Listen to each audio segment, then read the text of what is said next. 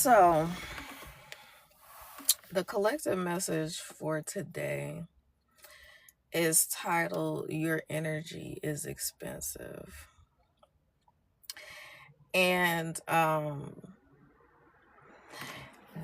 this message is kind of heavy. I don't want it to come across as being a message of gloom and doom. But I feel like Spirit is saying that we have a responsibility to make sure that we're doing whatever we can on our end to protect our energy.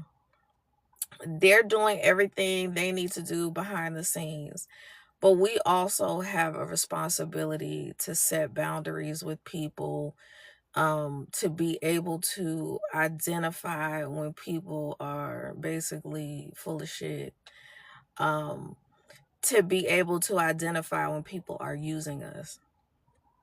And so what Spirit was saying to me is that where you're going is going to carry a lot of weight. And when I say that, I mean your platform is going to be enormous. Your influence is going to be enormous.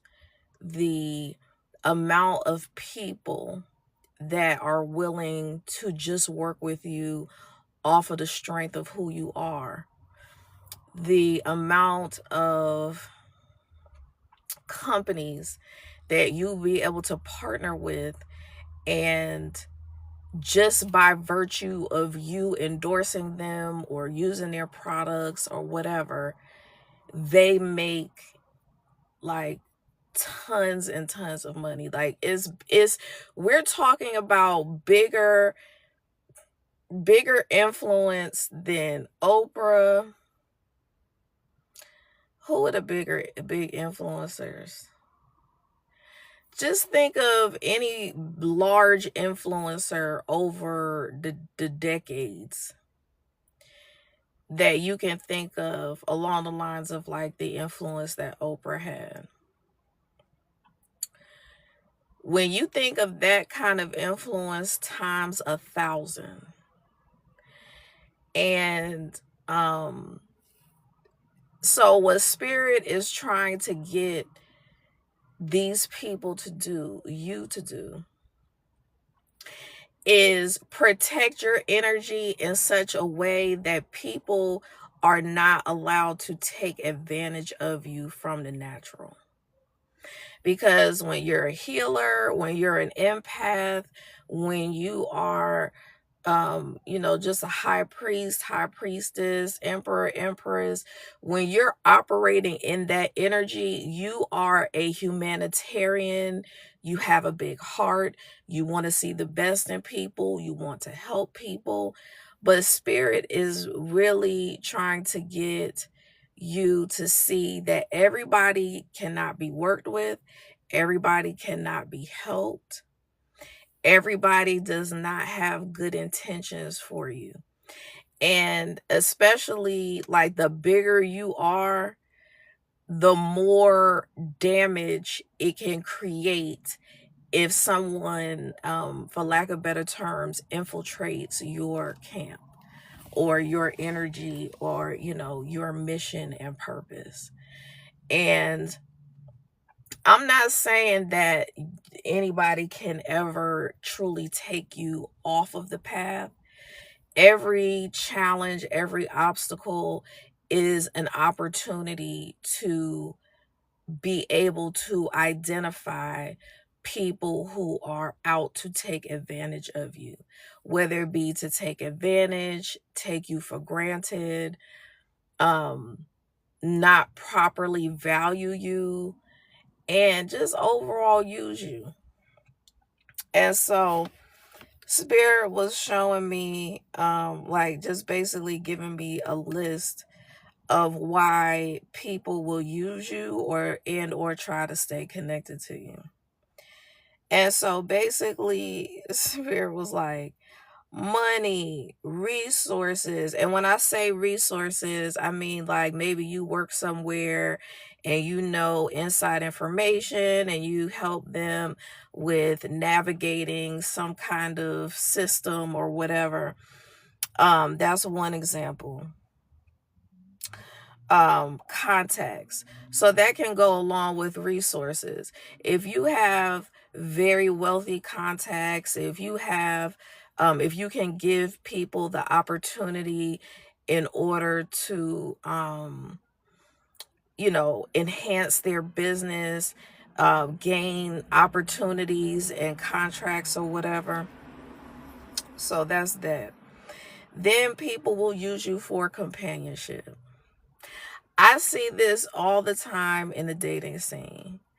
It will be a scenario like the one person is just getting over a relationship or trying to get over a relationship or sitting within a relationship but unhappy and is seeking people to use to be pen pals, to be placeholders, to be people who just occupy their time while they're sitting miserably in a relationship or miserably post a relationship.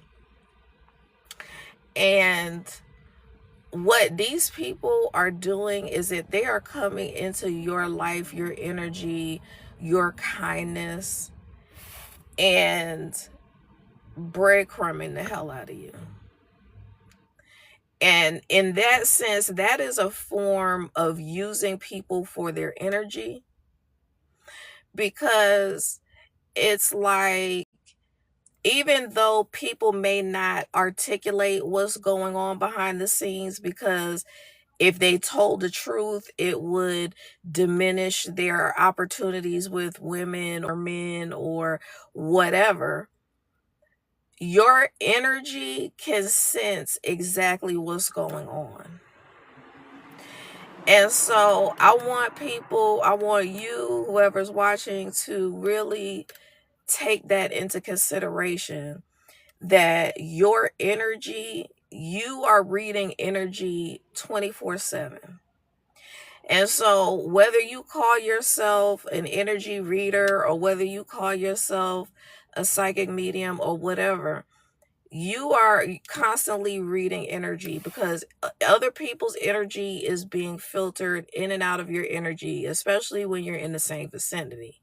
But other people's energy can be filtered in and out of you just by them having communication with you, you leaving the lines of communication open, and you still giving them an opportunity to, play games with you. And so that is a whole message in itself, because a lot of times when you have someone that you were in a relationship with that circles back, that is a good indication that this is about to be a test for you. Oh, like there is opportunity for people to grow and evolve and do better when they come back, and that's for you to be able to decipher and determine. So if the person circles back and they like, having a break from you, had me realize this, and this. I've been doing this, and this to change some things, to improve some things. You were right about some things, whatever the conversation is, there is opportunity for that. But if the person is circling back and they doing the same shit, like they just circle back because they want to be intimate. They just circle back because they need a place to stay, or they just circle back just to like be sometimey, wish-washy, inconsistent. That is a test for you. Them circling back is not always a sign that, oh, we're supposed to be together. Because the people that I talk to are very highly protected by the spirit realm. So you can guarantee that if the spirit realm allows this person to contact you, that is number one. If you have blocked this person from multiple apps or whatever, and you have made it clear that you're done, that is someone, when they come back, unless the divine has directed them to come back, that is someone who does not respect your boundaries. So off the rip, if the person is not respecting your boundaries and they circling back just to do the same dumb shit, it is 1000% a test. But as sure as I say that, the people who are watching this or will eventually watch this will be like, oh no, that's not the case. I'm going to give this person another chance. And then when this person has you all up in your feelings, you can't hardly function in life because they so in and out. And you know that every time they come function in life because they so in and out. And you know that every time they come back around, you get balled up inside. If somebody coming back around gives you anxiety or butterflies, like we have the whole butterfly effect twisted. If somebody gives you butterflies, that is more of a nervous system response. And if that person is triggering your nervous system versus calming your nervous system, it's a no. Hold on. That's saying no. Hold on. That's saying unstable.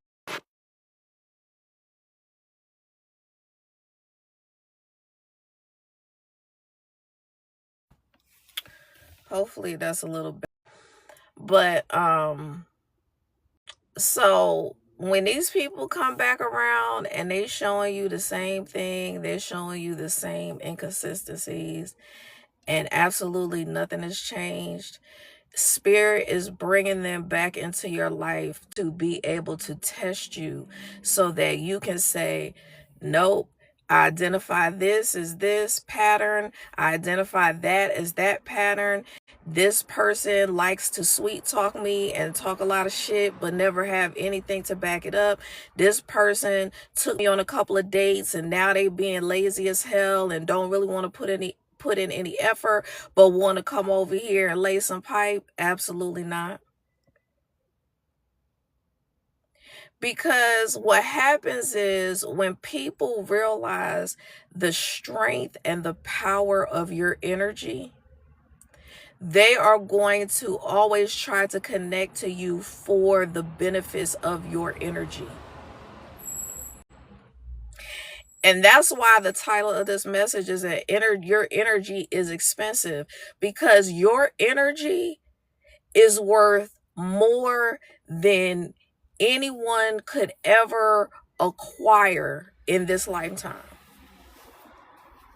I don't care if you a trillionaire, quadrillionaire, whatever. Your energy, what your energy possesses, the creativity your energy possesses, the abilities that your energy possesses, all of those things are worth way more than any person could ever accomplish in this life as a human being.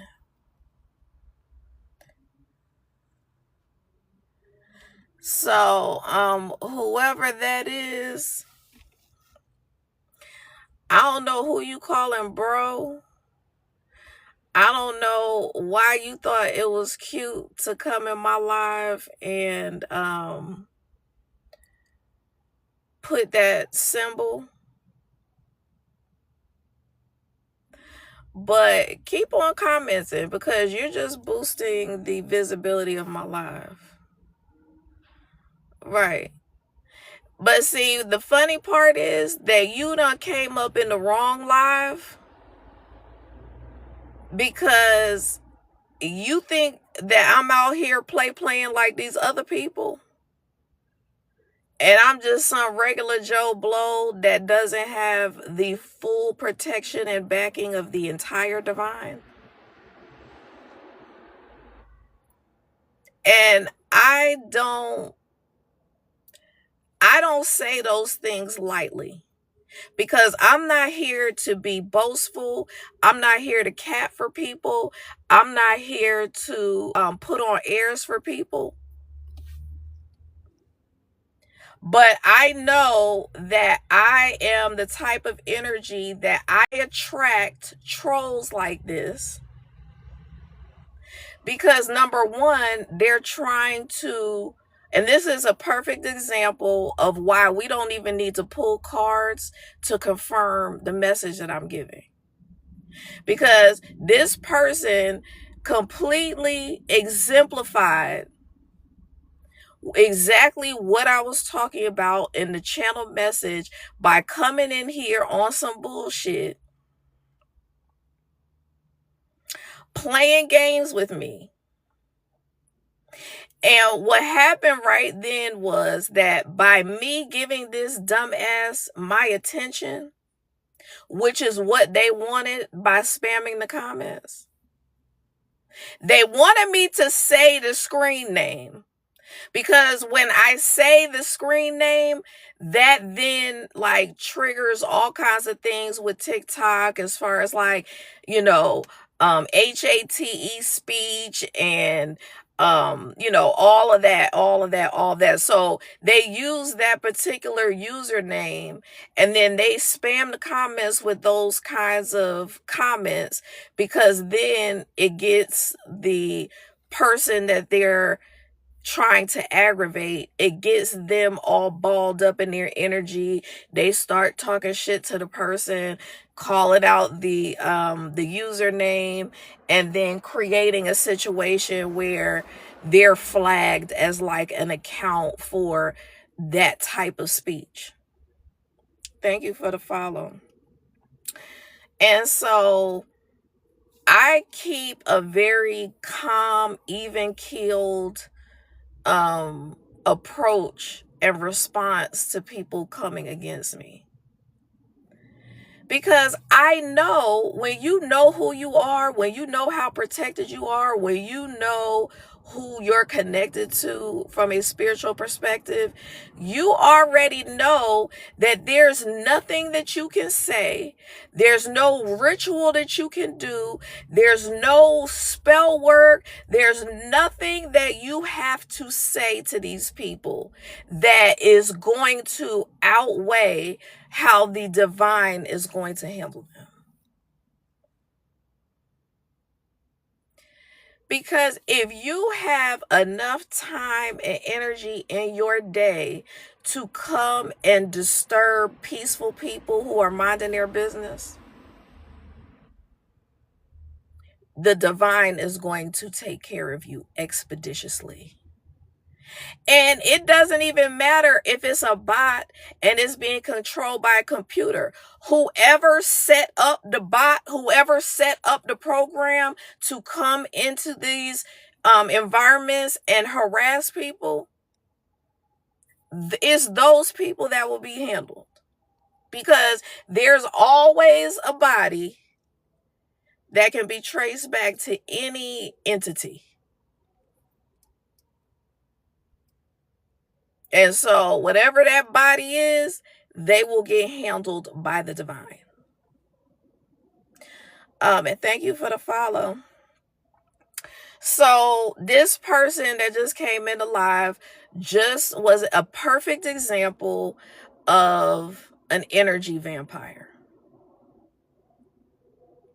Like just me giving that person attention was giving them some of my energy, but they feed off of anger and resentment and, that fiery energy. That's what gives them fuel. But like I said, you can sit up in here and comment all day, because your comments will not availeth anything, number one. And number two, the more interaction I have on my live, the more this person is boosting my live and boosting my viewership. So, I mean, to me, that sounds like a win-win situation. That's what you call getting paid to exist. Because the more people that come against you, the more you're able to moderate and manage your emotions. The more you're able to balance your emotions, the more you grow spiritually. The more in tune you become, the stronger your intuition becomes. So I welcome it. And the thing is, like, I don't even really have to block people. Sometimes I do. But I'm just like, either your page is going to eventually get, removed completely, or you're just going to be put in a position where, like, you probably won't be able to even pay for the Wi-Fi. Or you're going to, like, habitually have a poor signal. So, like, I don't, like, that's why I'm saying, like, I don't even have to lift a finger, energetically or otherwise. And so Spirit was saying people will use you for your knowledge. So when they say people will use you for your knowledge, it goes way beyond like a working environment. Like, of course, majority of people are overworked and underpaid, and their knowledge is worth way more than they're getting. And so that's one way. But then another way is, what people will do is they will watch you, they will study you, and they will glean knowledge from you, and then go and take it to their platform and try to sound tapped in, intuitive, all of the things spiritual. And the problem is, your energy can't even be duplicated. So somebody that is trying to study you in your full authenticity is going to fail miserably every time, because they're trying to usurp, for lack of better term, trying to usurp who you are as a person and take it on for their own. But that's not gonna work.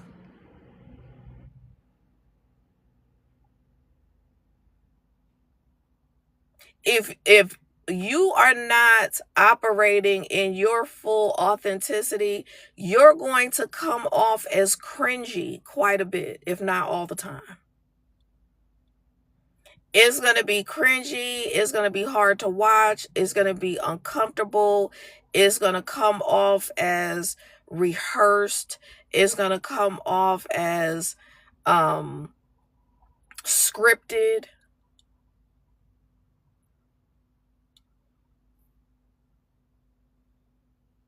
And Spirit is like bringing to my attention the whole movement of, like, in the hip hop industry, people calling written lyrics freestyle.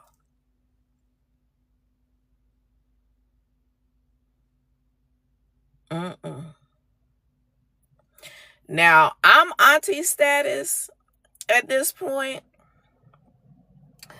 And back in my day, you could tell distinctly what a freestyle was versus actual prepared material. There was no mistaking it.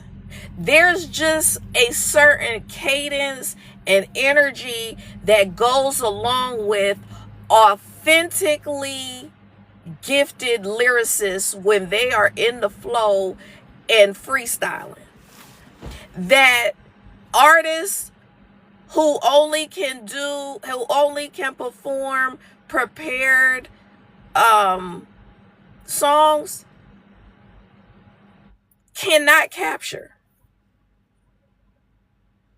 And not only that, like, I watched somebody doing a so-called freestyle, and you are doing mannerisms that are in sync with the words. That's not how freestyle works.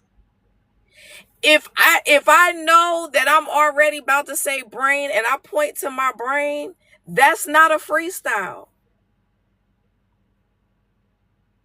Now, granted, there may be like 0.5% of people on this planet who can actually flow and freestyle in all of those, hitting all of those cylinders, but I'm not convinced. I'm just not convinced. There are some amazing lyricists out here, but people just need to be okay with not being able to freestyle. Everybody can't freestyle. And it's the same thing with people who are operating spiritually from an authentic place. Those people are the ones who can freestyle. Like, I channel messages and then I pull cards. I'm not just pulling cards, and that's not to be boastful or brag about my abilities, but I'm saying that if people trusted themselves more, if people trusted in the divine more, if you leaned more on the divine than you leaned on your own abilities, understanding, whatever, then you would start to be in your own unique flow. You wouldn't have to copy anybody else. You wouldn't have to get ideas from other people. Because even if you don't want to be like considered a spiritualist or energy reader or whatever, like I said, just by virtue of being energetic beings, you're downloading information constantly and you're reading energy constantly. Whether you want to consciously acknowledge that or not, it's happening. So when you ignore, when you avoid going within yourself, learning yourself and learning your own energy, when you avoid acknowledging that you are your own spiritual being with plenty of spiritual gifts and power and all of that, and you just focus your energy on studying other people, and you focus your energy in other places, and you focus your energy on just doing worldly things to get ahead, like whether it's going to school and getting a bunch of degrees. And I'm not hating, because I'm on my 3rd degree now, so I'm not even like, this is not a hate speech, but I'm just saying that I do the inner work and I go to school. But if you're not doing the inner work, but you're just going to school because you want a title, or you want a particular job or paying position, you want a particular title that's going to make you feel good about yourself, is going to stroke your ego, and and feed all of these other natural worldly things versus feeding your spirit, feeding your soul.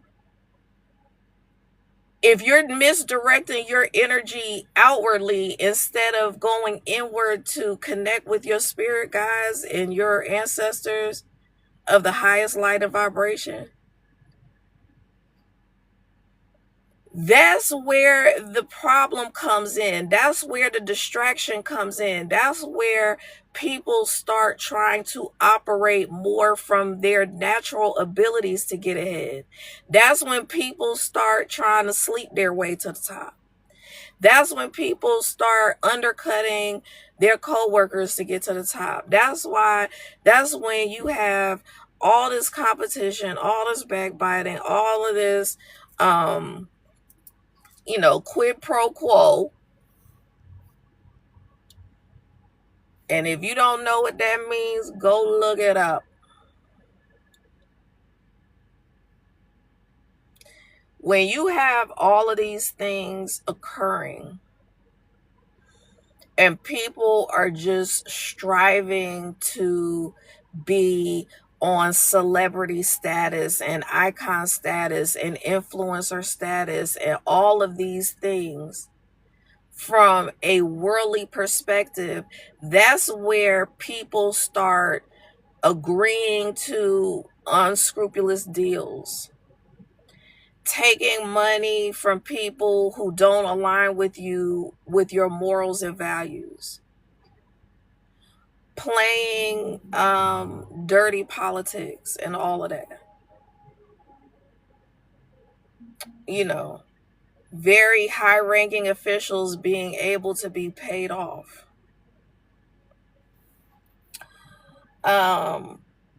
So people will also use you for clout because, like I said, your name is going to hold weight in this world. So really, your name is going to be so big that people can name drop you and maybe pull up a picture that they took with you and pretend like they know you to get deals. But I know that one of the first things I'm going to say to the world is, if anyone has the audacity to approach you and name drop me or show you some kind of connection we had in the past or a picture they took with me, make sure you reach out to me and run this name through me. Because I have had, for instance, I have had hairdressers,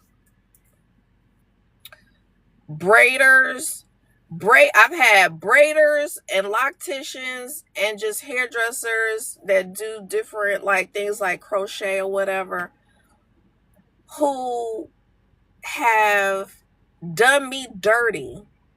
And now I have one homegirl, Erica Starr. She's here in Arizona. That's my homie.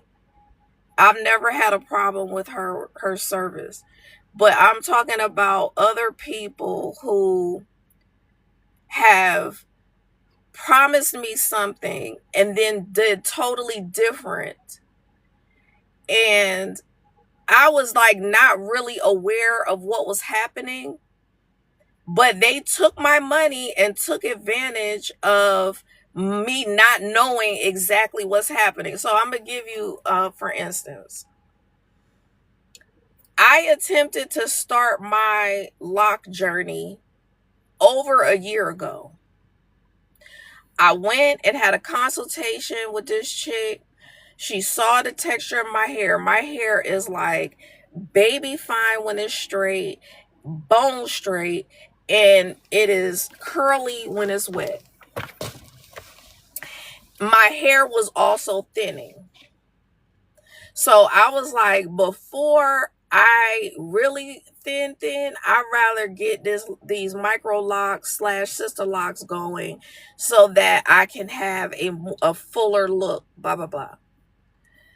And so she saw my hair and my hair does not lock easily. So she was like, well, what I did was I did a 2-strand twist and I interlocked it at the root. So I was like, okay.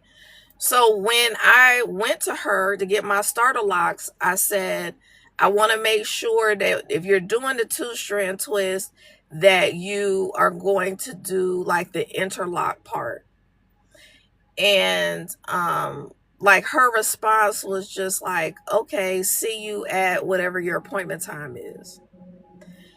And so I didn't think anything of it, but when I left there, like not knowing what her process was supposed to look like or anything like that, I was like, okay. So then I washed my hair a couple weeks later, and I'm thinking that my hair is interlocked at the root. Well, it was not. So as soon as I washed my hair, it was all over my damn head.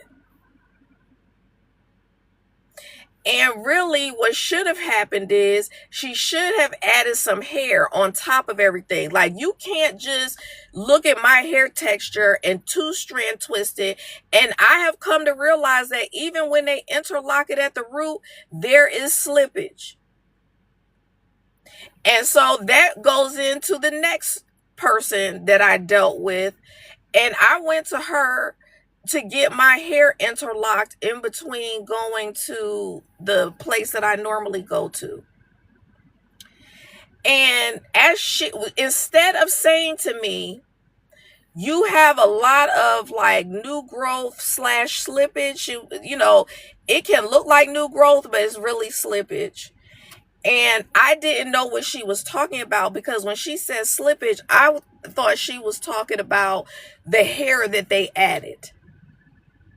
So I'm like, well, the hair that they added isn't slipping, because I've had these locks going for several months.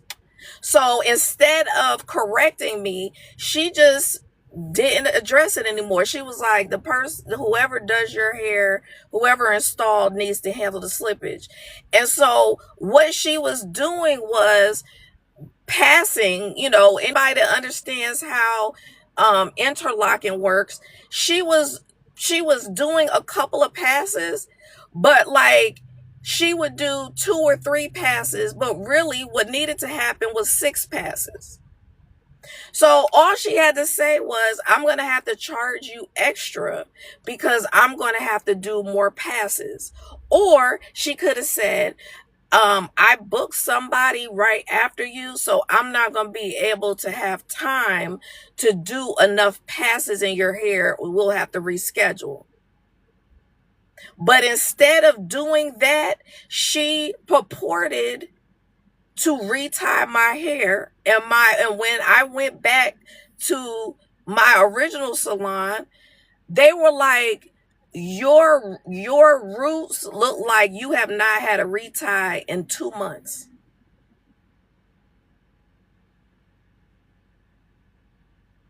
And I went through that big long ass story because when you encounter me and you and the collective, you have, at that moment, you have an opportunity to do us right.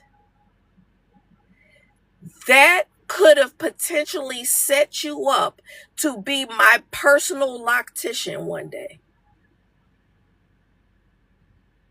And you being my personal loctician would mean that you would be on salary just to be available to me. So that means I would be paying you, let's just throw out a number. I pay my personal loctician $70,000 a year just to avail themselves to me when I need them.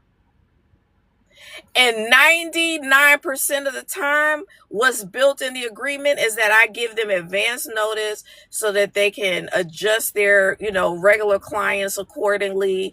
Or maybe I'll pick a particular day of the week where they can just block their schedule out, and I get my hair retied. Or if there's a trip coming up and I need to take them on the trip with me, then, all of those things would be ironed out.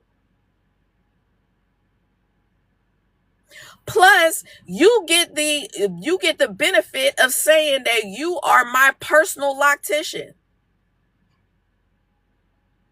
That opens you up for, award shows and other celebrities So I say all that to say I went the long way. But it speaks to not just customer service, but it speaks to the quality of a Black owned business. Because I'm like, why would you slack on any customer?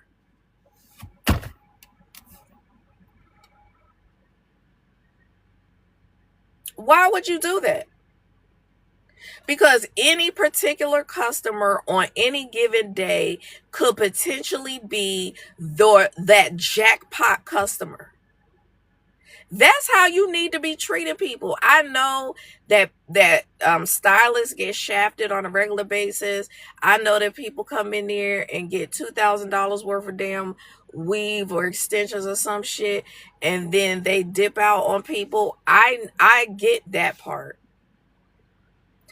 But those experiences should not be the experiences that are determining how you treat every other client. Every other client should be treated as if this person could potentially be my big break. I don't care what they look like. I don't care how much money they have. I don't care what kind of car they drive. Today, we see it every single day. Today, that person could be a nobody, and tomorrow, literally tomorrow, that person could be somebody. And I'm not saying that people are nobodies by any means.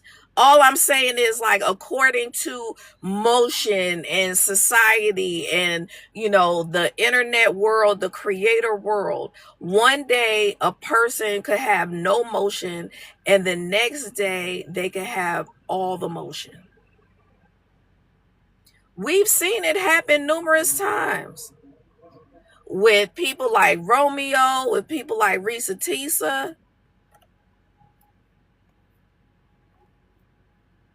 Hell, I'm like, just if you're a content creator with hundreds of thousands or millions of people following you, subscribing to you, and engaging with you on multiple platforms, that in itself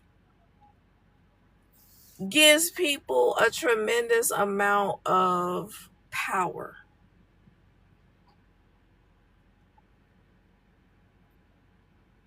And the divine is not interested in giving people money and power who are going to abuse it. So if you happen to be one of these people, if you resonate with one of these people on this list, you need to get right with the divine. So people will also use you to make themselves feel better, like gossiping about you, talking shit about you, hating on you, wishing bad upon you. They will use you to project their negative energy. When you have big energy, very healing energy, people will 1000% project their negative energy in order to try to alleviate themselves. And instead of it alleviating themselves, it ends up bouncing right back.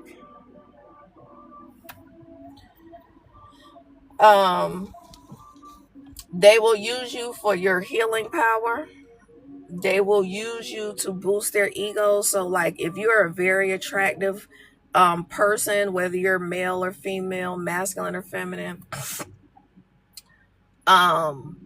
people will use you for how you look.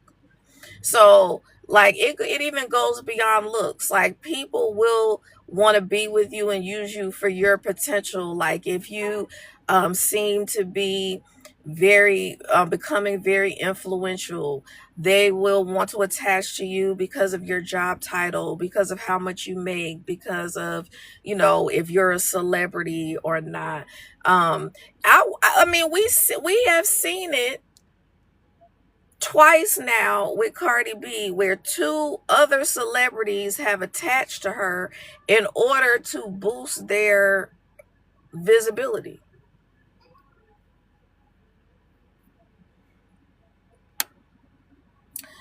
They will try to stay connected with you in order to study you.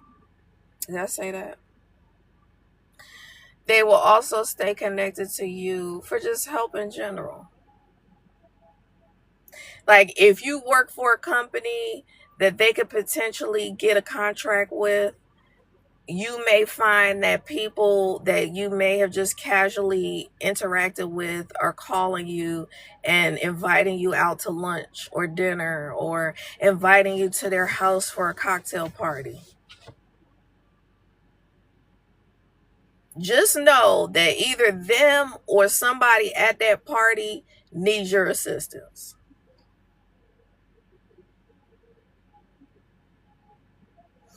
If people are trying to saunter up to people who can assist them with, whatever needs that they have. For instance, if someone wants you to put in a good word for someone who's applying to a position at your company, they may all of a sudden, oh, let's have a girls' night, let's go out to dinner. Okay, well, you actually could have just called me and asked me to do it, and I would have done it without all the extra. Because not only did you have me come out to dinner, but now I got to pay for my dinner on top of that. Okay. Like, that, and what I'm saying is I would love for people to genuinely want to hang out with me and want to make friends and all that stuff. But if you're doing that just out of sheer you have some kind of connection that we can benefit from, miss me with that. Because there's some instances where I may be close to one person, but I may not be close to the other person. I know the other person, but if I know you enough to be able to speak to your work ethic, then yeah, I would definitely look out for you and put in a recommendation for you.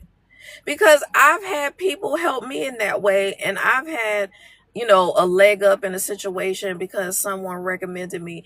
But I'm always going to go in and do an outstanding job wherever I am.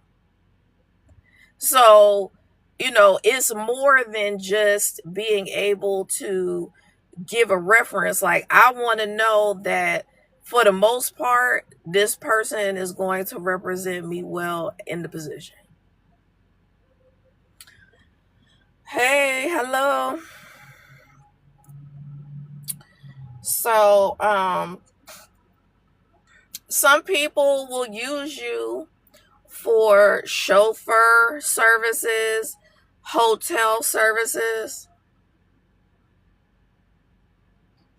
Let's just say you live somewhere like Miami, where a bunch of people want to travel to, but it's quite expensive. You might find that people who you went to school with, or maybe, interacted with casually, and you're connected to them on social media, and all of a sudden they want to come visit you and they think that they're cool with you and all that. Just because we interact on social media doesn't mean that we cool.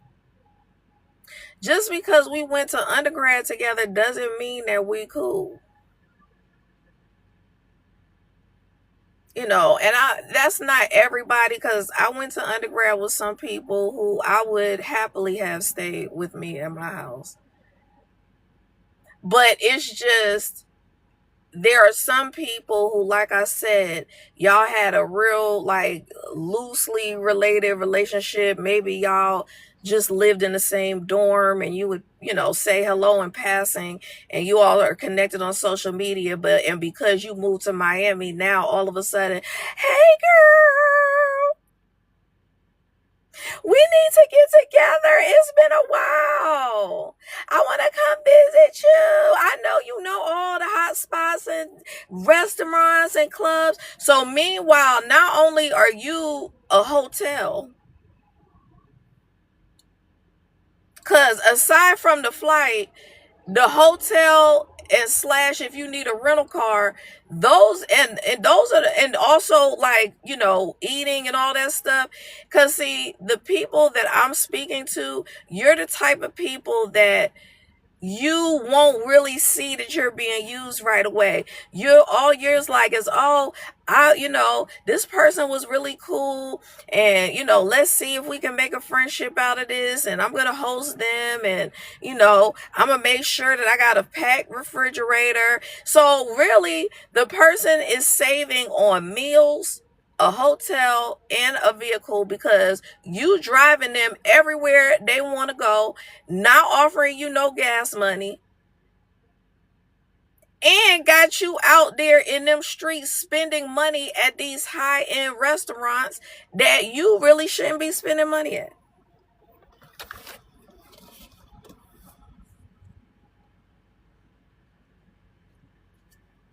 I'll drink to that.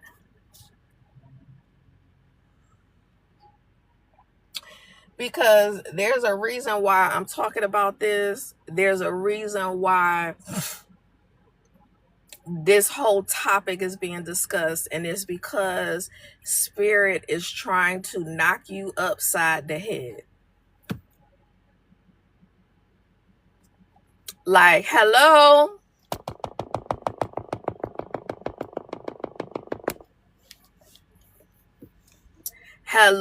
these people are using you. They don't mean you any good. They just want to, you know, ride your coattails. They just want to study you. They just want your attention, whether it's positive, negative, or otherwise, so that they can, you know, vamp off of your energy.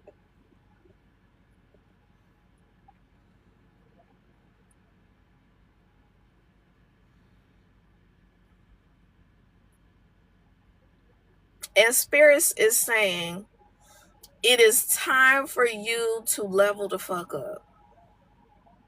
It is time for you to get your money that we have been telling you about all this time. But what you must do on your end as an energy in a human vessel is you need to be able to cut people off as necessary, expeditiously. Because it's the most narcissistic, psychopathic, personality disorder having, pathologically lying people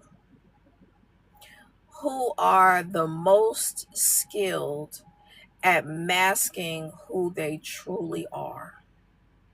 And it's because due to some kind of traumatic event, maybe they, you know, had some kind of essay as a child and they ended up, their personality ended up splitting, or they had, you know, their parents were verbally abusive, and they, you know, their parents were narcissistic, so they became narcissistic. I don't care what the excuse is. These people are not going to do anything other than figure out how to use you for their elevation. And when they study you, they listen to what you talk about most often. And then they come at you from that vantage point. So if you have a passion for helping the homeless, if you have a passion for being a humanitarian, if you have a passion for XYZ, the people that are studying you, that want to take advantage of you, that want to connect to you because of whatever reason, they're going to basically give you. And then if you're not using your intuition and your discernment properly, you are going to fall for the okie doke, because you're going to be like, wow, we have so much in common. We have so many similar aspirations. Let's link arms and join forces and work together. And, we're on a mission for girl power and empowering women and doing all that. While you have good intentions, this person has zero intentions on truly helping anybody but themselves.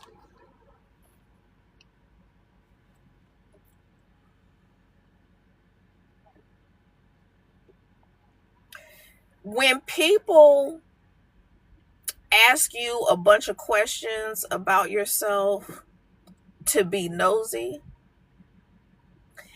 and then they either don't say anything supportive or congratulatory, or whenever you say something that's going positively in your life, they have some kind of little like negative dig. They're trying to gather information to see how successful you are. They're trying to gauge, is this person ahead of me, alongside me, or behind me? They're actually also asking a bunch of fucking questions, collecting a bunch of data so that they can then gossip about you, to make themselves feel better, do hateful shit in order to boost themselves up because their life is miserable. And I hate to focus on messages like this. Thank you for the likes. I don't like to focus on messages like this because so many readers are presenting messages like this, but there's a reason for that. It's because the majority of people who have gotten to where they have gotten is off of the backs or backs of others, a lot of fraudulent activity.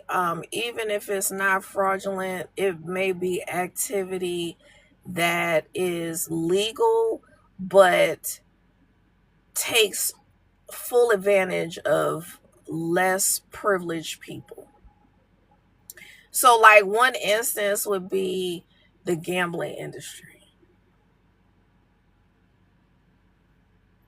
Now, granted, there are people who gamble who can afford to do that. And, there are people who are, modest in how much money they're spending.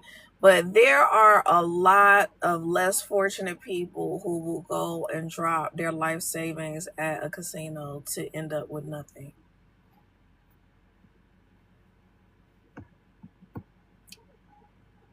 And so it's kind of like, why, if you're living in an apartment, why would you drop $20,000 at the damn casino?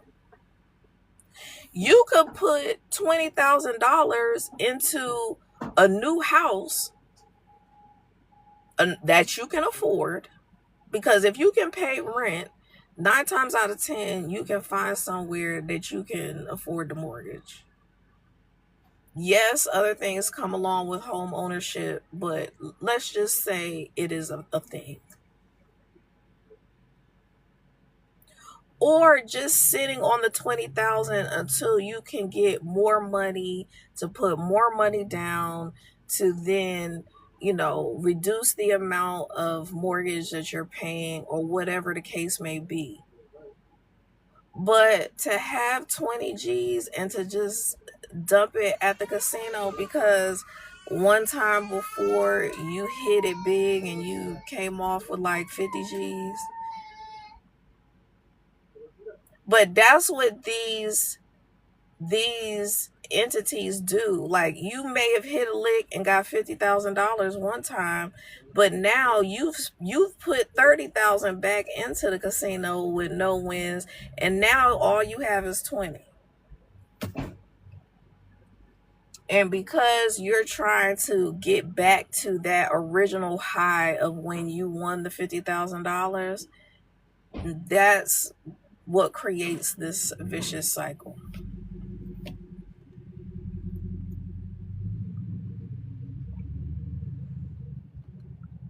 And so, yeah. I don't know who the hell's energy I'm reading. I don't know who the hell needed to hear this.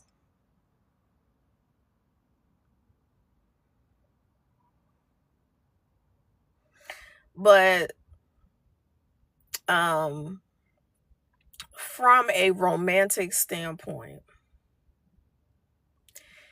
if the person really likes you, and I'm just going to say it, from a woman's perspective, I don't feel like I should be chasing men. However you want to take that, if that makes me old fashioned or whatever the case may be, so be it. Now, if I really like a person, am I going to put more effort into meeting them where they are and showing them mutual interest and all of that? Like, if just off of me being a pen pal to somebody for more than a week, that in itself says I'm I'm still considering you. The energy I get from you is that you're a decent person. Maybe you're going through some things right now. I feel like I can give you the benefit of the doubt. And especially like if the person is busy, maybe they have a lot going on the weekends, as they're involved in a lot of things. Maybe they work overtime. Maybe it's just been kind of like a circumstantial thing where, oh, you've been missing each other and can't really plan anything. But then if by the time you finally get to a place where you can plan something and the person like lackadaisically reaches out, doesn't really like isn't really excited about the plans or meeting you or anything like that, trying to make it the cheapest possible date that they can make it, like, I'm just like, nah, I'm good. I'm good. Because I'm not totally opposed to coffee dates, because I feel like if I don't like you, I don't want to be locked into a restaurant setting for 2 hours and I don't even like you. You know, so even though in some ways I'm not even gonna cap, it sometimes makes me feel like the person doesn't value who I am enough to take me on a real date. But at the same time, I take into consideration the fact that I might not even like this person. And so if that opportunity presents itself and I'm not getting a horrible vibe from the person, I may give them the benefit of the doubt, because that's like a signature move of somebody who has been hurt by love before and is hesitant to invest. And I feel like to a degree I can work with that person as long as they're willing to grow and learn me as an individual and know that I'm not like everybody else and that, you know, whatever. Um all of those things are what I take into consideration to determine how long I entertain someone who is giving me a vibe of one of several things. You either, like I said earlier, you're either living with someone who the relationship went south and y'all are just kind of living together out of convenience.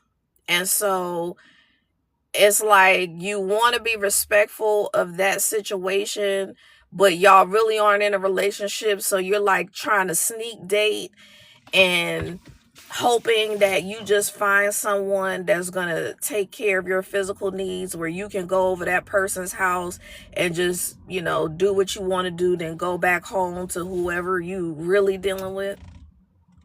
That's one scenario. Another scenario is you had a bad breakup, you're bitter about love, and you just really aren't ready to date.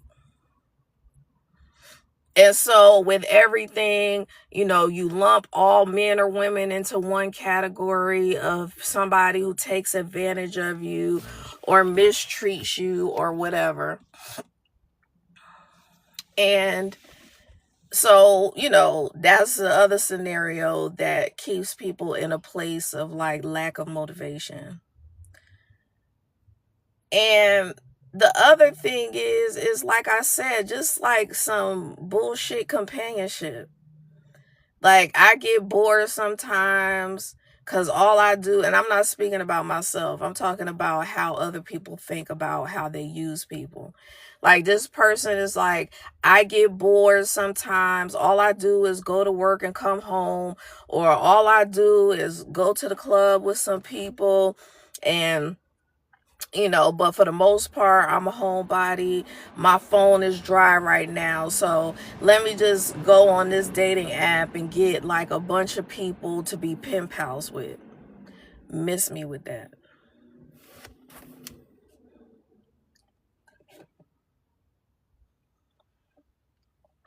Miss me.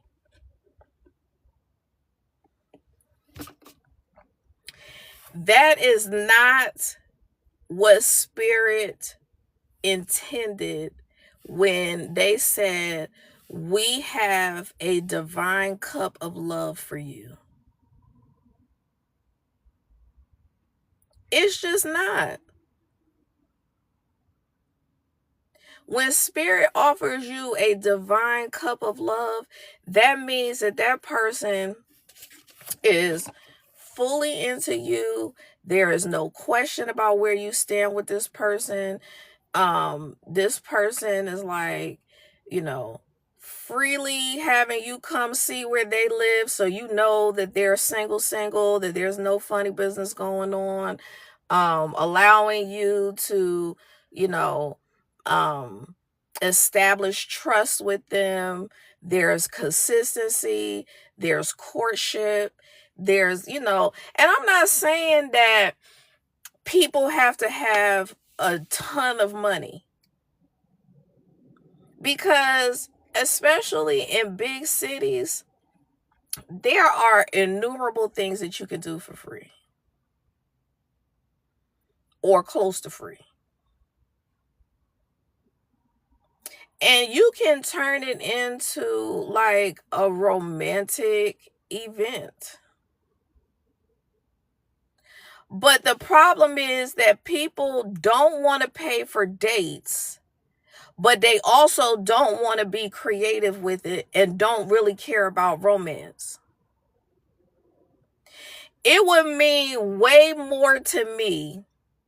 Okay, let's say this person, they don't know how to cook, and they don't have a lot of money, but they want to go out, they want to take me out.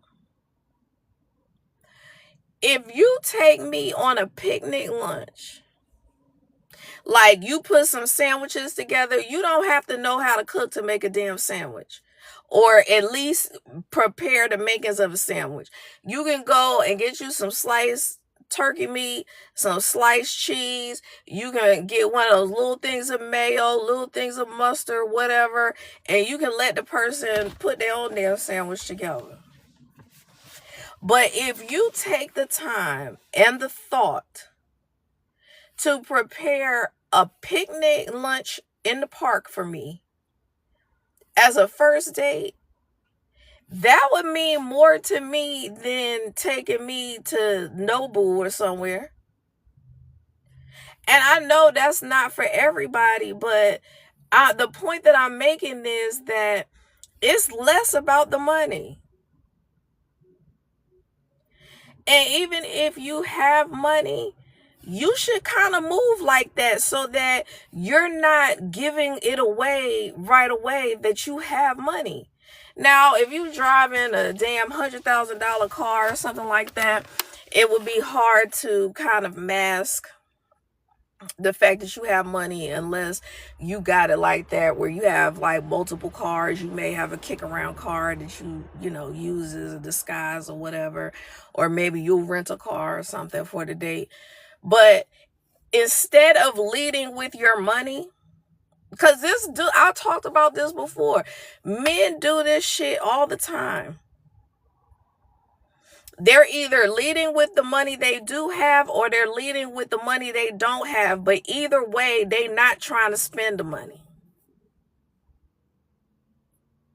Now, of course, there's some scenarios where they do want to spend the money on a person. They do want to spoil the person. But in a lot of cases, these same dudes that are leading with their money and trying to hook people because of their money and their status, they really aren't trying to invest in people like that. Because all they do is they will tell you how much money they make, how much they make in bonuses and all this other shit. And then they will turn around and breadcrumb the fuck out of you.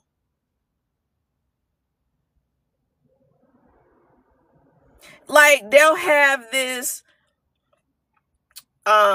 pre-established limit of how much they're gonna spend. Like, I'm only gonna go on 3 dates maximum. I'm only gonna spend a maximum of $300 before I start, falling back into the complacent zone where I feel like I've hooked this person enough with the 3 days we went on and possibly the pipe that I laid on them. And so now I can just sit back and chill and not have to do anything and just ask this person now to cook my meals and do the most and pretend like we in a relationship or a marriage with zero commitment. Zero.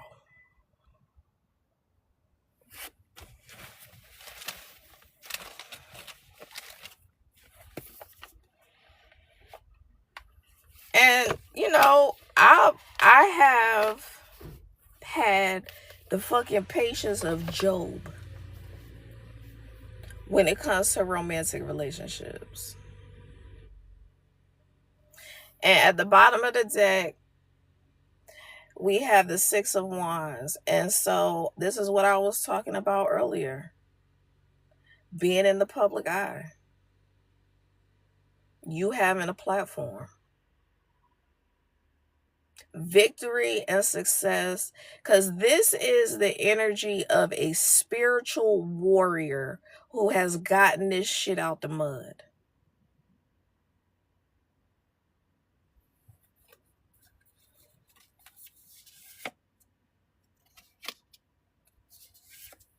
You out here balancing energies.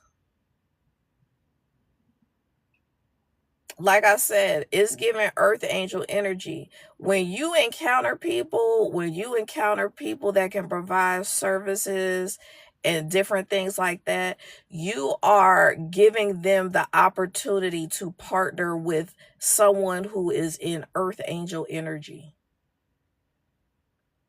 So when they encounter you, like I said earlier, when they encounter you, they have choices at this point. They don't see you as an earth angel. They see you as just a regular human being in a meat suit like everybody else.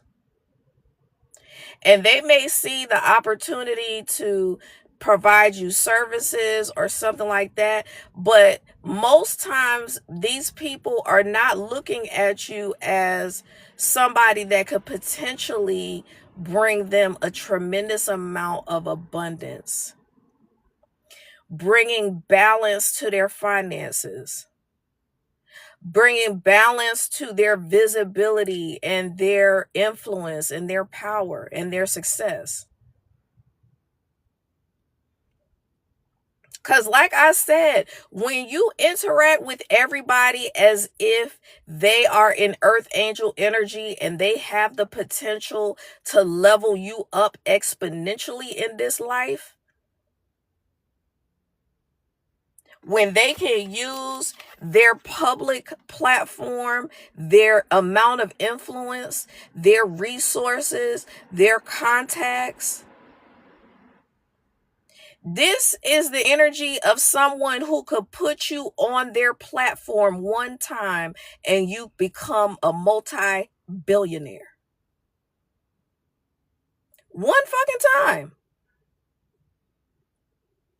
This is the energy of someone who has fought the good fight and, like I said, become a spiritual warrior, has mastered their energy, has balanced out their life,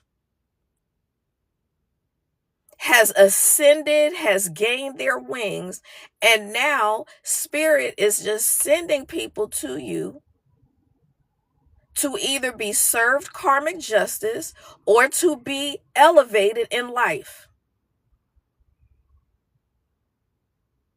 So if you're operating in this energy, do you think that Spirit isn't going to put you in that same position or greater?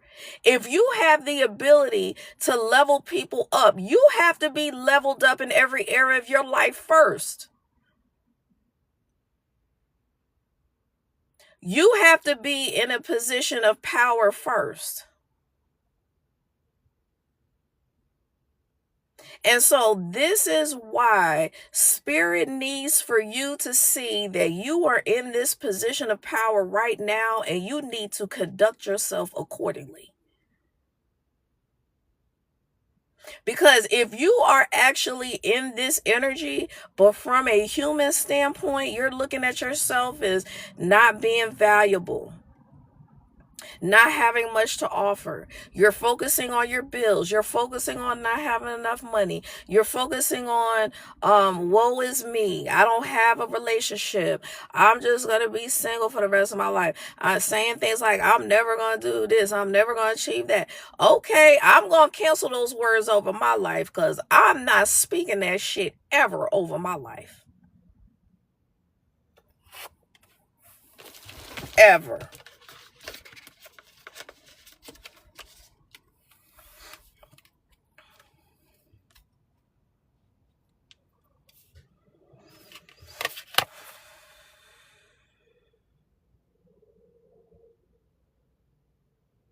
I've been talking about doing the introspection. I've been talking about cutting people off, cutting through the illusions.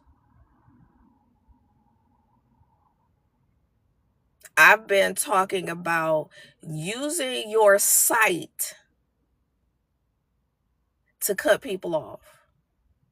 Not blindly cutting people off, because when you blindly cut people off, that means that you are setting up unhealthy boundaries based on your past experiences, blunders, grief that you have about past decisions or past people that you dealt with. No, you are actually setting healthy boundaries and creating separations and cutting ties with people with full sight. You're using your earthly eyesight and you're using your spiritual eyesight. You're also reading the energy and reading people and figuring out what the underlying stuff is that's going on.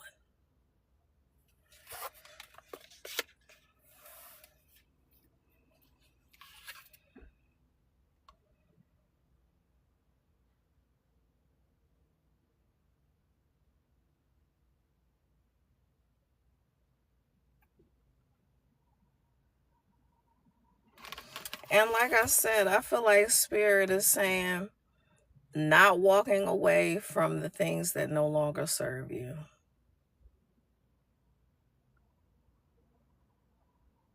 Not knowing your value, not realizing that really, in one sense, these cups are your spirit team and your guides and your ancestors right behind you with cups of love, supporting you the whole way through. But like I said, they can only support you to an extent. They cannot support you in what you have to do from a human perspective. From a human perspective, you have to be willing to walk away from anything that does not serve your highest and best good. Because, like I said, your spirit team is always surrounding you, they're always guiding you. Your higher self is always connected to you and always guiding you. But they will allow bullshitting ass people to come back to your sphere of influence in order to test you. Are you able to walk away? Are you able to cut ties as soon as you see the signs and synchronicities?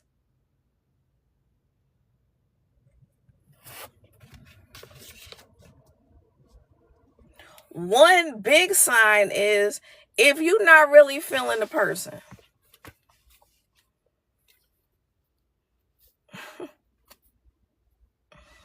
And as soon as I said that, we have this.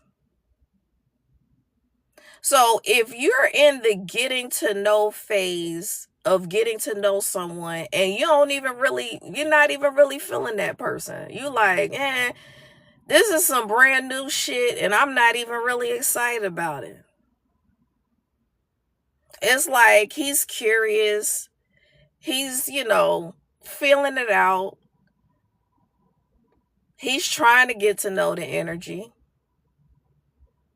But it's like, I'm just not, I'm not vibing with this shit. Spirit is like, be able to recognize that energy in the beginning so that you can pass these tests. This is the energy of someone who's a novice, someone who is in the beginning phases, new beginnings, learning, exploring their options. And if you're not properly exploring your options and, separating the wheat from the chaff, taking the meat and throwing out the bones, that's not a good use of your energy.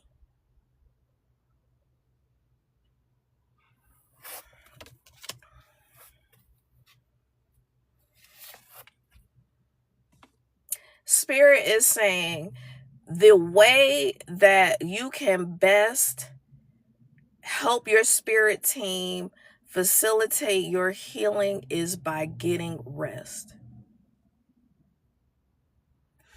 You don't have to say yes to everything. You don't have to be on every committee. You don't have to be a part of every gathering, every brunch affair, every girls' trip, or anything like that. There's so many people out here. Like I said, there are people who I said girls trip for a reason, because somebody watching me has been invited on a damn girls trip and everything in you is like, I don't feel good about this. I don't really like the people that invited me. I don't like how they treat me. I don't like how I feel around these people, but I'm still contemplating going on this trip. And Spirit is saying, these are people who are using you. As a matter of fact, do you know why you were invited? It's because they needed another body to pay a portion of the trip so that they could stay within budget.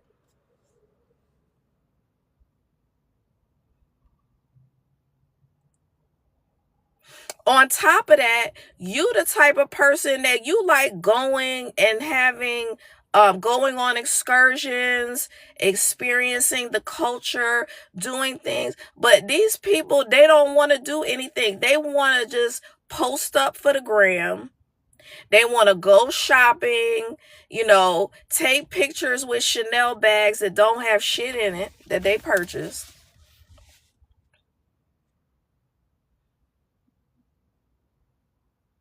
They want to do real superficial shit, but you're still, instead of resting, instead of being at home, enjoying your own company, being okay with not having a bunch of fake ass friends,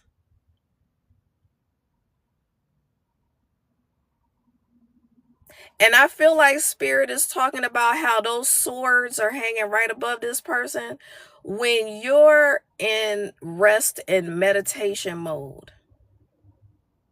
When you're allowing your spirit team to work on you in your sleep. When you are in a place where you are studying your own energy. These swords are like people coming against you verbally, mentally, and emotionally, fucking with your head. While you're resting, they can't mess with your head. But if you're up and about and going out and around with people who don't have your best interests at heart, that are just using you, you don't have time for rest. You're just in a place of being distracted, and the energy is giving that these are the type of people that would invite you on this trip and have you contribute to a portion of like the Airbnb or wherever they're staying, and then they'll just up and leave you at the Airbnb. Like literally, these motherfuckers would plan to, like, while you're in the shower, leave. And when you reach out to them, they're like, oh, we just ran up the street to the store. And then like 8 hours later, they come back and you like, yo, like what happened? How you gonna leave me here all day type shit? And then they have this big long hocus pocus story about, oh, we got caught up with these dudes at the mall, and then we went back to their place, and then, and like just bullshit. And granted, this story may be true, but at the end of the day, how you gonna invite somebody on a trip and then leave them in the fucking Airbnb? Like, that's why I'm saying people be trying to play with your head, because when people do that with deliberate intention, like they just leave you at the house, and or separate themselves, like it'll be a group of people that they consider whack, like maybe 1, 2, or 3 people, and then there'll be like a group of 4 or 5 people that are in their own little clique, but only one person has the vehicle, like the ringleader has a vehicle. And then they're like leaving certain people at the house and going out on their own adventures and making it seem like, oh, we're just going to get this or that or whatever. And that shit happens a lot during these spiritual retreats. Like you could be, it could be definitely a powerful spiritualist, somebody who, has gifts and are using them. But they do shit like that to fuck with people's mental and emotional state, because it creates an environment of, why am I being left out? Why am I being rejected? What's wrong with me? Am I not cool enough to hang out with everybody? All of these things that go through your head when you experience rejection. And especially if this person sees your spiritual potential and feels like you're a threat to them or you're some kind of competition, that person or these people will work to try to break you down so that you either slow down your pace or stop the pace altogether.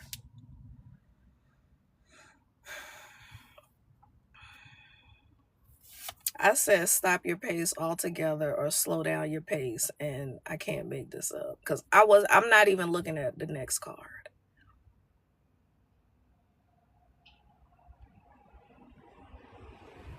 I'm not even looking at the next card.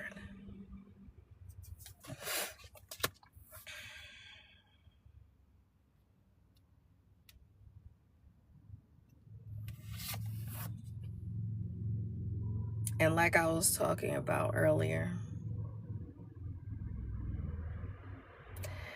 being in a position where you're not able to see things from a different perspective. And when you cannot see things from a different perspective, when you have turned your hardships into pain, trauma, and distraction versus energy for your highest good, in order to put you in a position where you see things from an enlightened place, you are not going to be able to thrive in the environments that are the best for you. Because, like I talked about earlier, you'll be putting up barriers to your progress, barriers to your opportunities. Spirit could be handing you a divine cup.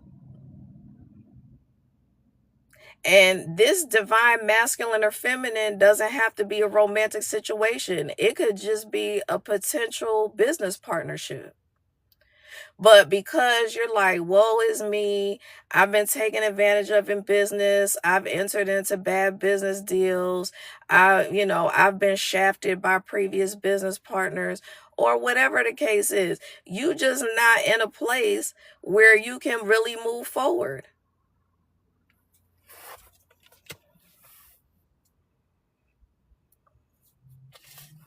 And I say you're just not in a place where you can really move forward.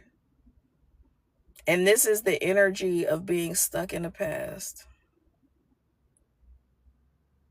Not being able to engage with others and share your gifts and your wisdom with others, share your love and your healing with others because you are stuck on the past. My question to you is why would you give anyone that much power to stop you from being the good person, the humanitarian? Why would you allow someone to stop you from having the love of your life? This could also represent giving away your power to the wrong people. And that's what the collective message was about. Giving away your power to the absolute wrong people.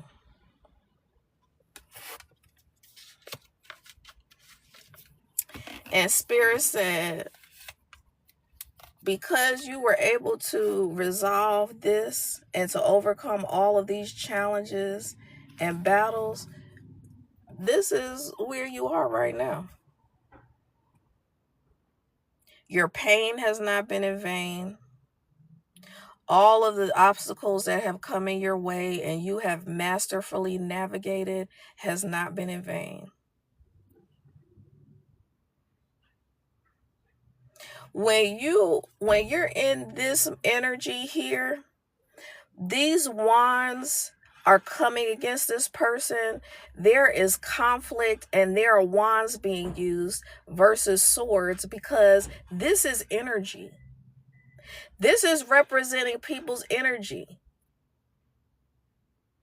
So if people are sending attacks to you energetically, people are coming against you energetically, people are speaking out against you energetically, people are like trying to connect with you telepathically and all that shit, Spirit said, oh, you handle that. You handled that. And now is the time to shine.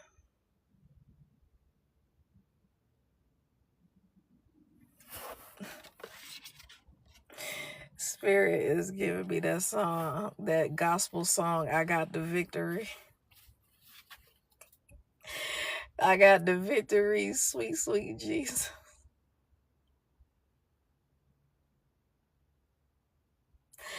I laugh because like they really be clowning traditional religion shit. So like anytime that I'm getting some kind of like scripture or like gospel song, I'm hollering. Because not to say that there isn't significance to scripture, but when you use things to come against people, like if when you like, this is the energy of like using scripture as a weapon to come against people. That shit happens all the time. And this is the energy of like, I'm in you. Do you see these people behind the horse? These people behind this person? Spirit is saying these same people that came against you are going to end up being your fucking footstool. While you up here being displayed by spirit and being placed on a pedestal, these motherfuckers still back here on the ground. All they can do at this point is support your movement. Because if they don't support your movement, they gonna be out here struggling, looking like this.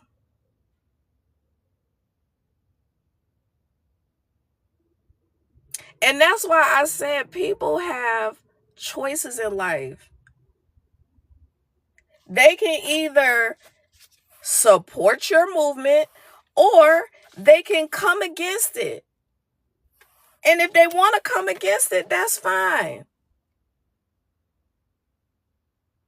Because all of that energy gathered together that this person is leaning on because they're exhausted and burdened, Spirit's like, or you're like, all I did was take all of that damn bullshit energy you were sending to me, I gathered it up, and it was returned directly back to sender.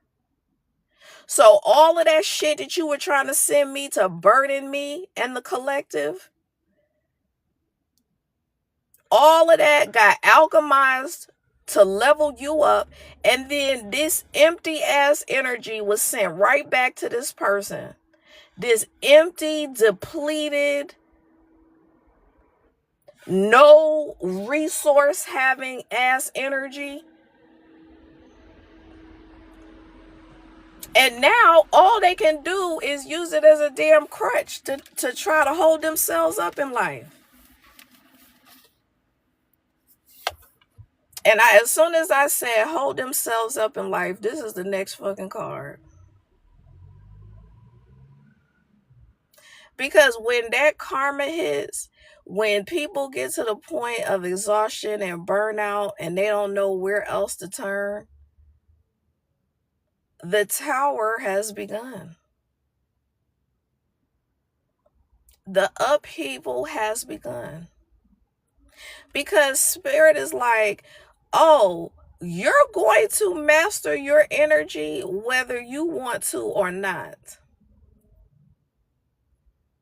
So either you can do it the easy way or you can do it the hard way. You can let a tower moment destroy you, or you could open your. You can let a tower moment destroy you, or you could open your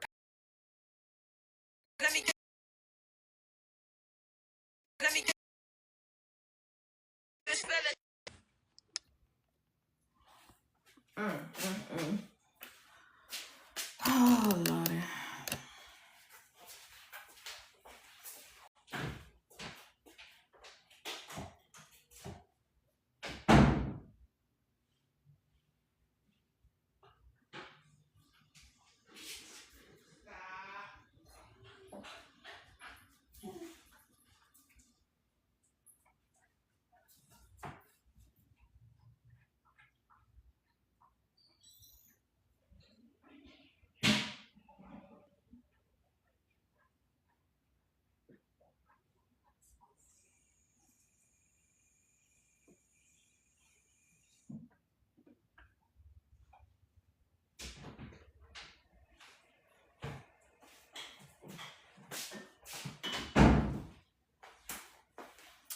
My daggone phone overheated with no warning.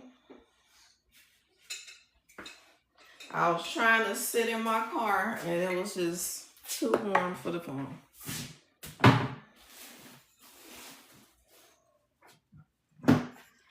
Oh, Lord.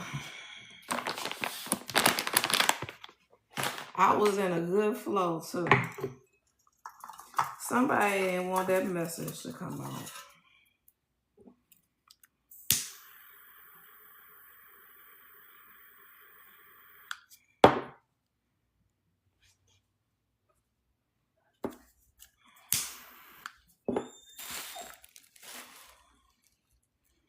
Somebody really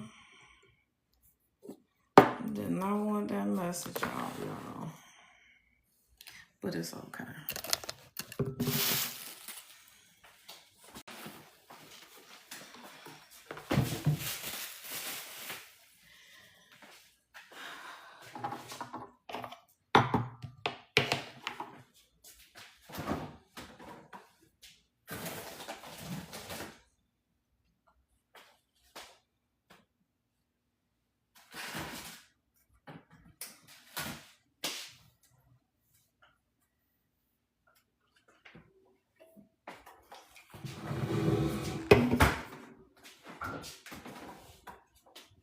Y'all being good?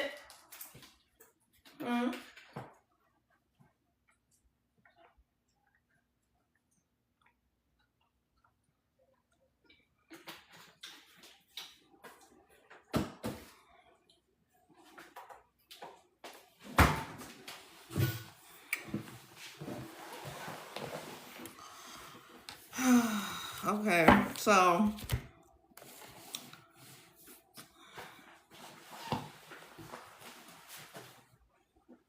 actually I probably need my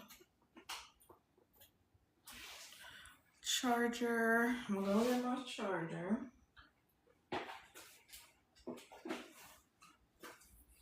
And my iPad. Whoa.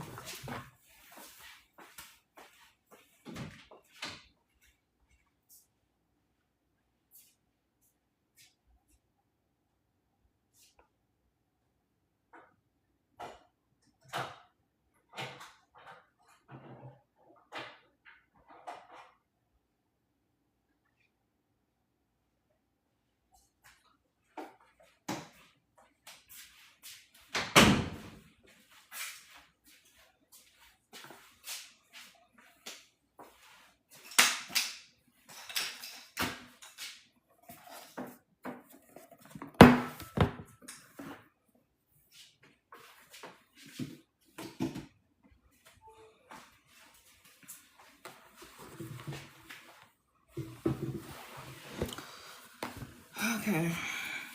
I'm gonna get myself together.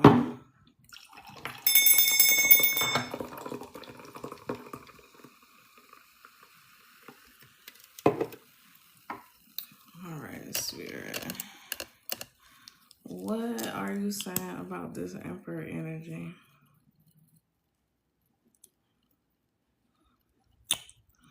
So I feel like because the last card that came out was the Tower card, I was talking about how you have two choices. You could let this type of moment, basically a tower moment is equivalent to an awakening. And so some awakenings can be very violent, very challenging. And, you know, I don't want to scare anybody against an awakening. Y'all want to crash out right now? I don't want to. Look at her. You said, dang, I think I got kicked out of the live. That was weird. No, it wasn't. My phone overheated. So that's why I had to restart or resume it. But like I said, you can take this tower moment and you can let it break you down, beat you down, or you can let it level you up to emperor status, aka emperor status.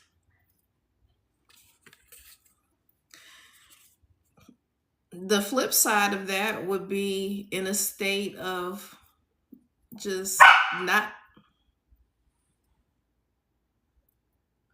Now, this is the dog that hardly ever barks. Anytime y'all hear barking in here, is 9 times out of 10 Onyx, but Amber does not bark most times. And so I don't know why she's barking right now, but whoever I'm talking to really needs to hear this message. Because when a tower moment hits, if you have fought the good fight, if you have gone through the different suits and mastered the suit and mastered your energy, when this tower moment hits, it's just a way to hit to level you up to this status. But if you have not been doing the work, if you have not been planning, if you have not been preparing, if you have not been trusting in the divine, if you have not been developing your gifts, trusting your gifts, going within, it's going to be difficult to come out of this tower moment as the emperor or the empress.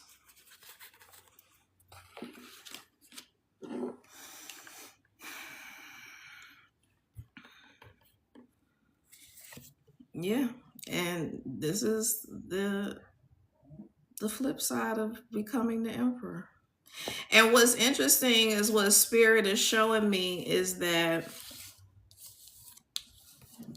the colors correspond with the different ways you can handle it. So the emperor has on red, this person has on a red cape. This signifies getting grounded, using the upheaval to get grounded, you know, moving towards the ground, getting established in who you are and your leadership, getting to know who you are on the way down. And then this person in the reverse is also matching the blue on this side. So not only is it representing like the masculine and feminine and balancing the energies and clearing the energies, but it's also establishing the different routes that you can take or the different responses you can have to a tower moment.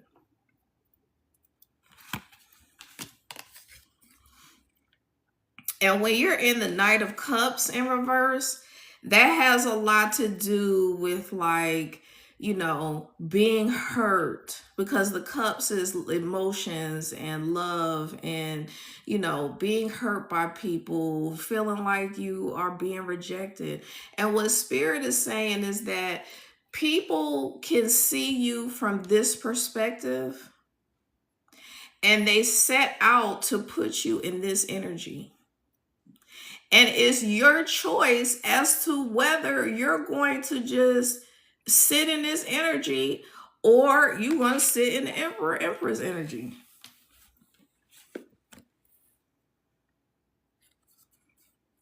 And again, if you're not moving forward, if you're stuck in the past, If you're not moving to calmer waters, if you're dwelling on the negative, then this is that same energy. And you'll see again, the colors are corresponding. The yellow, the blue.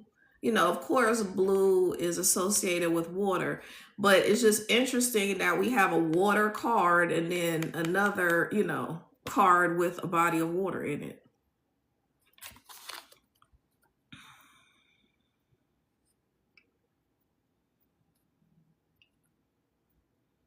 And being stuck in the past is also not being able to get past all of this mental chatter.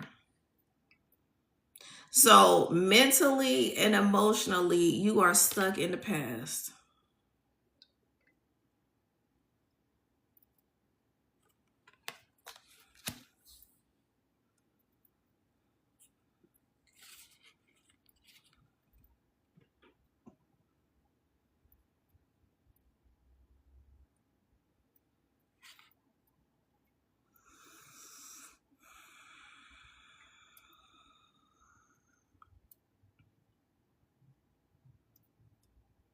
And we have the High Priestess card. Spirit, what are you telling us about this High Priestess card?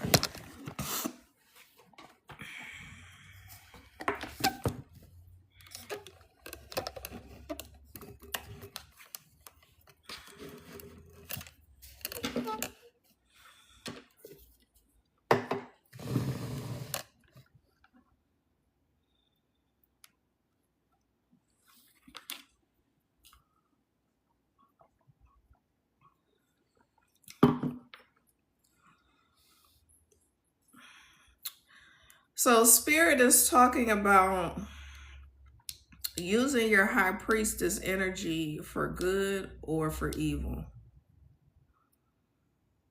And the light and the dark of the pillars is this High Priestess having balanced the light and dark parts of herself.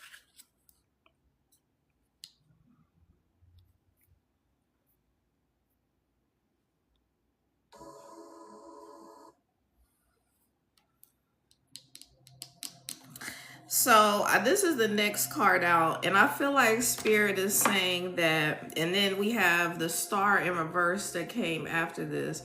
And so Spirit is saying during the time that we were cloaking your energy as this starseed being, you had to go through all of these challenges in order to level up to High Priestess status. So it's always been in you. But the strongest soldiers get the toughest battles. When you go through an awakening that is like a violent tower moment, it's the result of people coming at you constantly burdening you, constantly messing with your head, constantly seeing you as a star being, but trying to create illusions for you that put you in this Ten of Swords energy. You can exist in both places at the same time. This is like the bottom part of the awakening. Like when you actually hit this ground at the bottom of the tower, and then you're basically stuck to the ground with all these swords. You are in the process of tapping into this energy to embody that energy. But if people do not acknowledge that they are in this energy and they take all of these challenges, all of these setbacks, all of these attacks, and they use it for evil, this is how you get the High Priestess in the reverse.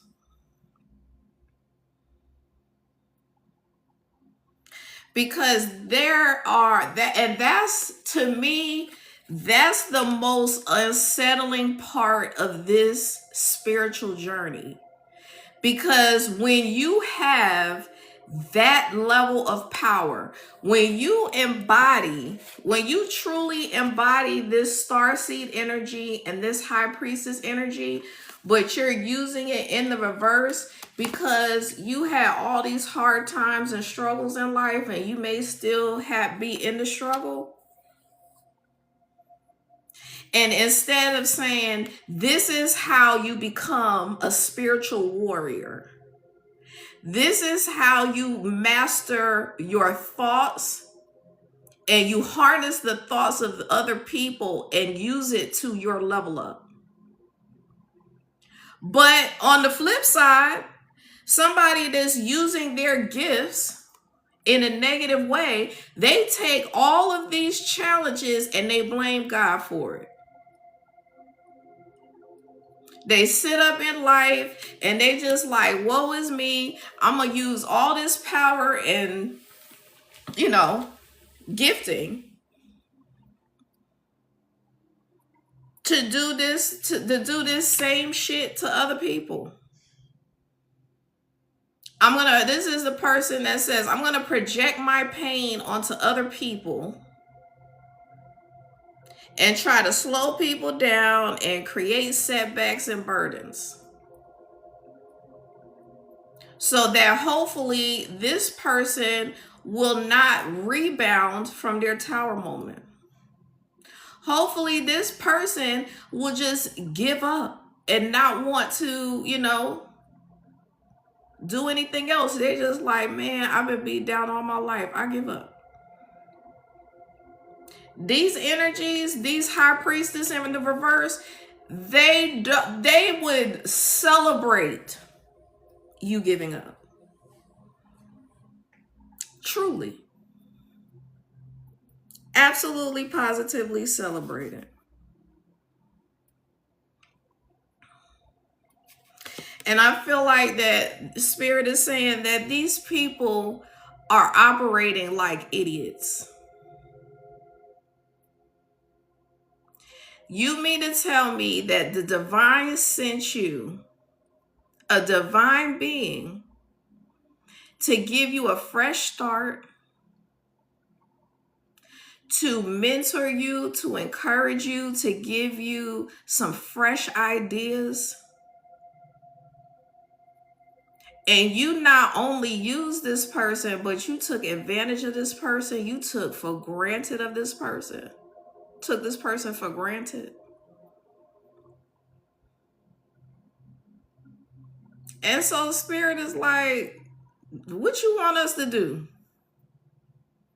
You out here playing this dirty game.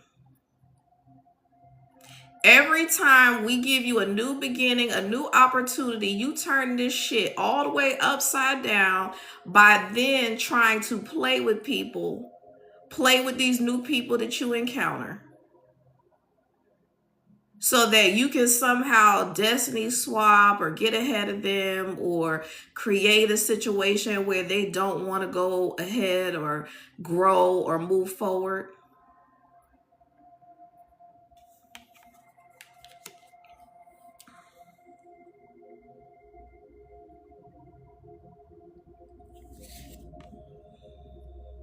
Dummies.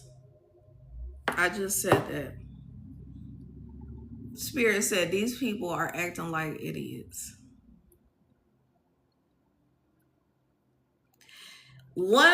Spirit is saying one of the most dangerous people in life is a starseed, a truly unawakened starseed high priestess.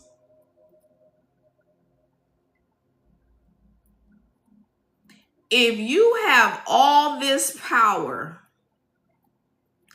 and you refuse to awaken to your power and your gifts, and you decide to use this power and gifting as a weapon against people,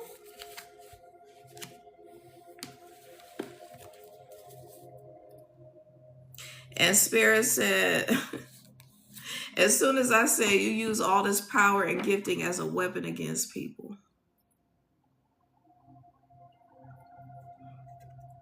playing mind games with people, creating illusions for people mentally that have them stuck in their head and thinking that they are not this night moving forward to victory.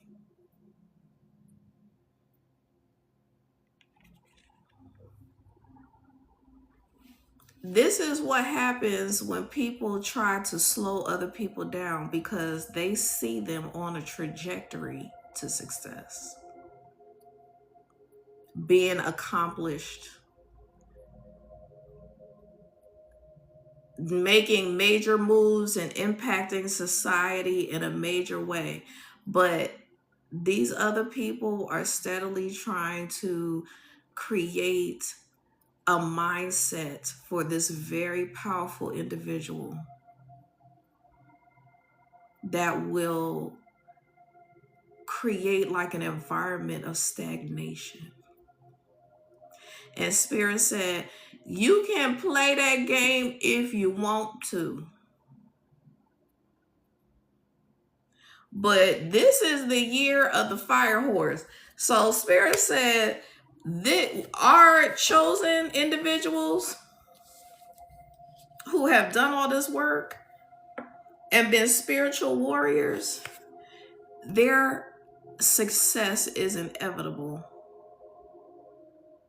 Their receiving the justice that they deserve is inevitable. So the people who are receiving justice and success will receive their justice and success. And the people who are receiving karmic justice, that karma is going to hit way different.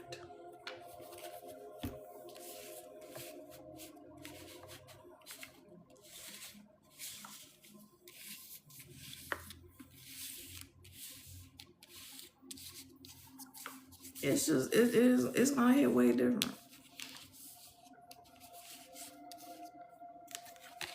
And as soon as I said it's gonna hit way different, I just can't make it up. Straight beat down, battered and bruised. So this is Spirit saying that not only is this person going to experience spiritual court, but they're also going to have to endure karmic justice in the natural. So when we talk about getting beat up spiritually and naturally, I don't wish that on nobody.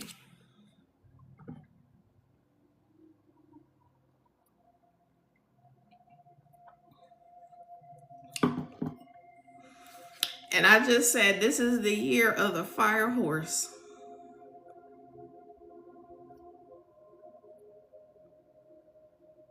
So either you gonna be on this side of the fire horse year, or you gonna be on this side.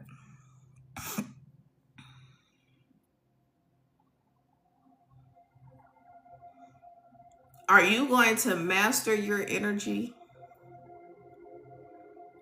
Are you going to allow the divine to carry you to your victory? Or are you just going to sit around and continue to try to place your energy in affecting and burdening other people?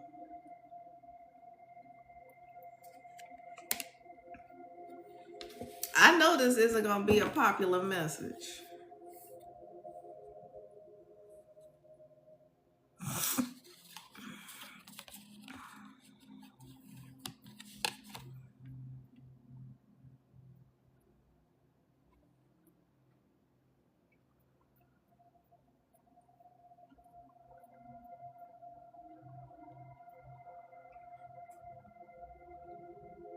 We have the Page of Pentacles and we have the Ace of Cups in reverse. Page of Pentacles in the upright and the Ace of Cups in reverse.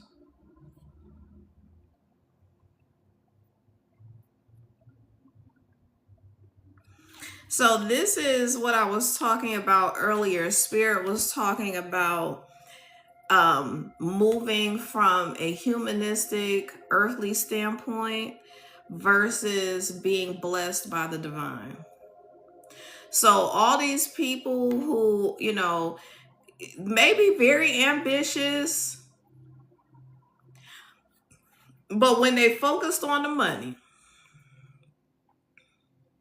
focused on earthly coin, and not focused on what the divine can provide, abundance overflowing. I would much rather have a cup from the divine than have to work from my earthly, what's the word I'm looking for? Earthly abilities. This is someone who will grind it out, work, do whatever it takes to get things done from a natural standpoint. But Spirit is saying that is a page mentality. You're operating from a childlike mentality of not having many experiences, not having gone through anything, because you gain wisdom and knowledge from your experiences and from tapping into yourself so that you can receive from the divine. But if you have shut the divine out and you're only trying to work from an earthly standpoint, there's always going to be a ceiling on the amount of success that you can achieve. Now, this energy right here, if you work really hard and diligently, you can achieve success. But when you're working from an earthly standpoint, when you're working from a standpoint of being a novice and not having enough experiences to really make informed decisions about which direction you're going in,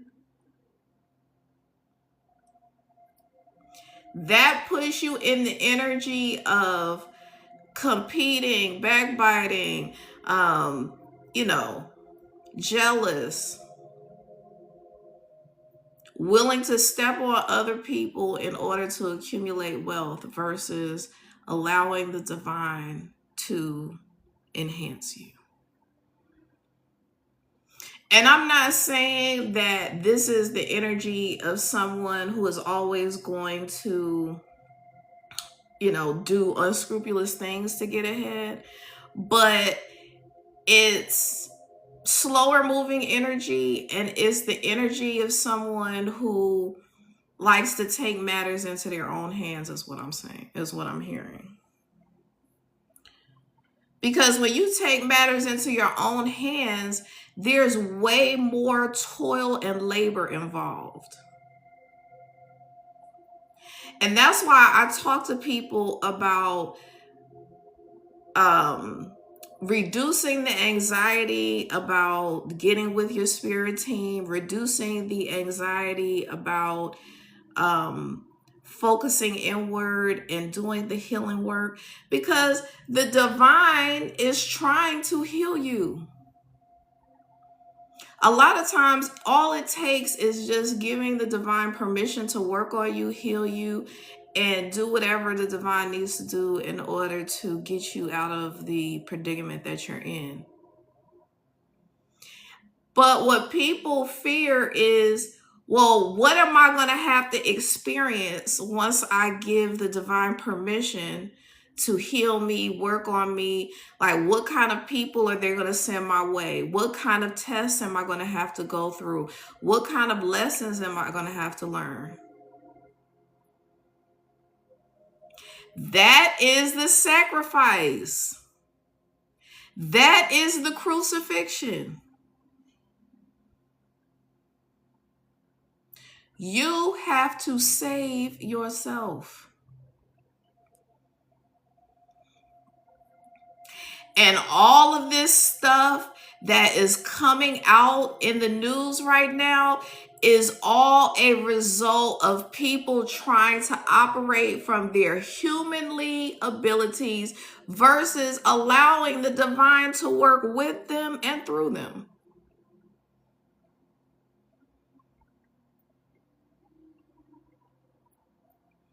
And the thing is that spirit will create opportunities for this person to be presented with a lot of money. But it may be dirty money or a dirty deal. And spirit is like, are you going to choose the earthly way or are you going to choose our way?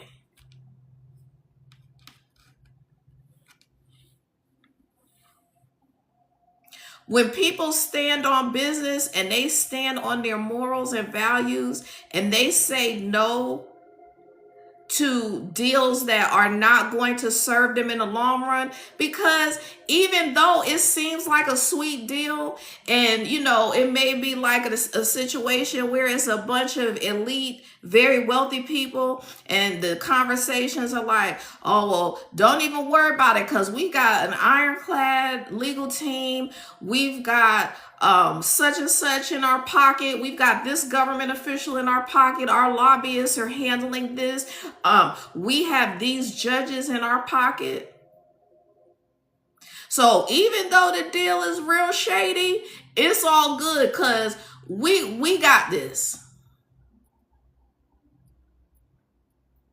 And spirit allowed them to think that they had the situation all under control. But when you put your earthly desires and your ego before your relationship with the divine and allowing them to work with you and through you, that shit is going to end up backfiring in a major way.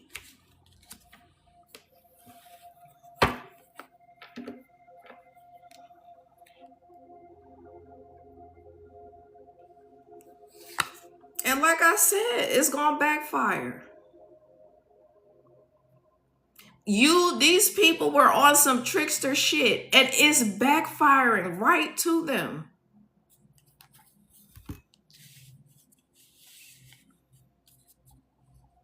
This same trickster energy that they were in is being returned to sender. So this person was on some trick shit like, yeah, we got this. We got this on lock because we're creating illusions for all these people. We're creating the idea that they got to work for other people. We're creating the idea that people have to step on people and backbite and do all kinds of shit, have to steal from people, commit fraud in order to get ahead. They creating these illusions where it's like, and that's the thing where that whole Bible verse, the love of money is the root of all evil. There's a difference between money being the root of all evil and the love of money being the root of all evil. And this is not a new concept. But Spirit wants to talk about it because there's nothing bad or wrong about having a lot of money, living a life of luxury, but do it in a way that doesn't take away from people. Do it in a way where you're not having to lie and connive and be deceitful and play mind games with people and create distractions for people so that they can't focus on what it is they need to focus on to level up.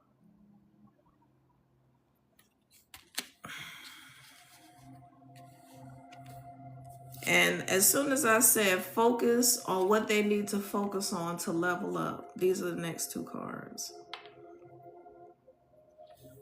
And this.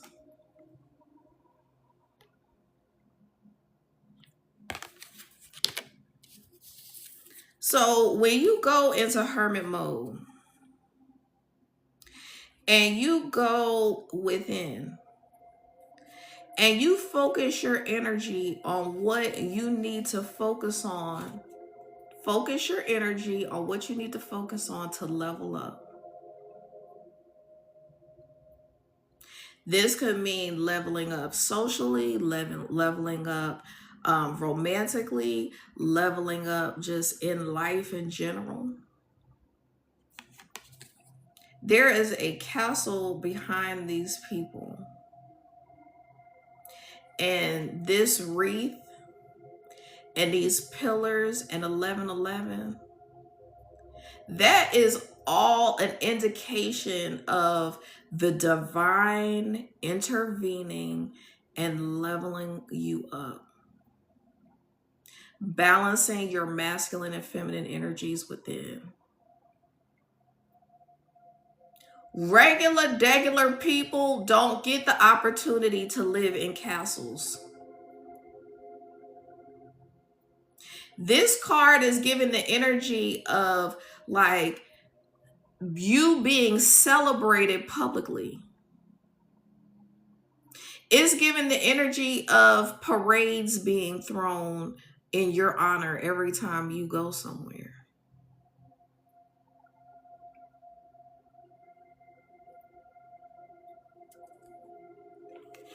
And when you do what you need to do to level up, like I said, that momentum is serious. Your forward movement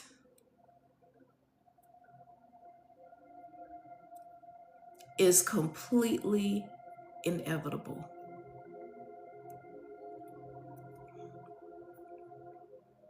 This Three of Wands is like the precursor to the Four of Wands. This Three of Wands is this individual doing the work that they need to do in order to master themselves. And by the divine adding a fourth wand,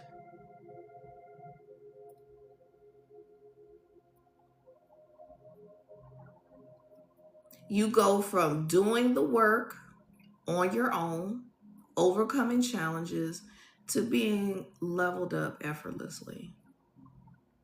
This is giving the energy of going viral. Like I said earlier, being considered a nobody one day and a somebody the next day. This is representative of doing the work in private to be publicly acknowledged. If you notice, the colors and the energy of the two pictures are very similar. And it's 3 and 4, which is elevation.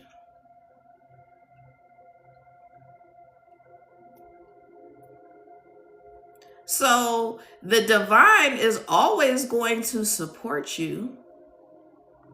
But if you notice, like this wreath is only able to stay up because it's being supported by 4, not just 3. So this is what you can do on your own in this human vessel. And then when the divine adds that fourth wand, this is like your crown of royalty.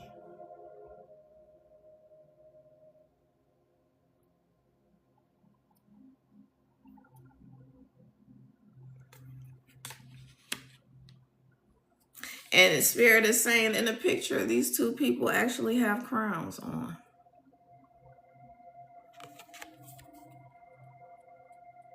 And I know a lot of people equate this to like marriage and things like that. But it really gives the energy of more balancing your masculine and feminine.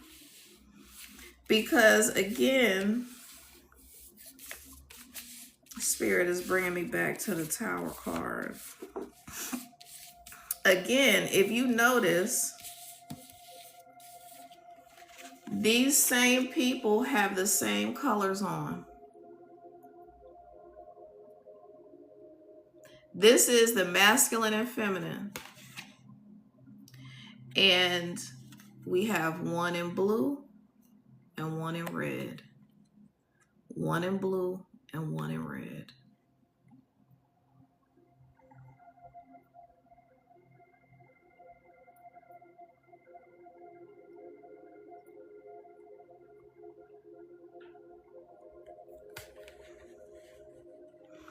Are you going to let this tower moment destroy you? Or are you going to use the tower, the awakening, to balance your masculine and feminine? This burning tower, Spirit said, can easily turn into a luxurious, opulent castle. This separation of the divine masculine and feminine, and now I'm speaking from a human vessel perspective, there could have been a tower moment that separated you from your masculine or feminine, and Spirit is like, how y'all handle this separation is gonna be the determining factor of whether y'all make this shit pop.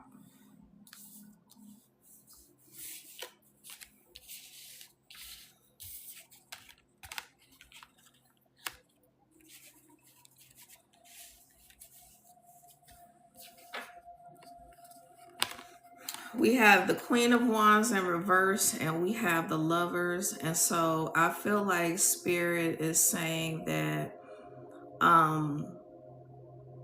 this is the energy of people coming against this divine union. The energy of spiritualists trying to create this tower moment and this separation in this divine union.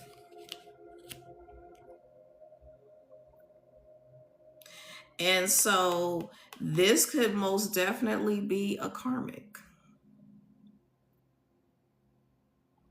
And Spirit is saying, oh, but this victory, this reconciliation, this coming together of the divine masculine and feminine, it's inevitable. Nobody can come in between. They can try. And Spirit is also talking about the divine feminine portion of this relationship not being in a space of being respectful.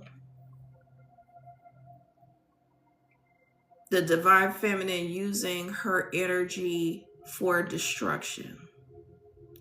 Because whether people want to truly acknowledge it or not, the divine feminine can make or break a relationship.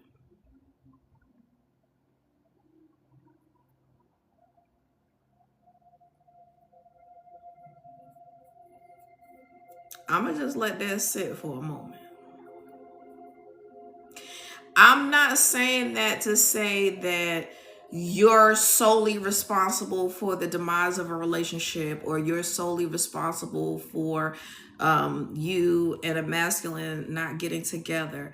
But what I'm saying is, if you are using your energy in a destructive way, you can lead a man to heaven or hell.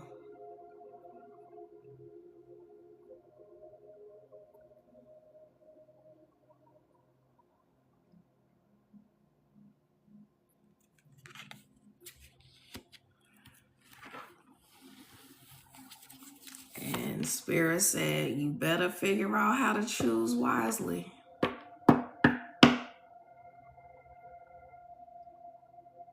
Because also too, this is also the energy of someone giving their power away. So if you are giving your power away to someone who is not entitled to it, they will misuse your power for you, is what Spirit is saying. They will completely use, abuse, vamp your energy and use it against you. And when a masculine puts a very powerful feminine in this Queen of Wands in reverse energy, it's very explosive, it's very destructive.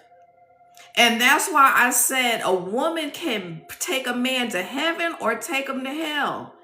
And it has to do with both people. So if a man is trying to manipulate the energy of a feminine and put them in a Queen of Wands in reverse, they're responsible for that, putting that person in that energy. But this Queen of Wands in reverse is also responsible for how she manages her own energy, how she sets boundaries. And that's why Spirit is constantly talking about the fact, do not sit around here and talk shit about the masculines or feminines who have done you dirty, because you sat there and allowed them to do it. If you really sit and evaluate the situation, you sat there and allowed them to fuck with your energy to the point of you crashing out completely. And crashing out can look like busting the windows out the car. It can look like putting bleach on folks' clothes. I don't know whose energy I'm in right now. But do you know what that fiery ass energy used in the negative can lead you to? Lock up.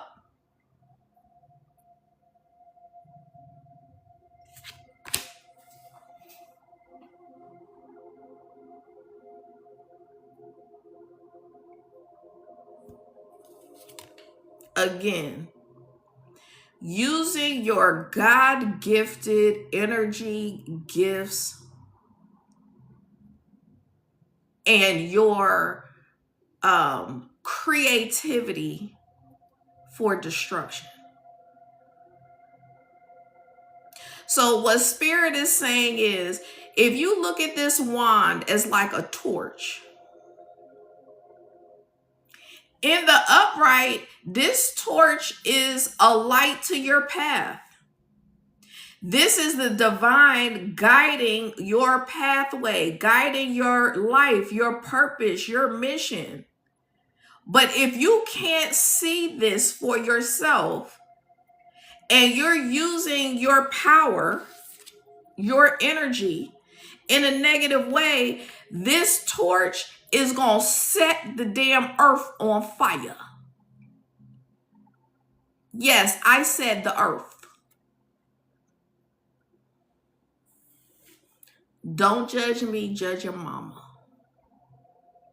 I speak the King's English when I want to.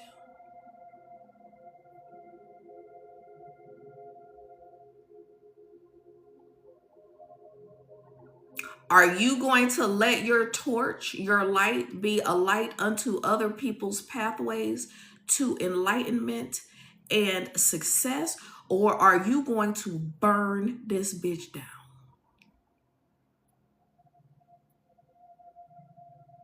Now, if you out here setting a bunch of shit on fire and burning shit down on your own fruition, if you are not allowing the divine to lead you and guide you and assist you, and you just out here all willy-nilly, your money gonna be jacked up.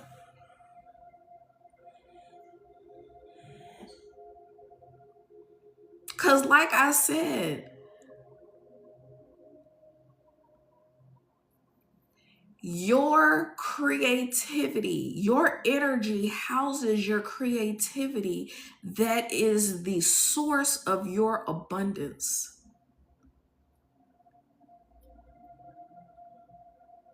If you're not out here utilizing your gifts and spreading wisdom and helping people to overcome the world and to free their minds and to be free to use their own creativity, what is you doing?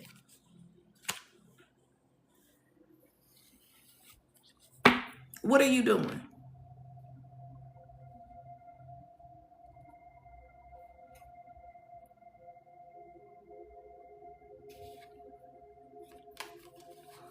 And that King of Pentacles in reverse is someone who is in fear of change. Someone who is in fear of the death and the rebirth or the awakening.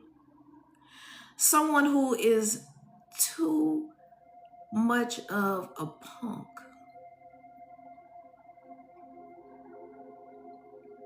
to be willing to die to self in order to be reborn a new creature.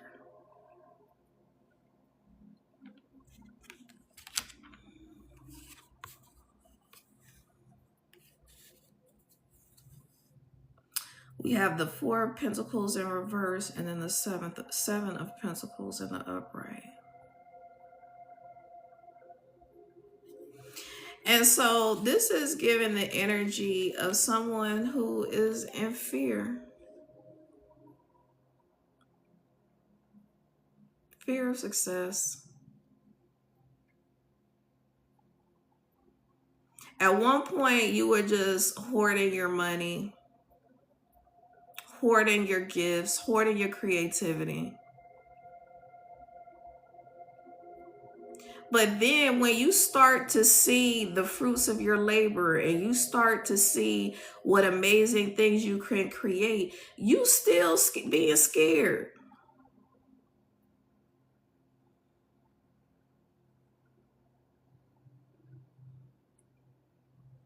Like the way this person is looking at their accomplishments, he's got like slumped over shoulders, his head is down.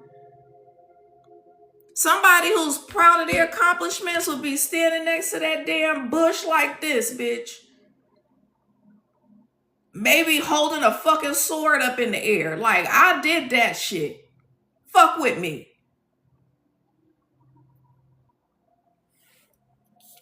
But spirit is like getting out of this energy right here, but you still being in a poverty mentality.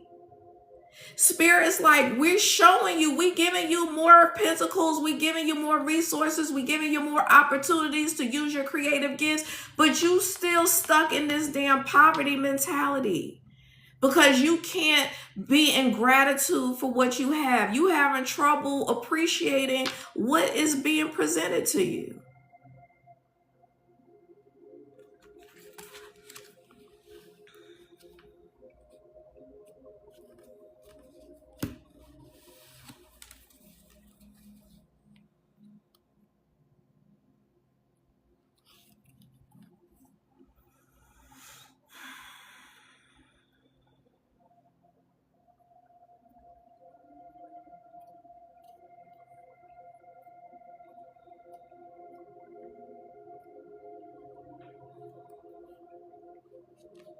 Spirit is like, for all of you who have been able to see the forest for the trees, for all of you that are not in fear of having your cup runneth over, are not in fear of what the future holds. This person is very stagnant, is just sitting on the ground, not going anywhere. This person is refusing this cup. But when you have that awareness of where you're going and what you have the ability to accomplish, then you can easily move into this Knight of Pentacles energy.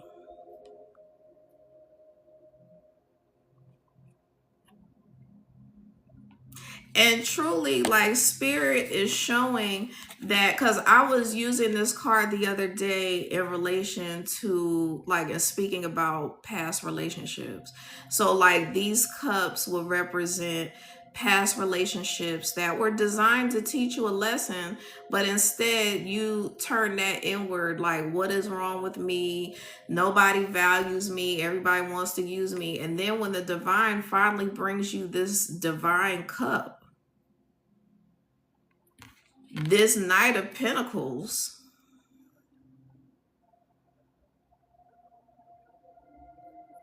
so this is not just someone who is going to be that person to help you move forward in life. This is that person who encourages you to keep going. This is that person who is a leader and allows you to rest in your femininity.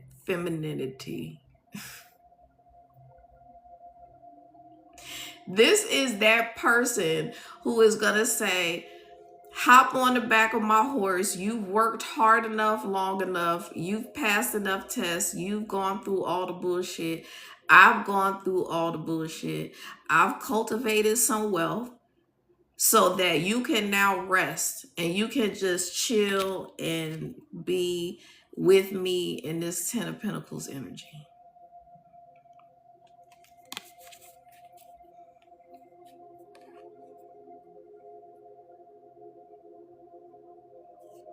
These dogs are representative of protection. So not only are you protected, but this elder person here in the picture is like your spirit guides and your ancestors co-signing on this union, letting you know that this Knight of Pentacles is safe. This is not the energy of relationships or situations that cause you to have to be like on the defensive. This is not someone where you have to question what is going on here. Where are we going with this? You're going to know that this person is for you because they are going to show and prove all of the evidence that tells you that they are in your corner and supporting you.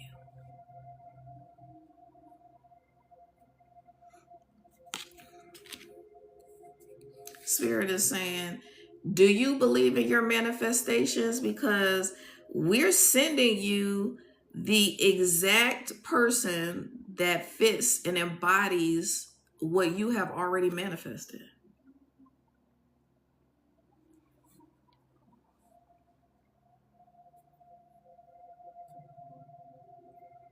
Because you have to really have childlike faith in the divine and your abilities to create change. A magician knows exactly who the fuck they are. They not out here playing with people. This energy loves for people to doubt them and downplay them. And when you say stuff like, yeah, I'm going to be traveling Singapore Airlines above first class, when people snicker and roll their eyes and doubt you when you say things like that, the magician already knows they got it in the bag.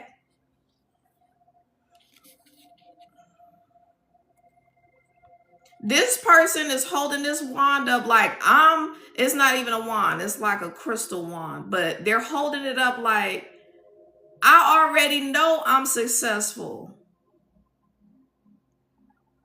There's not a whole lot around this person. They have all the tools. They have the pentacle, they have the cup, they have the different suits of the tarot. But they're like, it's one of each right now. But I already know, my collective already knows, we already know that it's already in the bag.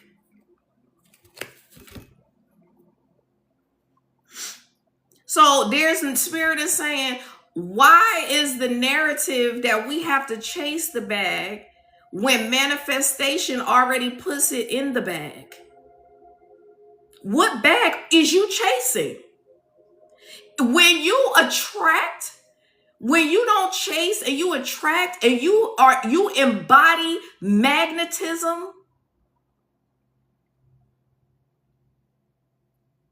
this person is magnetizing infinite wealth and abundance. What bag is you chasing?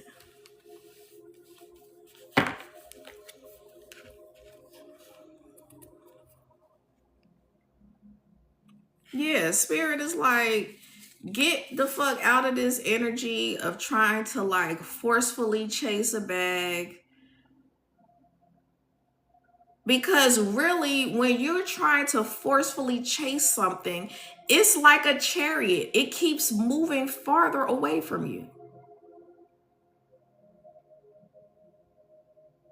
When you are, and spirit is giving me this image of like a forward moving chariot. But when you are a magnet, that chariot moves towards you. It's like a train pulling into the train station to pick you up.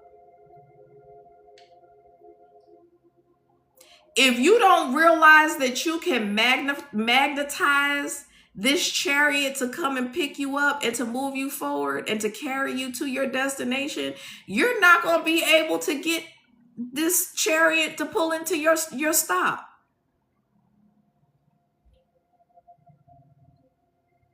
And fuck around long enough, the chariot gonna pass you right by. You gonna be sitting at the damn bus stop, like watching the shit go by, like, yo, you was supposed to pick me up.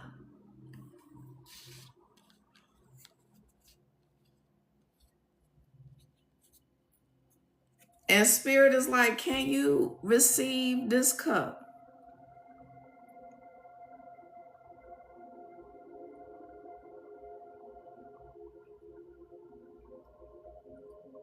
Even though new beginnings seem scary, you may go into a new beginning completely depleted. Spirit is like, can we surprise you? There's like a little thing poking out of the cup. Like, can we surprise you for once? Can you just be in a position where you can receive? Just sit down and chill and receive these cups.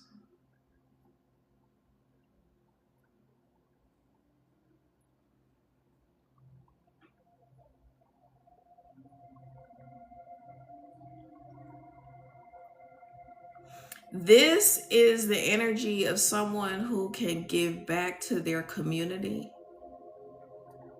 This is leadership energy. This is compassion. This is the energy of a leader who fully embodies the love of the divine.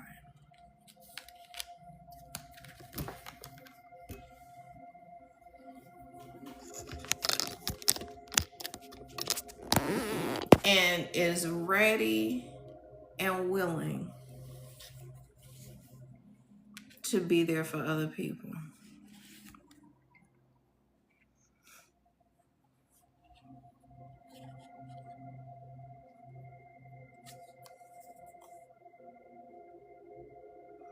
And spirit is saying that, like, when people know that you are stepping into this energy, they can feel it energetically.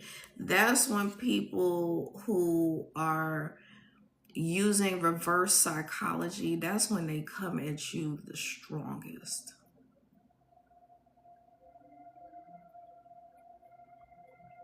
just know that when you, as soon as you begin to step into your power, people are going to come at you the hardest mentally.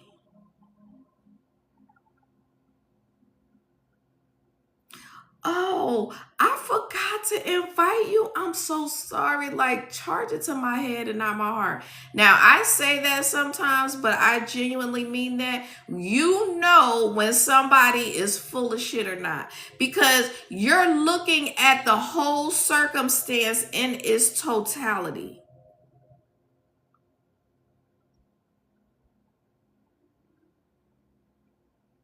So, like, when you know that you're dealing with like a jealous sibling, and they do things to try to create burdens for you where you have to like feel like you're being included because they want you to do something but you're not really included.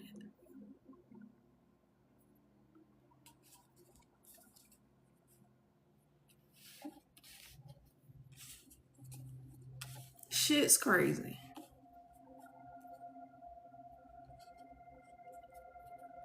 People are really scared of you having a loving relationship because either they're in a fucked up marriage or a fucked up relationship, or they just are not in a relationship at all and don't see themselves being in a relationship anytime soon.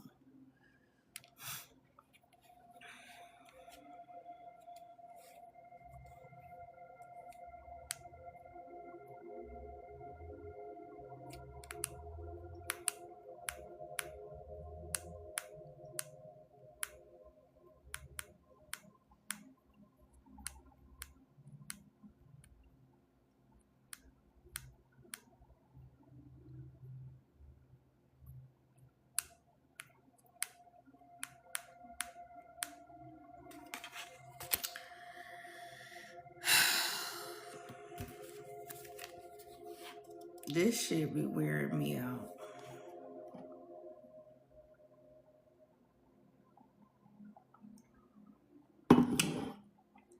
Spirit said, oh, they gonna be in deep regret. Serious regret. Because while you out here getting new beginnings, receiving everything that it is that you were intended to receive, they out here left in the damn cold, still trying to figure things out.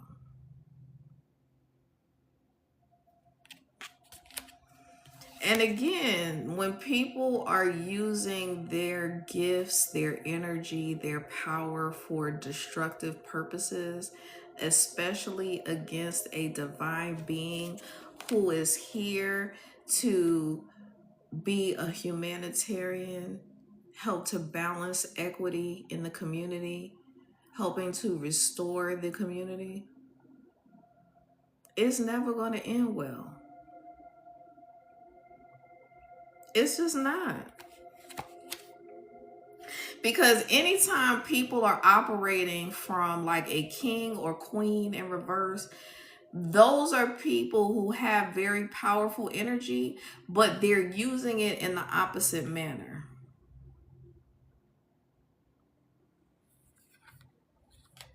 And it's typically these people that just refuse to do the work to close the cycles. And so you had to come in and do it. So instead of you being able to just chill in life, you have had to do the dirty work for all of the people in your family and around you, whether it be in a work environment or whatever. You have had to endure the brunt of the bullshit for people who refuse to close cycles. Spirit is saying, we have given all these people centuries upon centuries upon centuries of time to heal the world. And it has not happened. And that's why all of this shit is being exposed now. It's being completely exposed.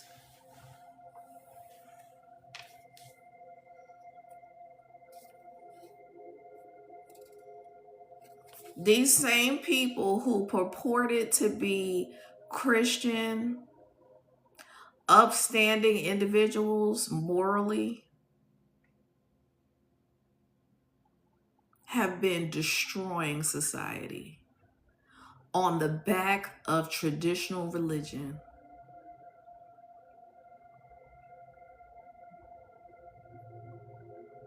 Under the guise of traditional religion. Under the guise of leadership. This is false leadership. This is leading people to hell with a Bible verse.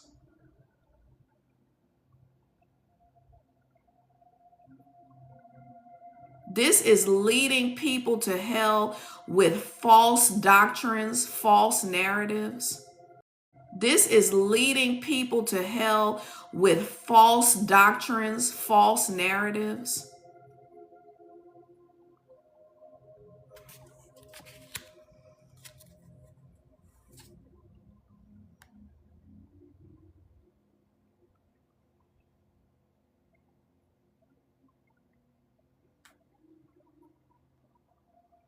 This is where this country and this world is moving. The more truth that gets exposed, the more illusions that get destroyed, the more we have victory. And the divine has said, we have allowed this shit to just play out. So that when the final judgment comes, there is absolutely no question as to how many opportunities these people were given to get it right. There is no question as to how many situations and circumstances presented themselves to these people to change their minds, to go the other way.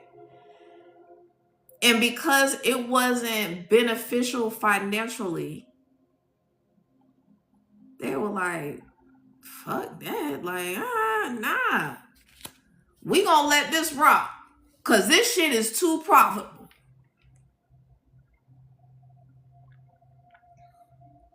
It's way too profitable for us to not let it rock.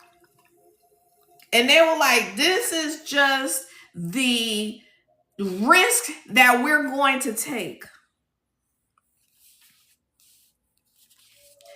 People are trained to look like a wise leader, teacher, biblical scholar.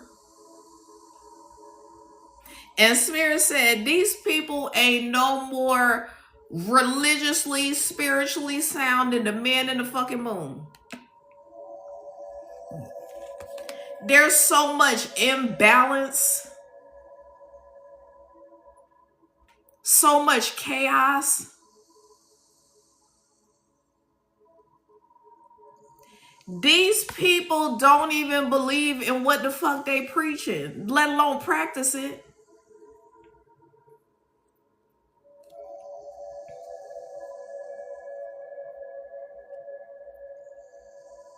Spirit said the removal of these leaders is going to be the road to recovery.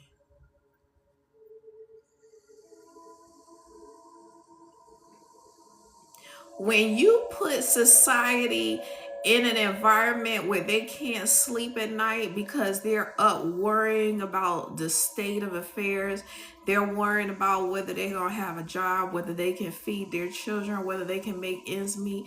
When you have people out here worrying about just the fact that innocent people are being taken out of here,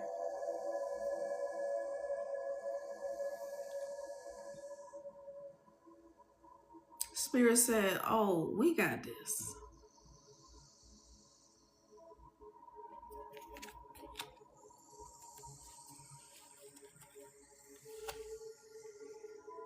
that recovery leads to healing, happiness, collaboration.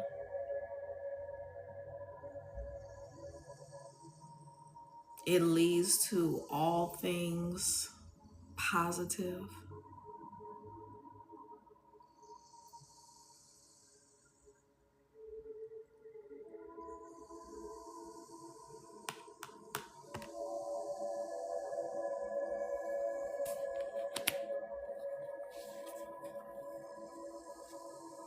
Spirit said, we are healing the world from confusion. We are healing the world from deception.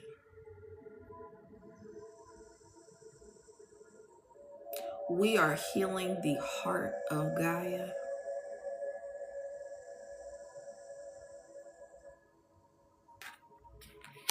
And I said, we are healing the heart of Gaia.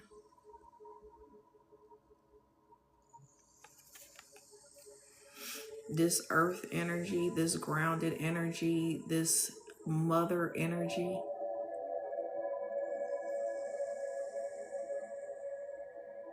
And when you do the healing work, when spirit is working, and when you do the healing work, when spirit is working with you to heal, that is when you can operate in your abundance and pour out and show up and show the fuck out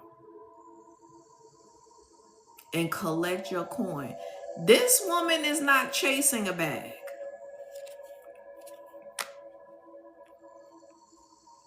This is the energy of someone who is resting, who is magnetizing towards them. This is somebody whose abundance literally grows on trees. And for, I feel like I said that because someone may be in the farming business. I'm picking up the energy of someone who, like has fruit trees, someone who can make a lot of money from the farming industry. And Spirit is saying, don't sell your land.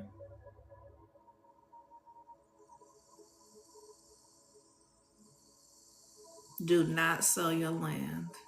No matter how sweet the deal seems, stand in your power. Because the Queen of Cups in reverse does not know her power.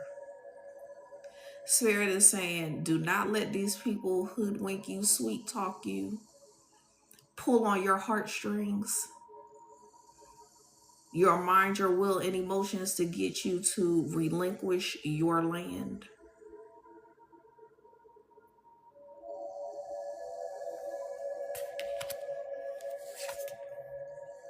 Because this is what keeping your land will afford you.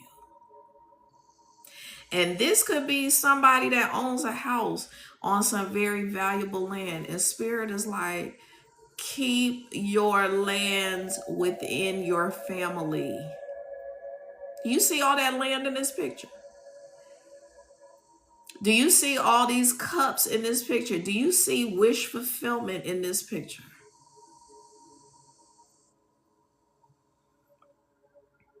This is representative of the cultivation of a happy family, generational wealth. Because when your family is happy and they're in love with each other and they're not having to compete with each other and people aren't struggling and everyone has what they need to thrive in life, that comes from the good decision making ability of this couple. When this couple decides to hold on to their land, to do whatever they need to do in order to be able to pass this on to their children, to show their children that they love them. That is one of the highest forms of love, is to put your children and your legacy in a position where they don't have to want for nothing.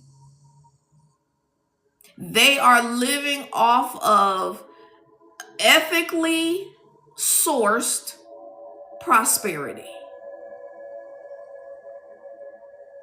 And I said ethically sourced for a reason, because when you talk about like abundance from the land, like natural resources, crystals, oil, you know, whatever natural resources you can think of from this land. Spirit is like, we have built these natural resources into this land that you own, and it is going to be increasingly more valuable the longer you hold on to it.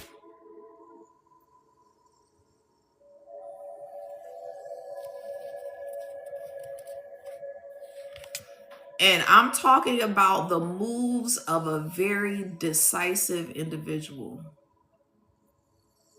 This is someone who is thinking 10 steps ahead of the opposition.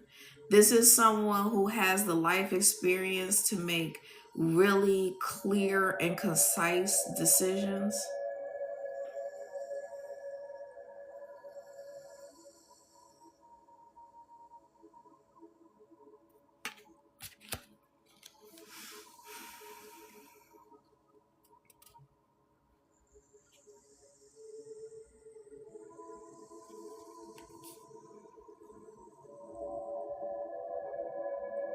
Yeah, Spirit is like, the world will have you in a place of feeling like everything is against you, a place of confusion, imbalance.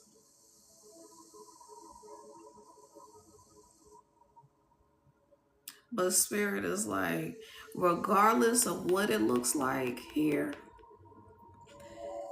this devil card in the reverse is freedom. You can you can exist in an environment where it doesn't look ideal. It doesn't look like the wheel is going to turn in your favor. It doesn't look like things are going to turn around. It doesn't look like you're going to be okay.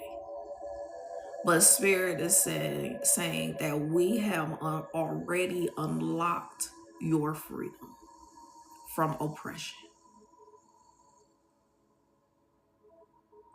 You being willing to die to yourself and stepping into this Empress energy has put you in a position to turn your own damn wheel.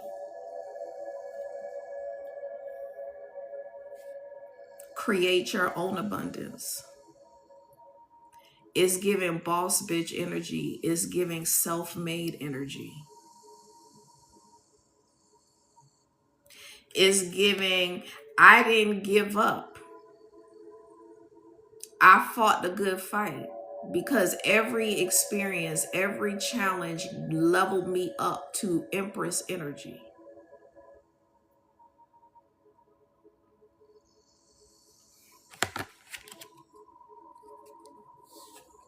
And the Empress gets her partner.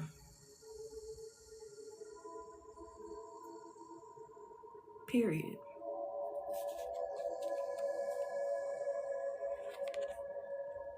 And this partner is going to bring new opportunities.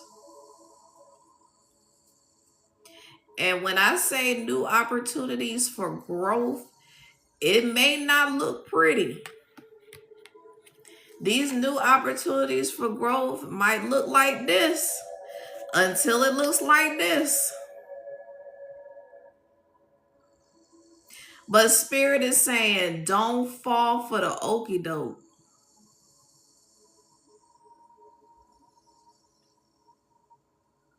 Don't fall for the shits. Do not fall for it.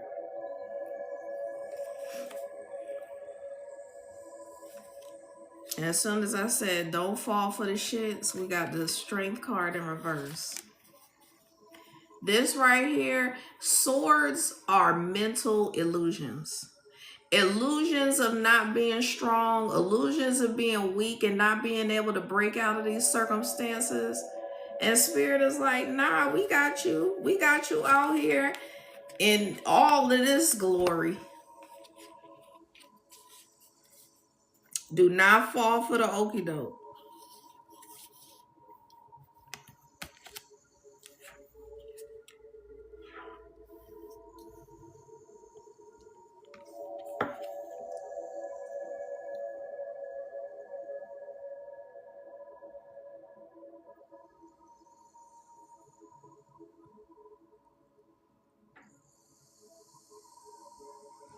Spirit is like, when you try to do things all on your own without the help of others, this puts you in a bad spot.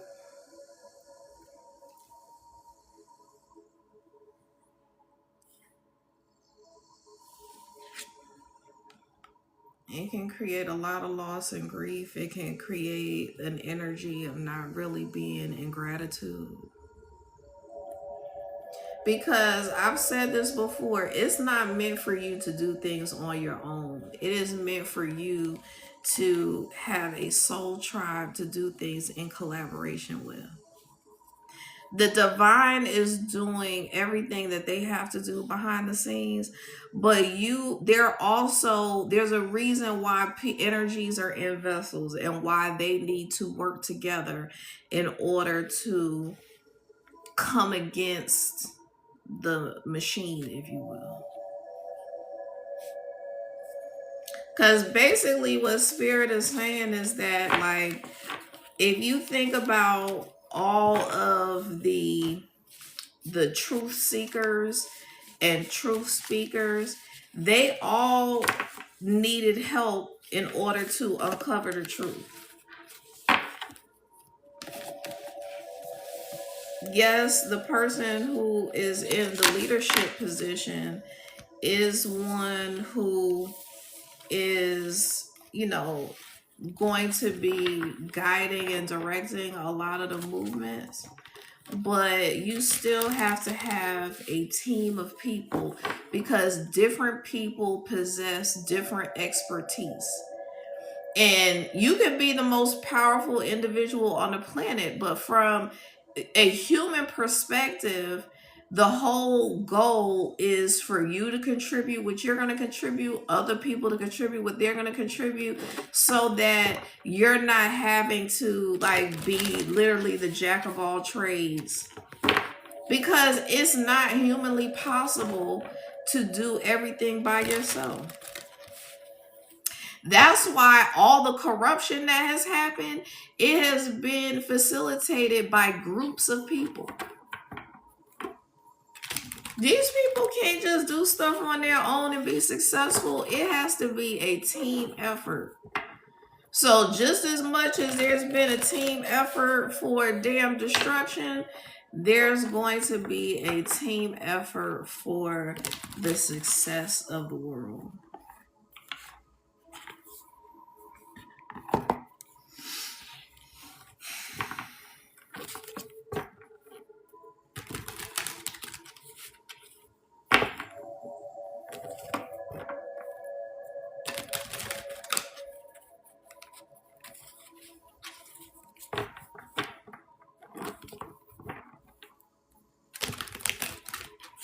And I'm just looking at a comment on my screen. It says, you are worthy, you are powerful, you are unique, you are strong, you are special. You can choose to react to life. Life doesn't happen to you, life happens for you. Let go of all resistance. Be grateful for everything you have.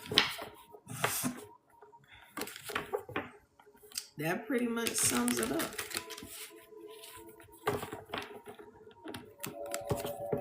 For real, for real.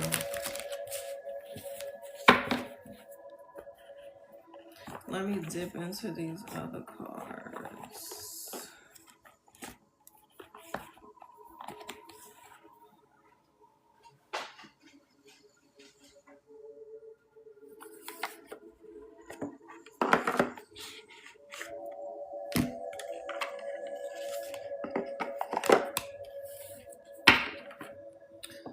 Okay, so Spirit, what else does the collective need to know?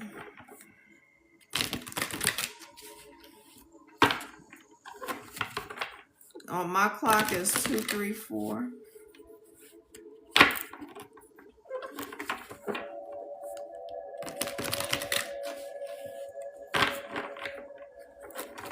If you could, please tap the screen. That will help me greatly.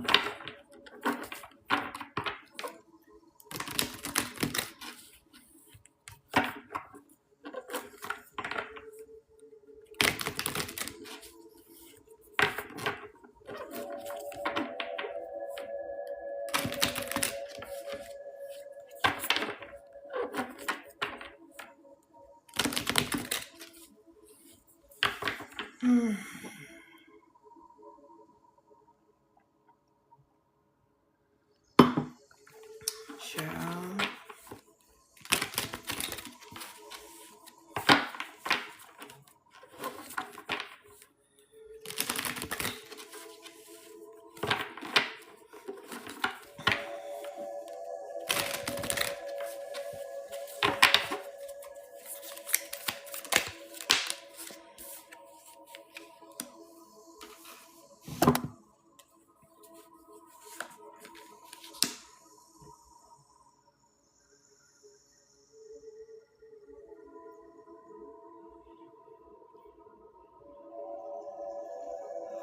So I'm picking up the energy of some kind of affair, some kind of infidelity that's going to lead to some kind of divorce. Or maybe you are going through a divorce right now because your significant other had an affair.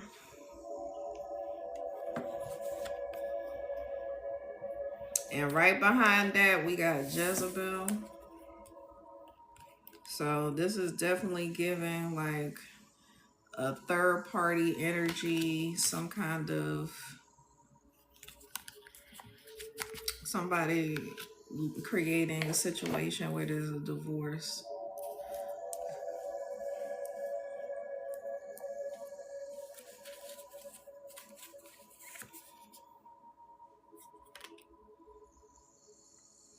And I feel like this person may work in the law enforcement field, doesn't have to, but a lot of times there are a lot of workplace affairs when people are partners of the opposite sex and they spend a lot of time together, and they're, spend more time together working than at home with their significant other.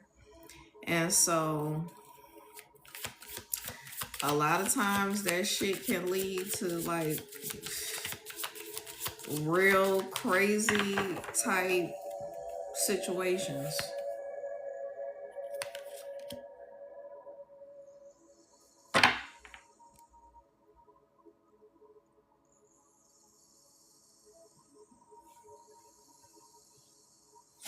I feel like Spirit is saying that this situation has been going on for quite a while. It's given the energy of like an on and off affair.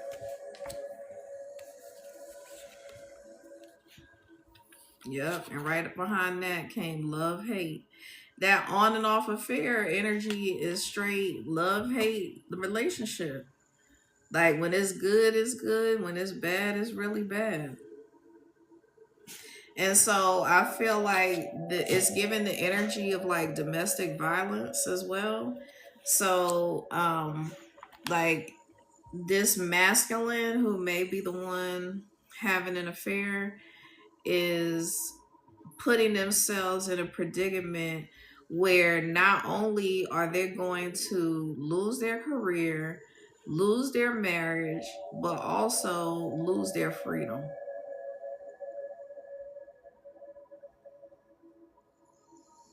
It is so not worth it.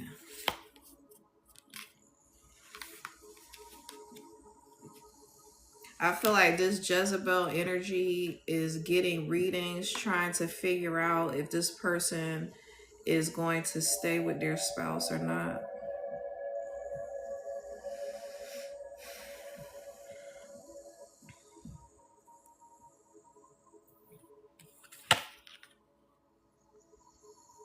And spirit is basically like, we're forcing you into a divorce in order to close that cycle.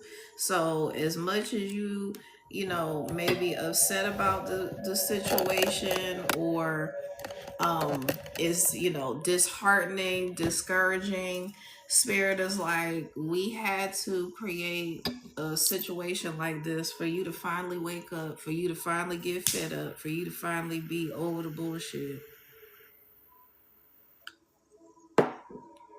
Because it's giving the energy that this person not only cheated on you, but they were very reckless with it. And that is so disrespectful on so many different levels. I'm not saying that being a good cheater or hiding it from your spouse is better or justifies it or like makes it somehow, you know, more respectful, because regardless, if you and your spouse did not agree to have an open marriage or an open relationship, and on top of that you have children involved, and so you're creating an environment where your wife is suspicious of you cheating, which puts her in a very low vibrational energetic place. And then this woman has to be a parent to your children. So you're not only putting this person in a predicament where they are having a hard time managing their own emotions and managing their own life, but you're now putting them in a position where it's going to be even harder to pour out onto your children without being frustrated and uptight and full of anxiety and worry. Because even though you may know that everything is, or you may feel like everything is going to be okay, you looking at the situation as like, it'll be better to co-parent than me having to deal with all this drama. It still can put people in a very, like, in an upheaval is what I'm hearing. So I've read that psychologically going through a divorce is the equivalent amount of stress to losing a spouse to death. And so when you put your spouse, who has to be the custodial parent of your children, in the energy of having to struggle emotionally, mm-mm. Yeah, and it's giving the energy that your spouse knew what was going on because of all that fake busy. Like, oh, I had to work overtime. Oh, I had a meeting that ran over. Down, bam. Down. Down. Down.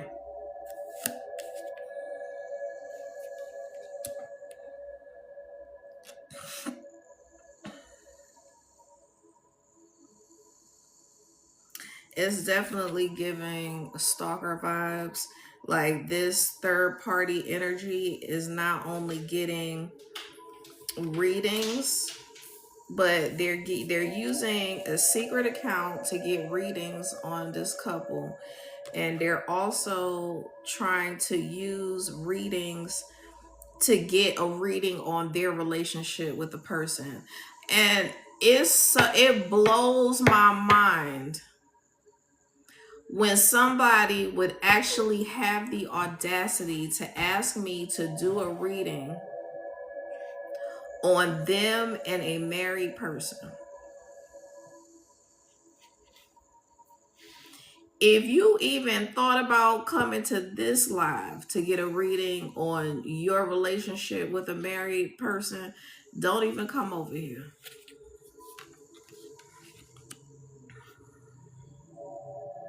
Like I said, under pressure, having to make decisions, anxiety, that's what you're putting the mother of your, that's the energy that you're putting the mother of your children in. Y'all were supposed to be closing the cycle of fucked up relationships and divorce on both sides of your family. And instead of doing that, you have created a situation where it's the total opposite. Yeah, because of these karmic ties.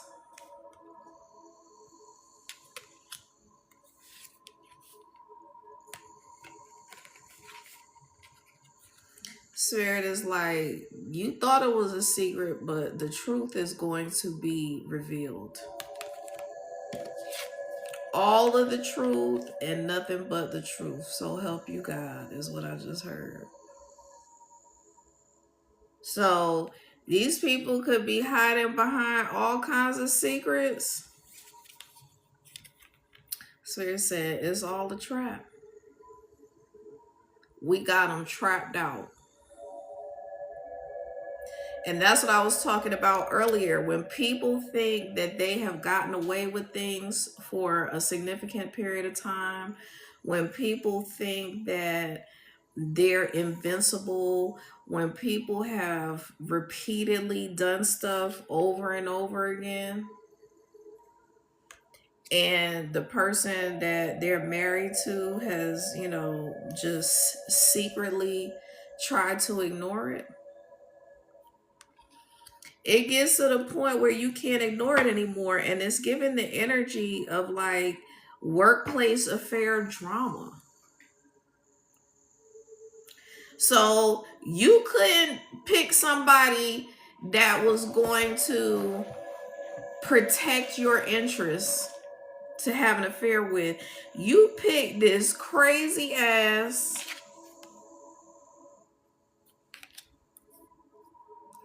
that would stop at nothing.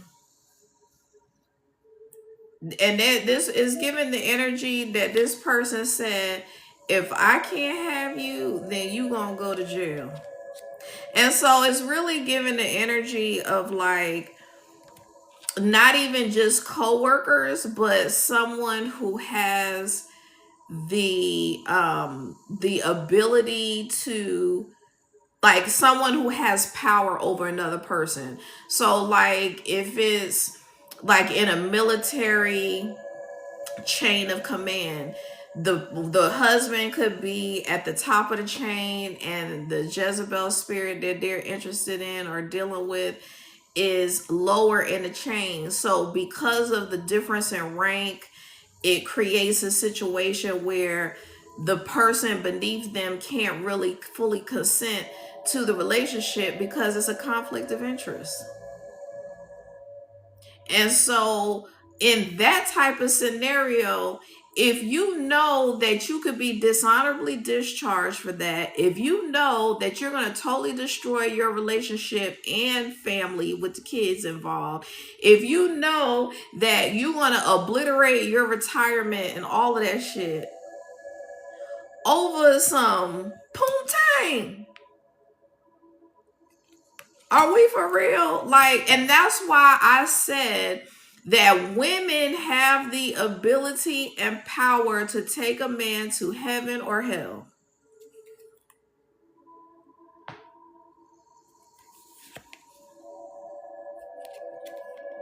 Here we got love spell. I said a woman has the ability to take a man to heaven or hell. And that doesn't mean that this individual's love spell shit is working, because I don't believe that none of that spell works. You can do effective spell work on yourself. Like if you want to do a beauty spell on yourself, if you want to do a weight loss spell on yourself, if you want to do a gift enhancement on yourself, if you want to do a love spell on yourself so that you have more love and compassion for yourself and all of that, that's fine. But trying to do spell work on other people and trying to solicit the services of spiritualists in order to do this spell work, it's gonna backfire every time. I don't care how many fake accounts you use, fake names. The energy is still the energy. The intention is still the intention. So you can pretend like you somebody else all day long, but you are not going to be successful.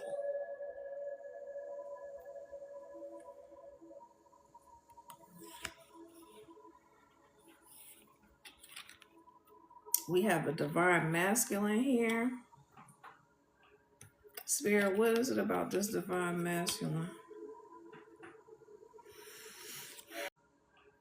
Spirit, what is it about this divine masculine?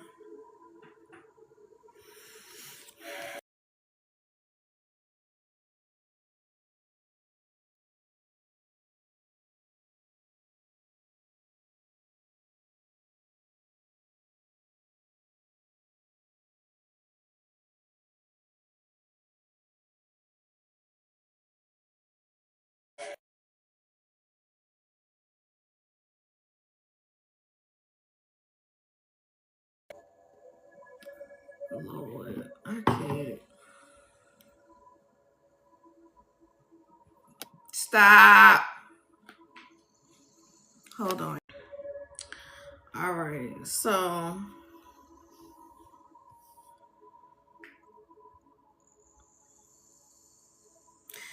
I feel like Spirit is saying that there is a divine masculine for this woman who is losing her spouse to this karmic.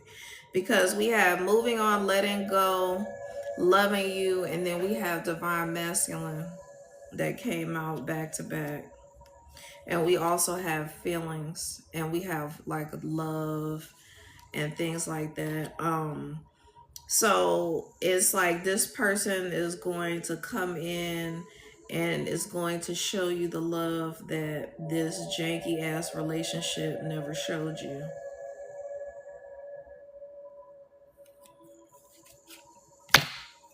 Damn it. This fly is in here. Yeah, this divine masculine coming in is going to be your wish fulfillment.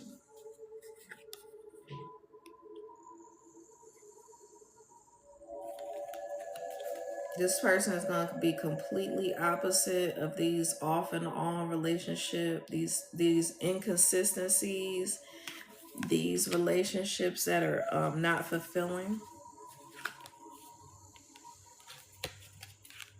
Yeah, and this person or this husband, this person that you may be dealing with is going to be in deep regret. Because when this person or these people actually see what you look like when you have actually been loved correctly, that is the ultimate karma. When you are publicly being loved correctly and you are genuinely happy and you cry happy tears because you are just so in awe of the person that the divine has sent you to balance things out, to bring you justice for all of the drama, the pain, the suffering, the anguish. And it's given the energy that this wife was really still trying to be a good wife and was really trying to keep the family together. And I said this woman was trying to be a good wife and trying to keep the family together. And she is a divine feminine being brought together with her divine masculine.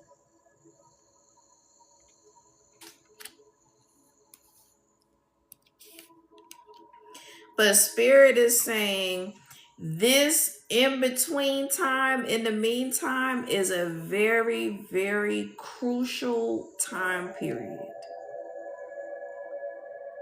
This is a very crucial time period because if this divine feminine does not maintain her strength and stand on business and maintain proper boundaries, trust and believe this dude dealing with this third party, they gonna come back. And gender neutral, however you want to flip the roles, however it resonates. But in order for you to come in union with your divine masculine, you are going to really have to weed people out, stand on business. And this doesn't even have to be something that happened recently. I feel like I could be talking about a scenario that has happened a while ago, and maybe that experience has kind of created a barrier for this person to move on into another relationship because of extreme trust issues.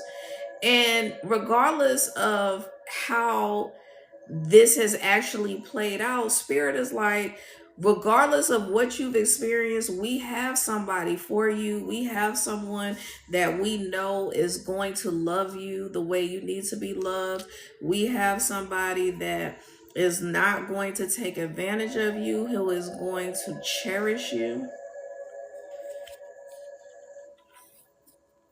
And this is exactly what I'm talking about. Be happily single in the meantime, in between time, and your divine masculine will be magnetized towards you. I wish that y'all could know how many times I get played by people just playing in my energy, playing on my kindness and compassion, taking my kindness for weakness,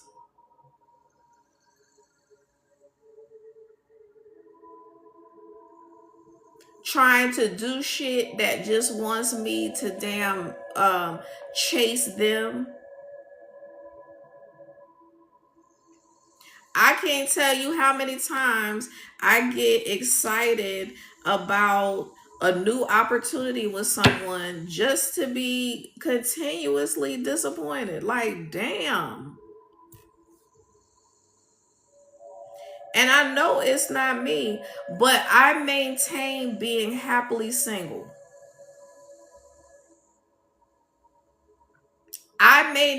It may not look how I want it to look, but when I keep my focus on what it is that I want, all these little people that come in and out of my life and breadcrumb me, and I just end up chopping that shit and tossing it and keep it moving, and not let that affect me emotionally and mentally.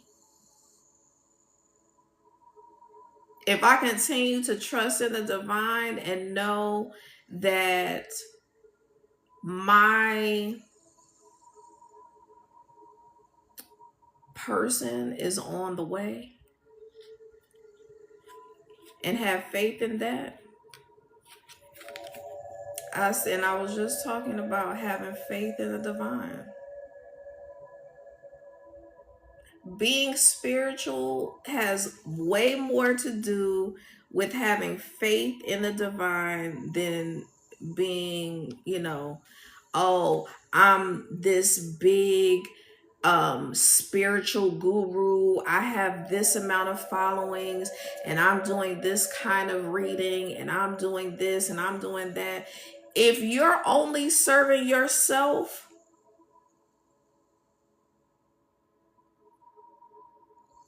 if you are only serving yourself, when that tower moment hits, when that awakening hits, and you really have to look at yourself, that's when people a lot of times fall into chaos and a downward spiral. Thank you for the follow.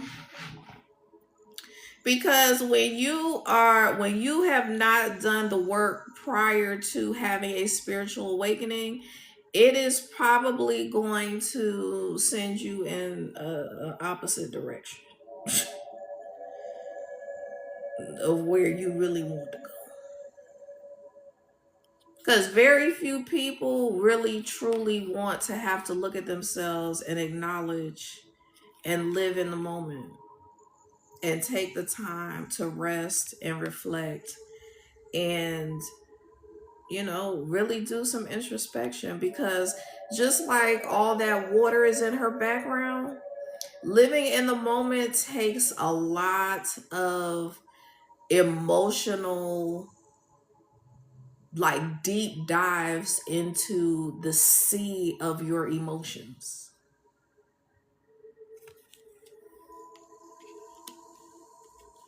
It is work. If you've ever tried to monitor your thoughts, if you've ever tried to journal how you were feeling, like for instance, maybe you decided to embark on a new diet journey.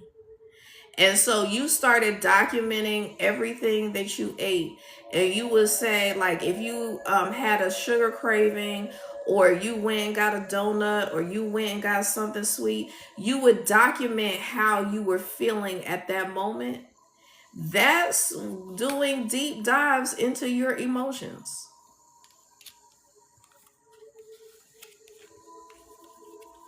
If you have a smoking habit or something like that, and you think about what you're thinking about before you reach for a cig or something like that, then you can do some really deep introspection at that moment.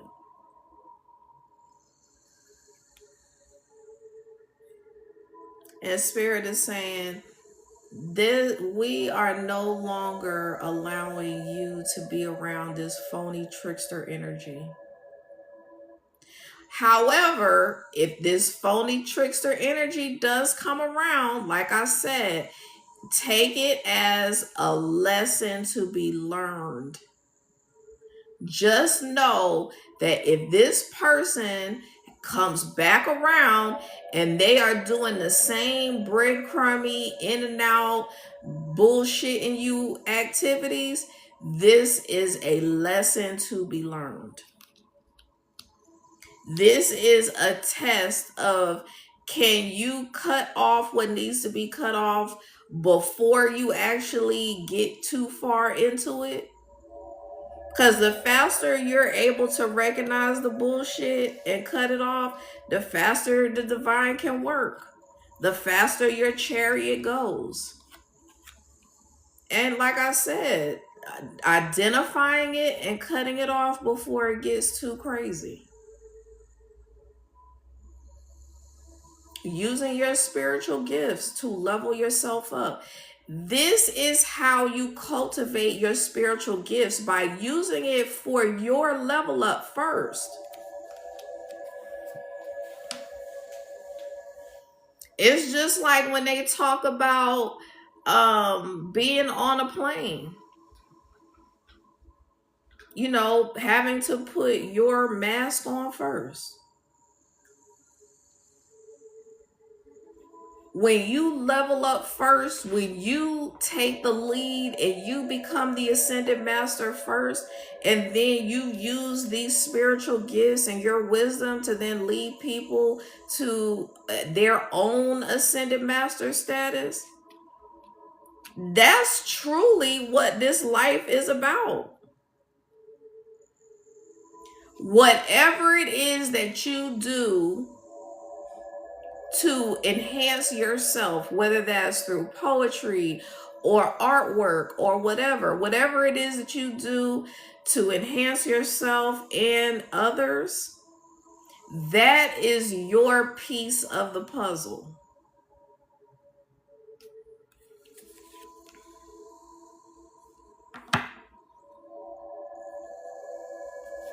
Yeah, and spirit is like the marriage of the divine masculine and feminine is what's going to change the world. And that's the marriage of the divine masculine and feminine within, the marriage of the divine masculine and feminine without. Because somebody that's a damn cheater is not a divine masculine. Somebody who's a damn cheater is not someone who's going to positively impact the world. Because, like I said, it's not cheating if you and your spouse agree to an open relationship. But if you out here thugging it out and you straight for the streets and you out here lying and being deceptive and insulting your divine feminine's intuition, intelligence, inner knowing, it's definitely not going to end well. And I'm not promoting violence. I'm not saying we out here talking about creating episodes of Snapped or anything like that. I'm just saying that your karma is going to have to be you watching the person that you were supposed to love and nurture and support. You're going to have to watch that person level up with somebody else.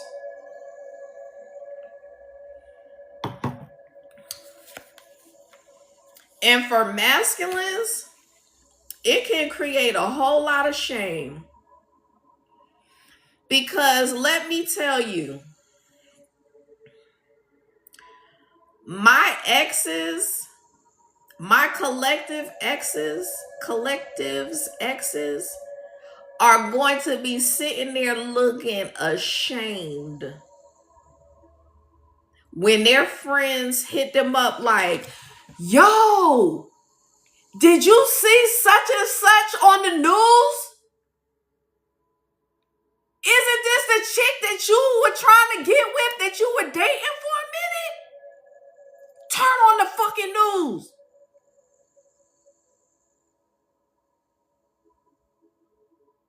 And they gonna be like, the reporter's gonna be like, yes, we are here with,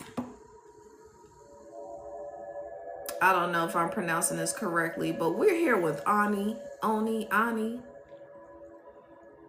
And she has, like how Romeo did. She went from being not known by many people to sitting on Tamron. And Tamron's gonna be like, yes, we're here with Ani. We're here with Shelly. We're here with Kristen. We're here with Marcus. We're here with Sharita.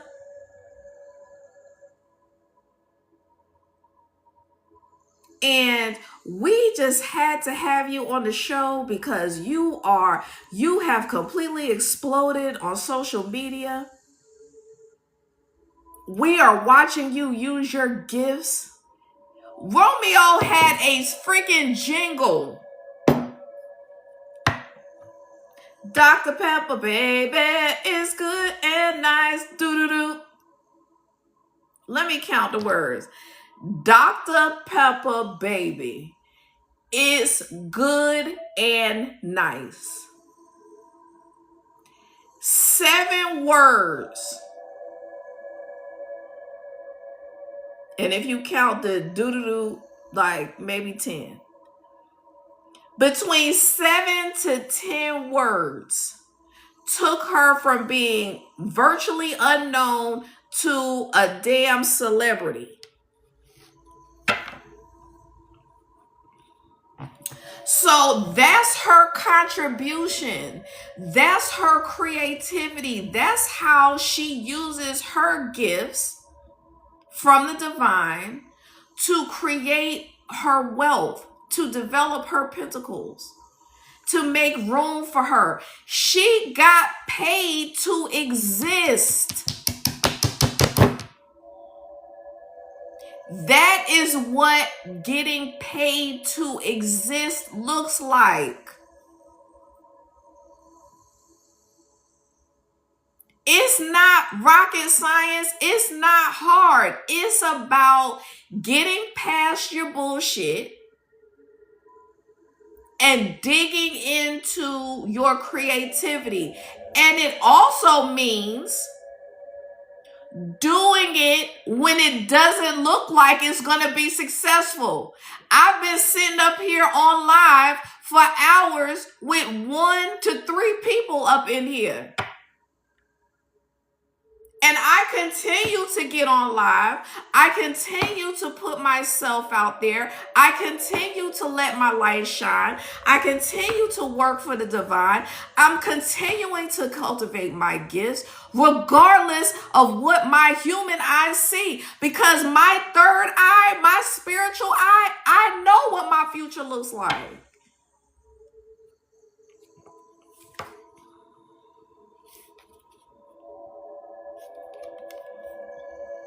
We have to say goodbye because we know what the fuck our future looks like.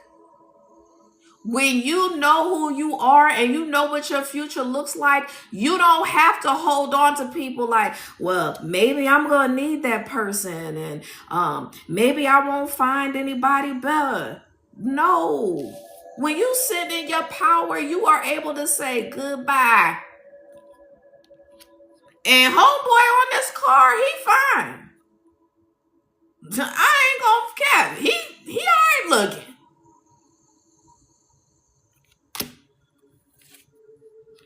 That's the problem. These dudes think that everything is hinging on their looks, their job, their energy, who they are, their pull, their following, their success. But homeboy getting bad news. Like I just said a minute ago. This is homeboy getting a call like, yo, did you see homegirl on the news, bruh? I know this the chick that you were dealing with because you brought her to the house. And he's like, what? He's like, that friend is like, yo, turn on the freaking news right now.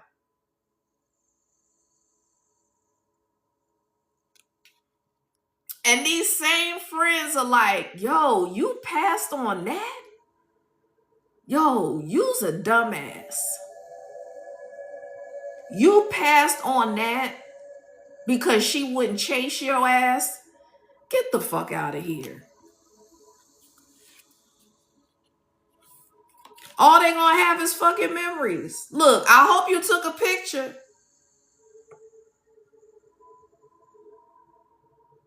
Because no matter how much you mull over memories and pictures and old text messages, no matter how much you want to my picture or my collective's picture, if you picking up what I'm putting down, I'm trying to keep it PG. Because that is considered sex magic as well. It just won't work.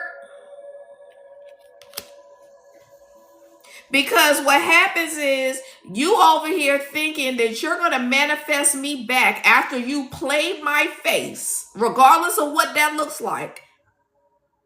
If you played my face with a third party, if you played my face because you were breadcrumbing me, if you played my face because you didn't value me and appreciate me, and you downplayed my skills, you won't be getting some bad news. Because the bad news is my collective joining in matrimony with their divine masculine and feminine. Period. Poop. Yeah, no matter how much you want to try to sweet talk the collective, it just won't work. And Spirit is saying this bad news is when this person goes to call you and the call goes straight to voicemail. I swear, when I block people, I wish it would have a recording. Doo-doo-doo-doo-doo. This caller is unavailable or some shit.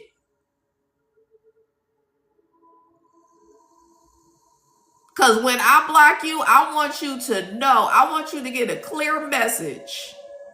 Like how it was back in the day. This party is unavailable.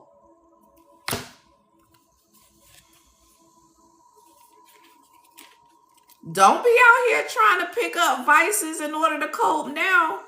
Because if you had done right by the collective, you wouldn't need this to keep you warm at night. You would have the collective holding you and rocking you and kissing you on the forehead like a baby.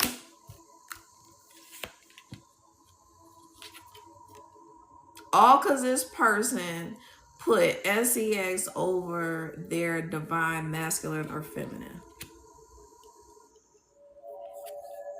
And I know that sex is very powerful. I know this. But to not have enough control over your life to manage that power,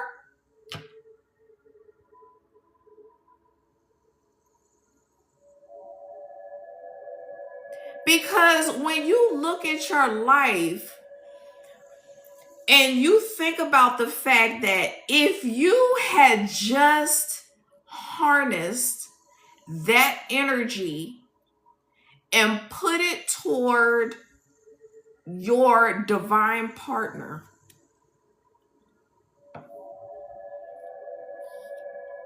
instead of using it as a coping mechanism or using it to feed your ego,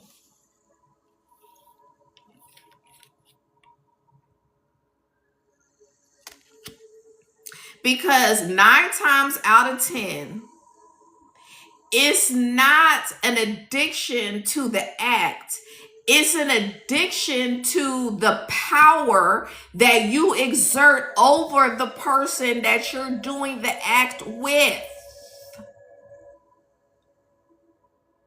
It's the same thing with any mind-altering substance or body-altering substance. It's not the actual substance, it's how the substance makes you feel.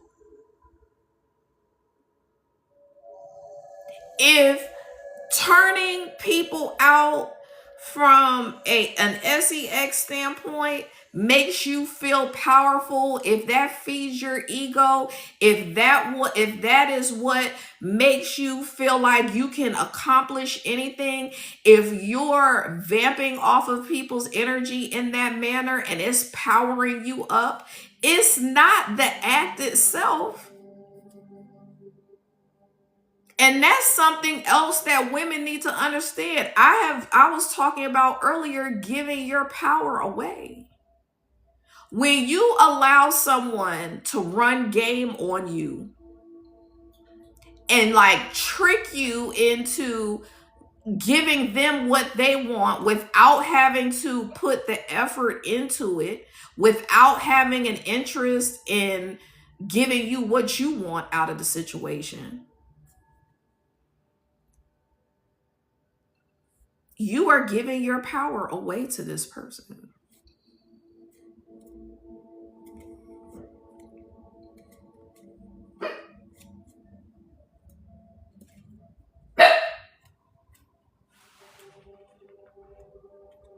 What you barking at, Bubba? So when you give your power away to these people, you are putting them above the divine. Spirit is like, where are you placing your faith? Are you placing your faith in human acquisition of things? Or are you putting your faith in the divine? Because when you put your faith in people, that's when you get into that energy of, I'll probably never find anyone better. I'm not worthy of love. Like you may not actually say that to yourself, but your energy is screaming that. When you settle for less, your energy is screaming that you don't deserve the best. You don't deserve to have a loving partner, a supportive partner, someone who spoils you. And it doesn't have to all be about spoiling with money. I want to be spoiled with love and affection and physical touch. I want to be spoiled with time, quality time.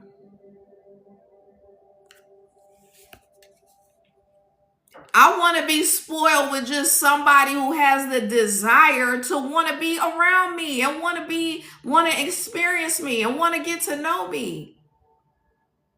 Like if somebody is real lackadaisical with your time and your energy, like what are we doing?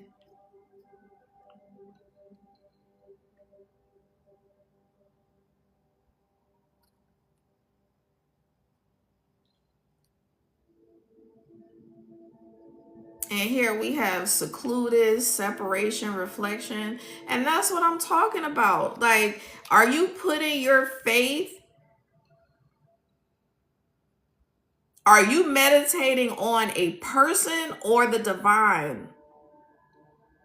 Now that you're separated, now that you're in seclusion, now that you have to deal with yourself.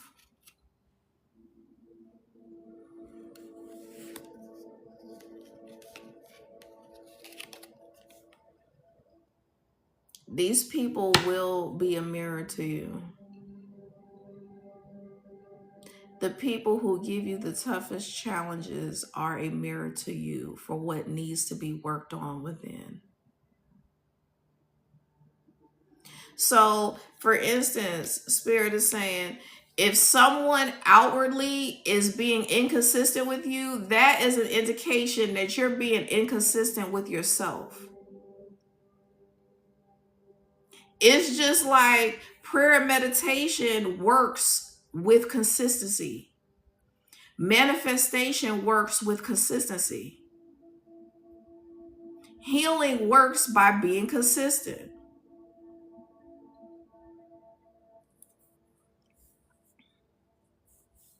And Spirit is talking about expectation. So when you have an expectation of someone and they fulfill that expectation, that is what establishes trust.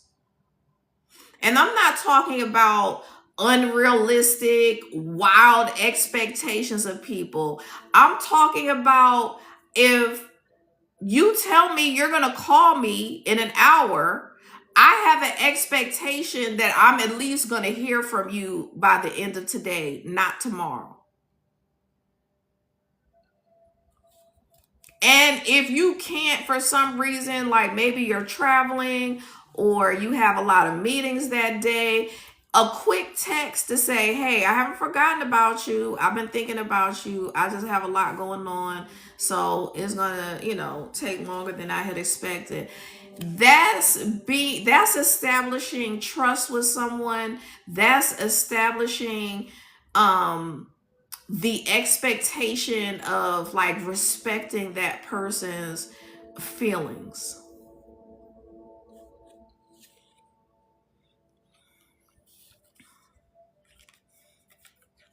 And I was talking about the complete opposite of reckless love / sex.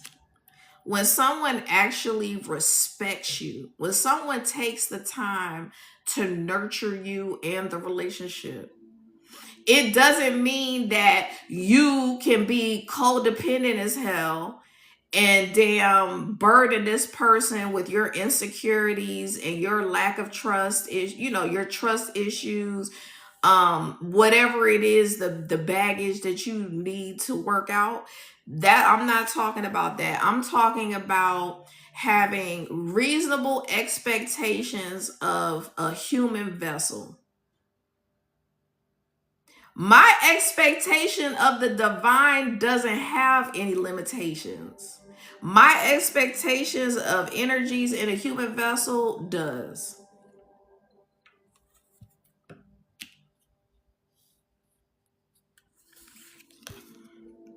And spirit is equating this reckless love or reckless sex as being unprotected. So the divine is protecting you, but you have to put yourself in a position where you are protecting yourself from heartbreak.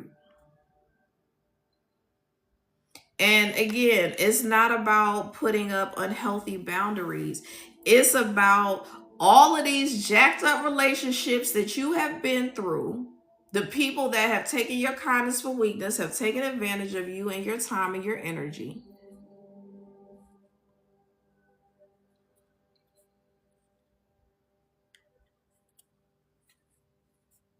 Those are the people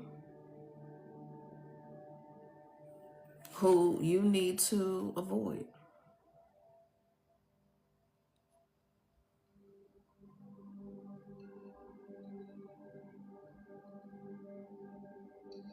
And I kind of lost my train of thought right quick. So I hope that made sense. Um so we have side hustle out here. So this person, and this is another thing that you have to be able to recognize quickly, is when people have shady side hustles or shady, like it's also giving like shady intentions. So like using you as a side hustle is what I'm hearing.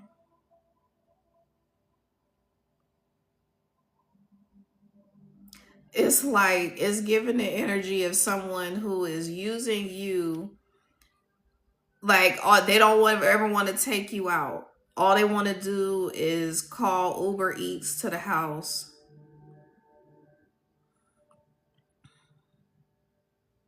And meanwhile, they living with a whole other person.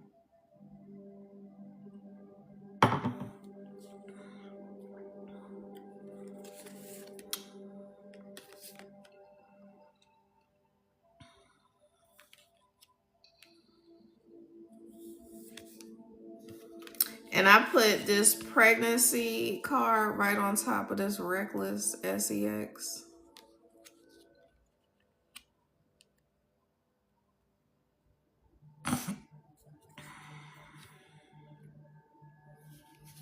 And this is giving the energy like this backstab with this pregnancy and reckless love slash sex. That's given that this third party is a friend of yours. So whoever's energy I'm tapping into, if you suspected that your person was messing with a friend of yours or a sibling or something like that, this shit is messy as hell.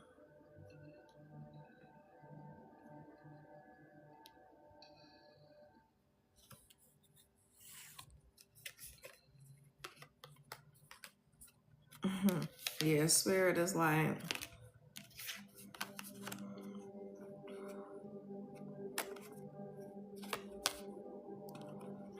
where you would turn in your back to get stabbed in the back, you're now turning your back on the whole situation. Because when you turn your back and get backstabbed, that means that you saw all the writing on the wall, but you decided to ignore it. And when you decide to ignore the writing on the wall, that's on you at that point, boo. Yeah, the person who is doing this is trifling as hell, but if you gonna turn your back because you don't want to lose this person because of the lifestyle that they can provide, it's not a good look. Because they got some shady dealings.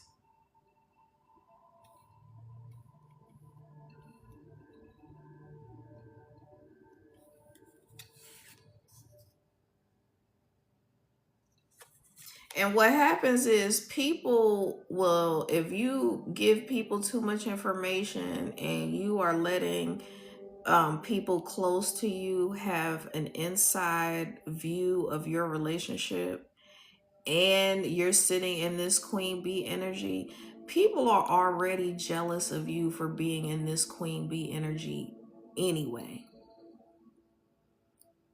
But as a way to basically have, like, get a lick back, or it's like giving the energy of, I'll fix her, I'll mess with her man, like, they don't, the person's energy is like they don't even care to have your man, but they want to mess with the person in order to, like, backstab you, get you all balled up, just to fuck with you, basically.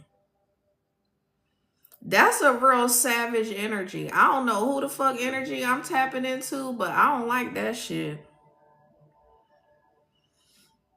Cause this is giving the energy of the same person who will smile in your face.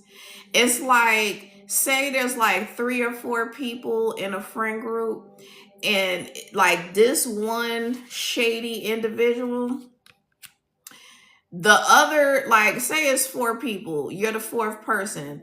The other 3 people know that this shady person is screwing your person. The only person that isn't aware is you. And so, like, they invite you places. They want you to go travel with them, do brunch with them, do the club with them, do all the things with them. But secretly, they all know that this one person is messing with your person. So you getting your face played from multiple different angles. And I hate to give this message, but I feel like this message is like a slap upside the head for someone whose kindness is being taken for weakness by a friend group and a romantic partner. And Spirit is like, we are trying to get you to get out of the energy of constantly having your damn face played. And at the bottom of the deck, we have GPS. The divine is trying to guide you away from this whack ass energies.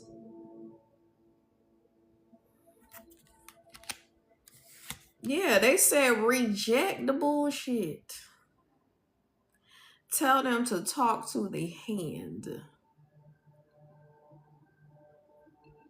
Because they can't talk to you. And this damn pregnancy situation ain't all that fake news that you think it is. This love child is the result of reckless ass sex.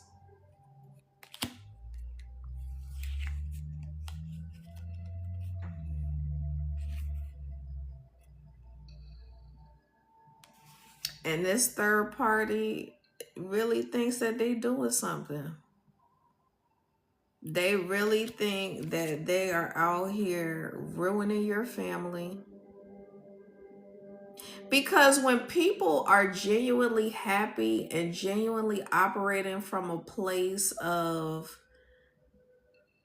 just genuine happiness, people want to comfort us when they're unhappy. And it's usually a karmic lesson. And just as much as you have to be strong to resist these karmics, the karmic needs to really think twice about that shit. Because especially if they're trying to come in between 2 divine beings, Spirit said straight jackass energy. Straight up.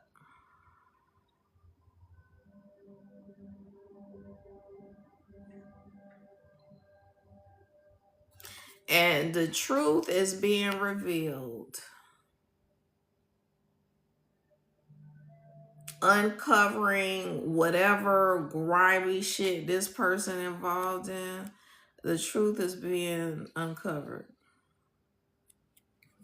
And yeah, these people out here losing sleep, worried.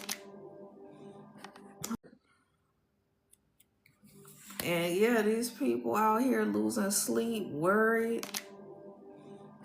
Hold on. Hold on.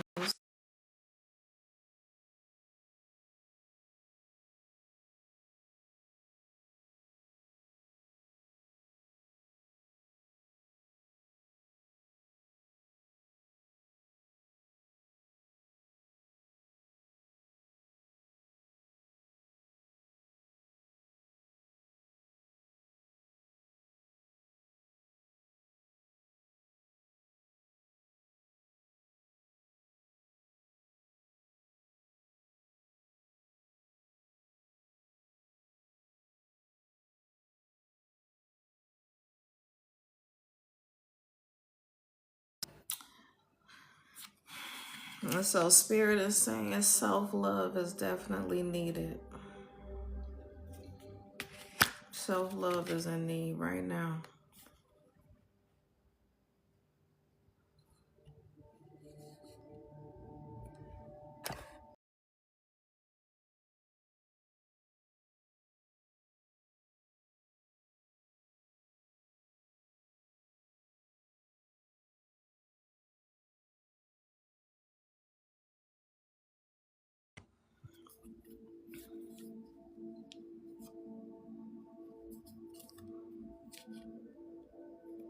But like I said, ultimately, what happens is these people's karma is missing you, feeling like shit, being caught up in their thoughts, realizing that they love you, but that it's too late because you're not interested in accepting their cup. It was too much bumping heads, too much nonsense, and you had to put that shit in a whole casket and bury it. Yeah, because people's true colors come out when they don't get their way, when it doesn't seem like you're going to chase them, even though they're used to people chasing them.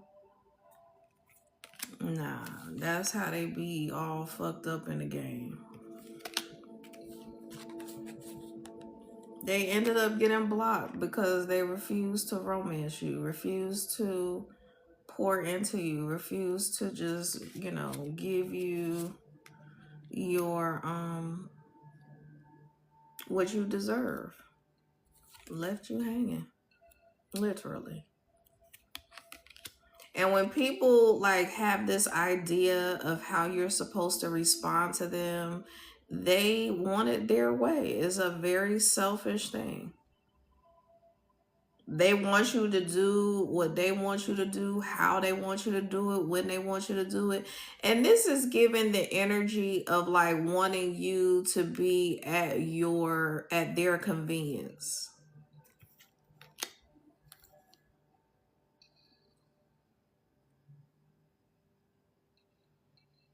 Just being a firestorm, creating karmic cycles. Like I said, burning shit down. It's the first time I've had to do 2 puzzle pieces, but okay.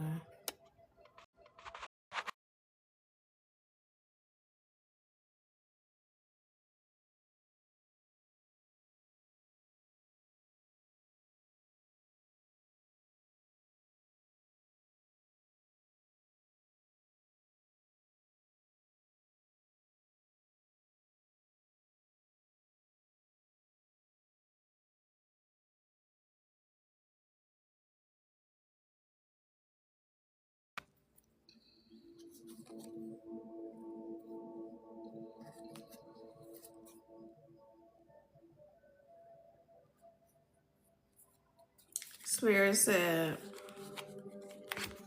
Don't come back around here and trying to pop the question, because we already fed up.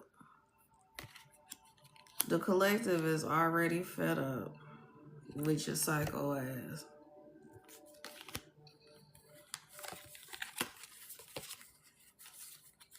And like I said, this person isn't used to getting handled like that. It can be very shocking. When you say, I can only do but so much, it can be extremely shocking. Yeah, because these people felt invincible. They felt like you always gonna be there. Like it would never be too late.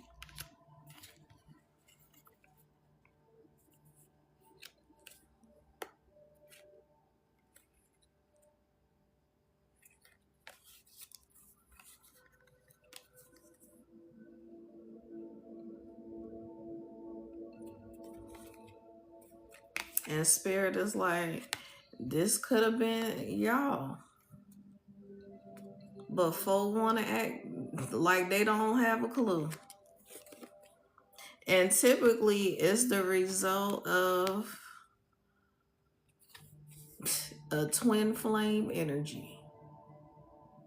Everything is not supposed to be forever. So when someone comes at you with a bunch of toxicity and a bunch of upheaval, it could definitely be a twin flame type situation. And Spirit is like, cut ties. You have to bow out with zero strings attached.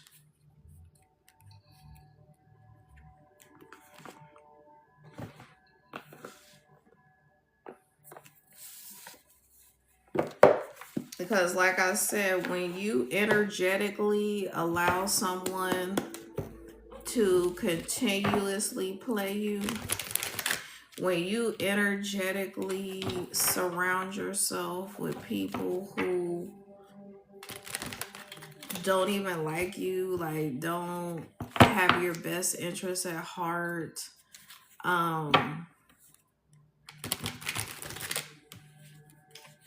it's like, you know, it drains you of your life force energy.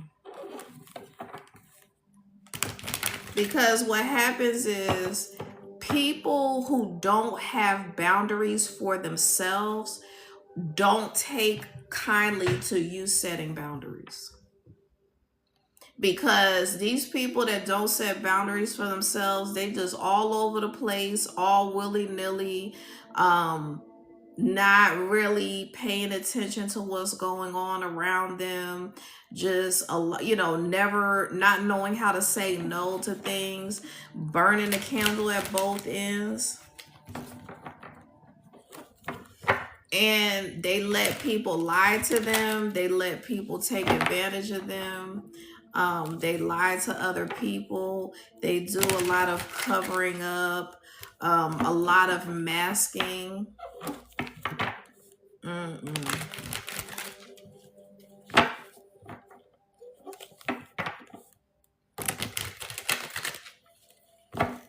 And it's like, you know, people have expectations that everybody is going to sacrifice themselves for other people and be a martyr for other people.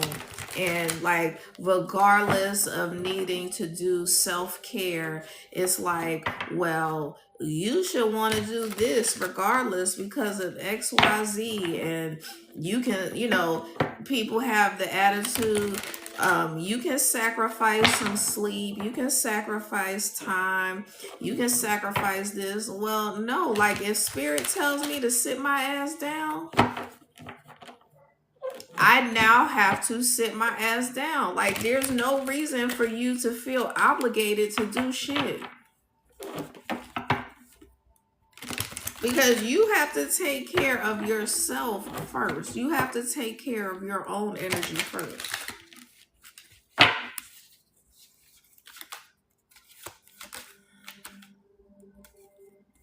And I just said you have to take care of your own energy first.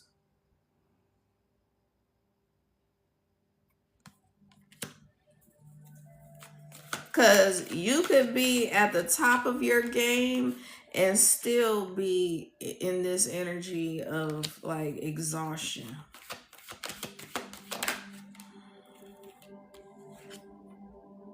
Spirit's like, as much as we trying to help you, you have to be willing to receive the help.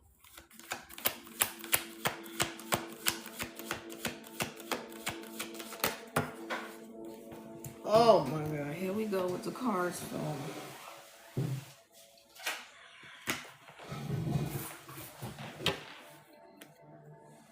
Yeah, Spirit is like, trust your energy, trust the divine.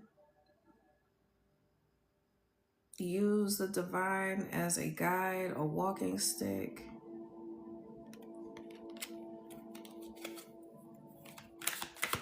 Let the divine assist you with planning. And like, I always focus on, like, the Spirit always has me focus on this watch. Like, time is on your side. Everything is in divine timing.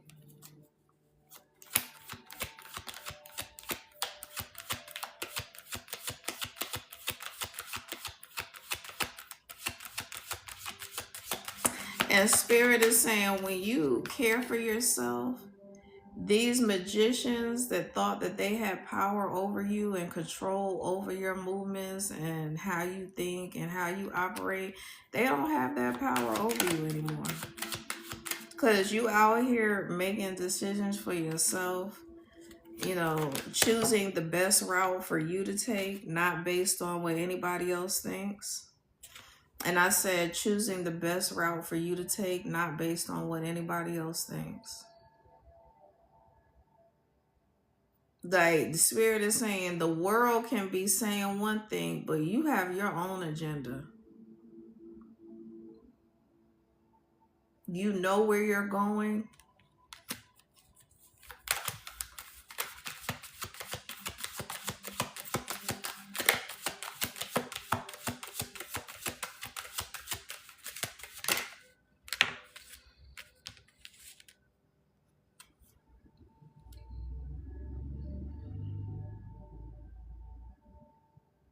I'm hearing take the analysis paralysis, the overthinking out of it, and just allow the divine to guide you and carry you.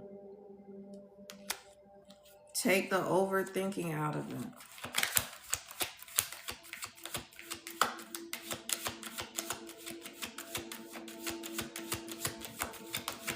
Because I was, you know, I will be guided in certain ways because,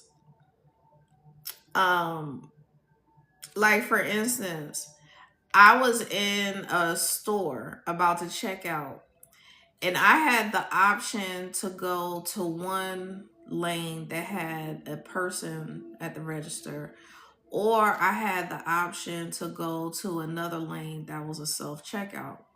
In this particular store, I normally don't go to the self-checkout for whatever reason, but this time I felt led to go to the self-checkout. As I'm scanning my groceries, somebody steps up to me and is like, what's the likelihood that we will see each other here? I never come in the store. And so if I had been positioned at one of the other registers with one of the other cashiers, and that person came in the store, because the person was just coming in to get pizza, so it was like the entrance of the store, and then you looped around through the self-checkout to get to the food area. And if I hadn't been in the self-checkout, we probably would have missed each other. And, you know, I just feel like divine timing, divine alignment, all of those things play such a huge role.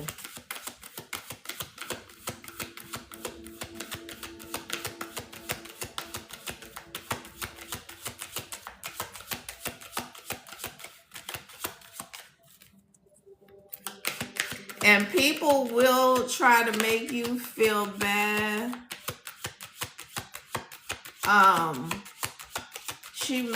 People may try to make you feel bad for choosing yourself first, but the divine is like, we need for you to choose yourself first. So it's not for other people to try to make you feel bad for doing that.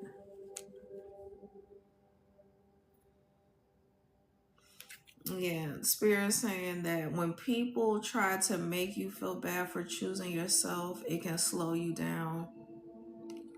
But do not allow that shit to stop you. And this is like giving the energy of being slowed down. People knowing that you are the Crone of Pentacles, that you have been cultivating what you have been cultivating slow and steadily. But when they don't like what they see about you, they will try to slow you down and try to put you in an energy of not knowing who you are. Yeah, like I said, people will come against you and create an energy of you not knowing who you are.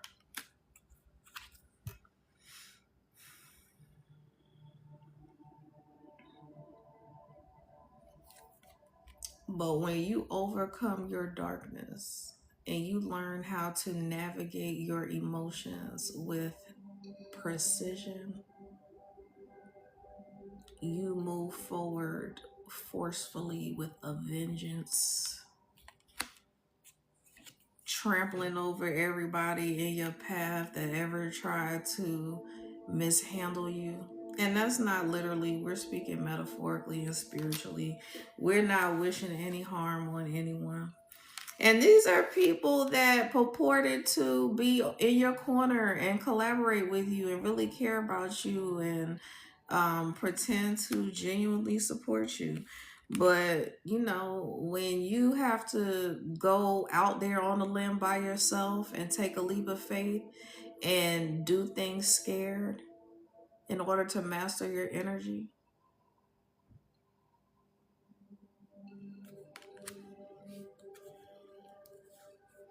so Spirit is saying sometimes you got to do things alone. Yeah, you got to do things alone. Because everybody is not on your side. Everybody is not celebrating you and your accomplishments. Everyone is not happy for you when you reach milestones in your life. But the divine is saying that your manifestations are coming in quickly.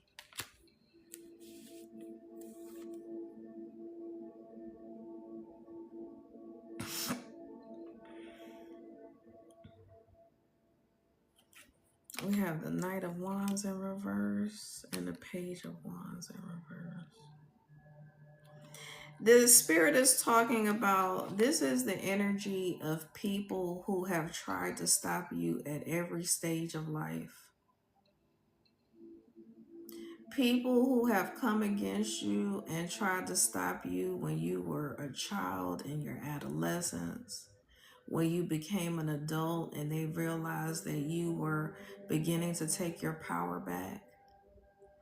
Because you've pretty much known who you are and where your power lies since you were young. But this is the energy of people constantly trying to derail you, constantly trying to hide your energy from you, hide your knowing from you. And see, when you say things and it's unorthodox and people aren't used to hearing those things, or if they just don't understand spirituality, it can be very jarring to people. It can be very confusing to people. And so, just like, someone who practices traditional religion that doesn't appreciate you being a spiritualist, that's this energy right here. Like, oh, like, you're not supposed to read energy. You're not supposed to be able to talk with energies that have transitioned. You shouldn't be looking into your birth chart. You shouldn't be this and that and the third. That's, blasphemy, or that's sinful. And that's all, it's all been set up to discourage people from tapping into their energy, while these people that really know what's going on, that really know the secrets, they're tapping into all of their energy. They doing all kinds of spell work and demonic rituals and all this kind of craziness. Now, if you're using spirituality in that manner, yes, correct, you should not be doing that. But if you're using your gifts and your spiritual abilities for the good of yourself and others, the divine completely supports that. Yeah, people try to have you forget who you are. They were hoping that by keeping you in this energy, like basically keeping you away from your energy, by like making you feel crazy for saying certain things, making you feel like you're doing something wrong, or just like not supporting you, not really acknowledging you, you know that's all a way to try to keep you from seeing who you truly are. And when you're a star being, Spirit said, when you can look into that telescope at the stars up close, you then see who you are. But these people wanted you to be completely blind. And that's basically what I was talking about, as far as like people discouraging you from studying the cosmos, people discouraging you from understanding your birth chart, people discouraging you from believing in energies from other planets, and um downplaying that there are energies that are not from here but are in human vessels to blend in.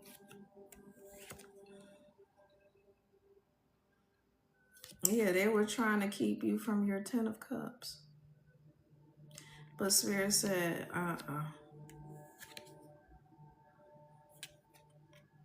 our baby is a spiritual warrior, and their victory and success is inevitable.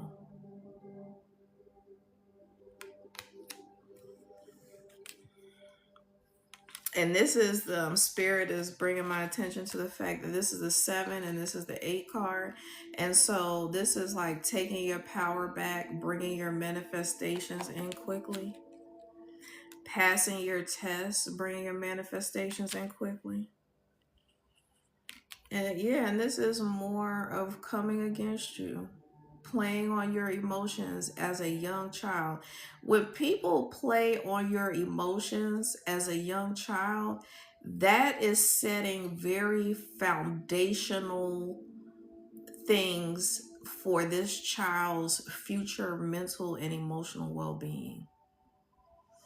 This is giving the energy of a custodial parent who doesn't have their own self-love to be able to pour out on their child, and instead of just allowing this child to be free, they are poisoning this child and pulling on their heartstrings and playing the victim and creating separation between the child and their other parent, and poisoning this child's emotions with a bunch of damn lies and shit.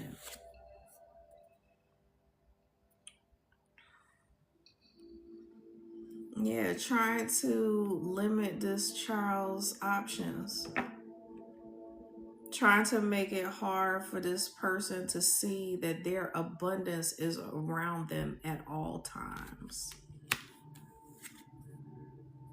Like I said, your abundance is around you at all times. And when you pray and when you meditate and when you have faith in the divine and you rely on the divine, that is how you then begin to see the abundance that surrounds you.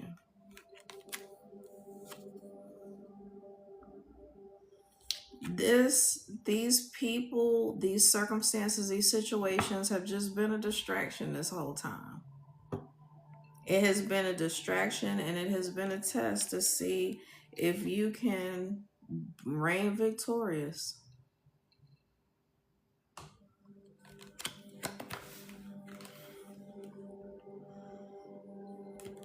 And when you overcome obstacles and you're able to rest and you're able to tap into your creativity and you're able to just be free, you see how she has paint on her overalls, and that spirit is saying that that is a depiction of imperfection.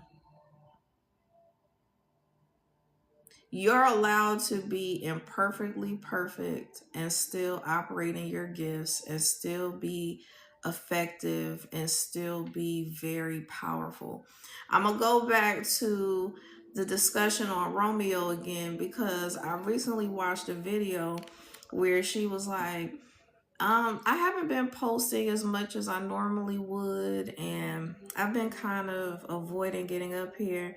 And she was like, it's not because I got brand new, because I went viral and all that. She was like, it's because I have anxiety. She said it differently. I think she said debilitating anxiety or something like that. But that's some real shit. And spirit is like, don't allow people to have unrealistic expectations for you when you are operating in your authenticity. Don't allow people to create environments for you where you can't just be in your flow and be yourself and be imperfect. Because whatever I'm hearing, whatever you touch is going to turn to gold. So it really doesn't matter how you get to your goal or get to your gold. It doesn't matter how it looks. They're gonna fly. You could have created a mess for yourself is what I'm hearing. You could have created a complete and utter mess, or at least in your mind it's a mess, but really it's organized chaos. There should be no regrets about what happened in your past, because everything happened for a reason. Everything happened in divine timing and divine order.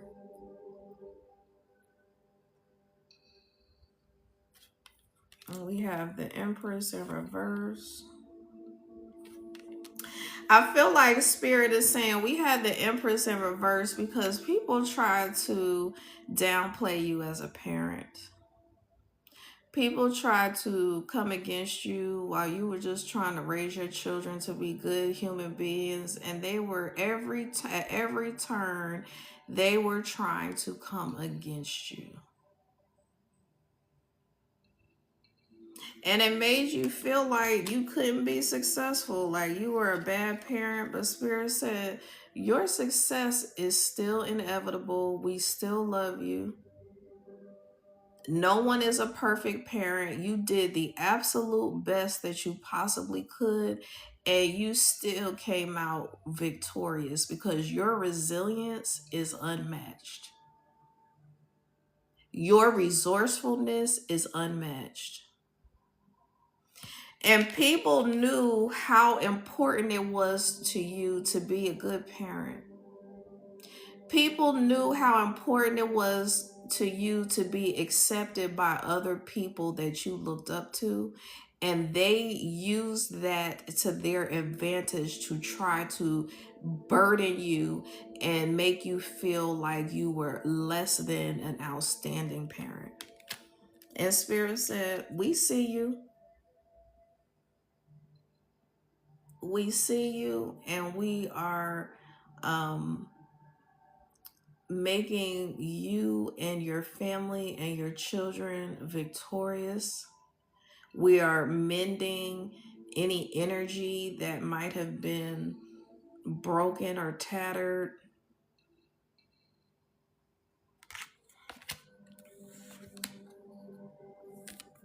Receiving justice for all of the injustice.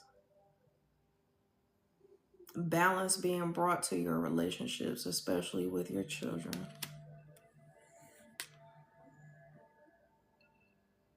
And you don't have to have children, but for those who do and it resonates with,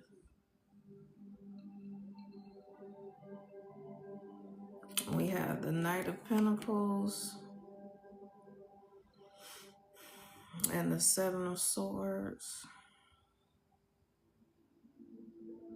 Yeah, these people really try to take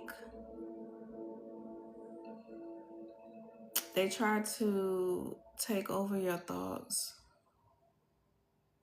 They try to treat you, like I said, try to treat you like you weren't significant, like you couldn't be successful, like you were doing a terrible job at whatever it was that you were doing. Being super judgmental,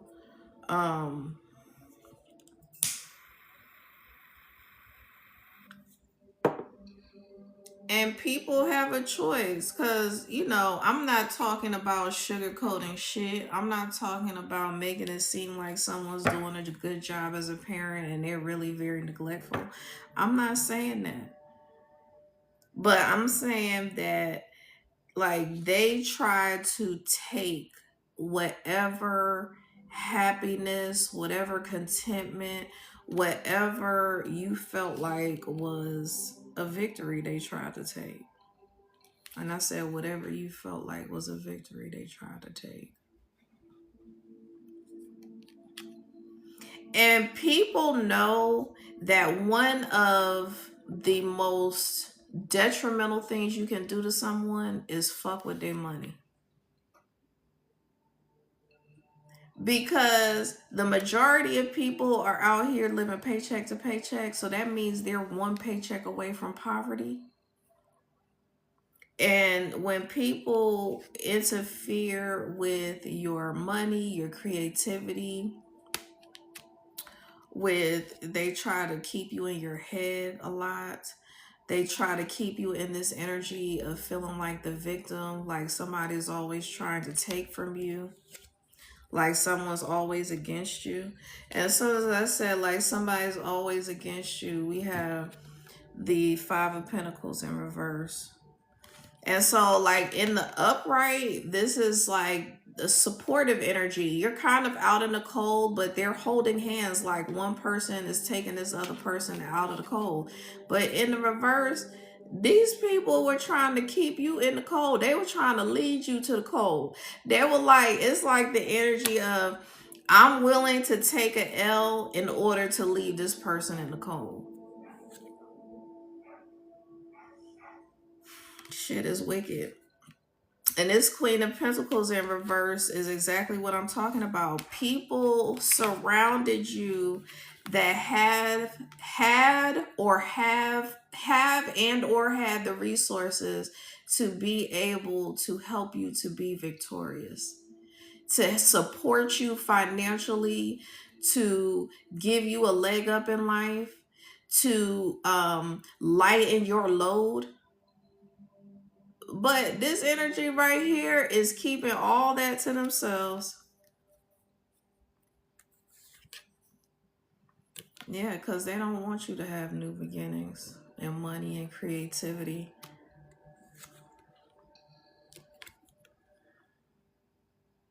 They want you to be so imbalanced and burdened, juggling multiple jobs, juggling a bunch of responsibilities. And it's giving the energy, because I'm talking about like people circumventing a parent. It's giving the energy like why do we care about her having to struggle when she's the one that had them kids?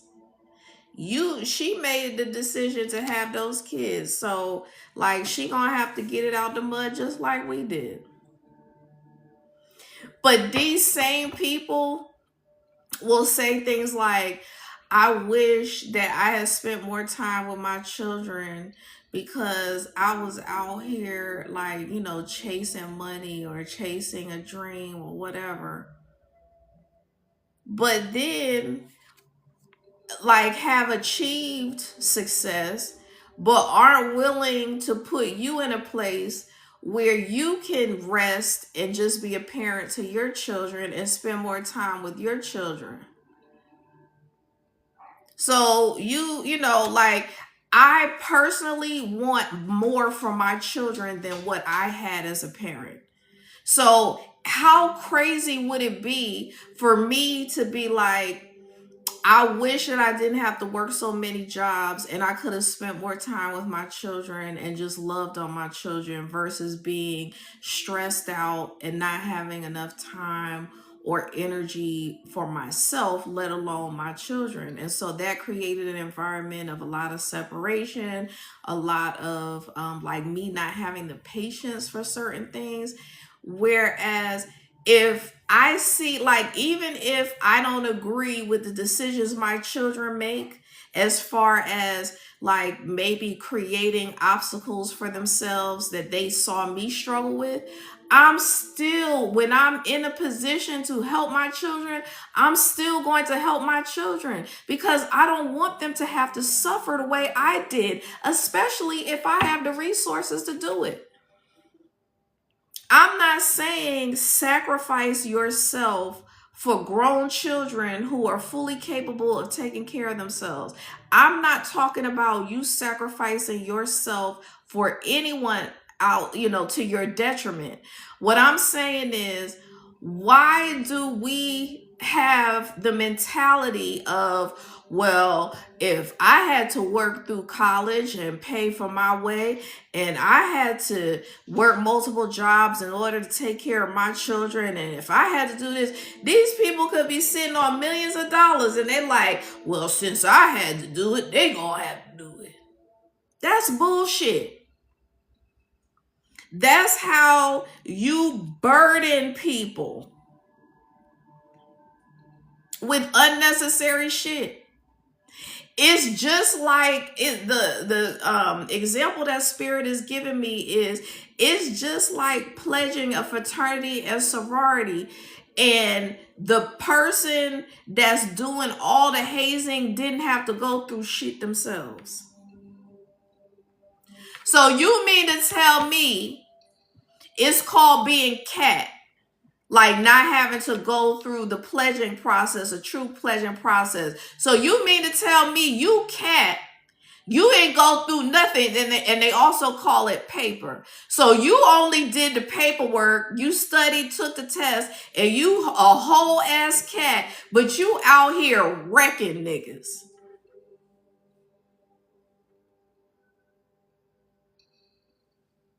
It's the same shit. I'm not gonna say it's the same shit, because the scenario I was talking about, the person had to get it out the mud for themselves, but it's similar.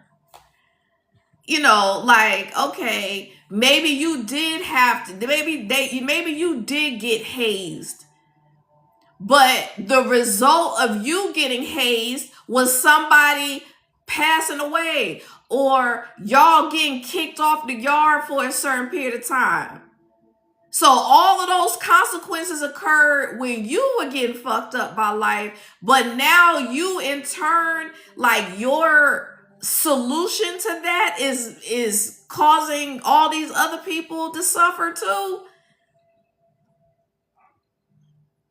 And this is a very loose, like, comparison, because really, having to go through that process is nothing in comparison to, like, the love that a parent should have for their child. I'm not comparing the two in that sense, because like I said, I don't have to agree with what my children choose to do, but my children are always going to have a leg up in life if I have anything to do with it.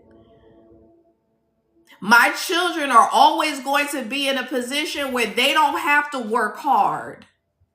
That's what these elite people are doing with their kids. Are you shitting me? We hear stories all the time about, people paying to have someone take the test, the college entrance test for their kids. And then, like, a lot of times, the biggest hurdle to getting into these Ivy League schools is getting in. Like, it's not actually having to make a grade or do the work once you get in there. It's all about getting in and getting the degree from this school and being able to use that degree to then be connected and plugged into these businesses and industries where you can't even do the job.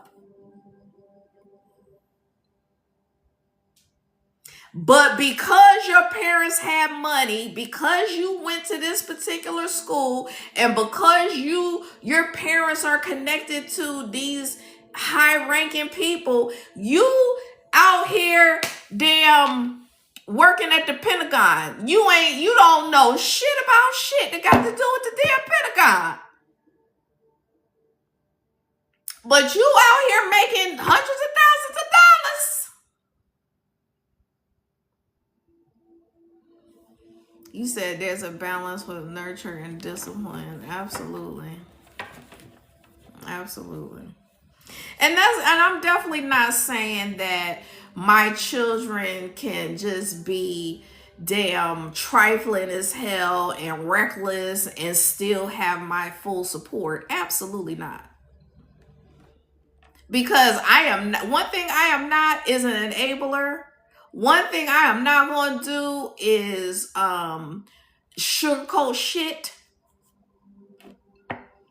And if my children are doing something destructive and I support the further destruction financially, then I'm just as culpable for their outcome. I'm talking about, like, for instance, I went to college, I got an advanced degree, I've always been an upstanding citizen. I'm not out here doing things to harm myself or others. I'm being a good person. Those are the traits that you support. Like my daughter, she went to college. She's got a job. She's not harming anyone. She's not out here doing anything crazy. That's what I'm talking about. You support. And if the person does have like a substance issue or something that you don't want to throw money at treatment. And if they don't want to go to treatment, that's on them. Because if I'm providing the means to an end and you still rejecting it and you don't want to take advantage of it, then like my hands are off at that point. And if that sounds cold, I apologize. But one thing I'm still going to hold my kids accountable to is doing their own work. Like, I have done a tremendous amount of work in an effort to benefit my children because they're connected to me energetically and through a bloodline. So as I'm healing myself, I'm simultaneously healing my children and my children's children and so on. But my children still have a legacy to uphold and a standard to uphold. If I build a legacy based on integrity and honesty and trustworthiness and humanitarianism and philanthropy, and then I transfer all that wealth to some corrupt ass children, that's what the divine is going to be like. Nah, we draw the line. And so that's another reason why the divine has been talking about setting proper boundaries with people, because there's some ninjas in your family, extended and immediate, that will smile in your face and saunter up to you for the financial and benefits, the resources, the connections, and all that shit. They will benefit financially off of your back and then stab you in it. And whether they directly stab you in the back, they can stab you in the back by taking your money and using it for evil. Or taking your money and being selfish as hell with it instead of growing it and helping the community. And so that's why Spirit is like, everybody can't go with you. As much as I want to do things for the people that I love, I can't do that, because if you already reckless with your life now and I enhance recklessness, that's on me.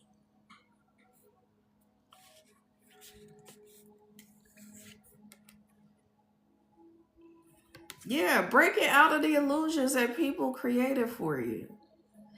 People do not want to see you advance out of the traps that they have set for them. People do not want to see you advance out of the traps that they have set for them. That's the crazy part. People be out here like, I don't want to give this person a leg up. I don't want to help them. But then turn around and want you to care for them as an elderly person.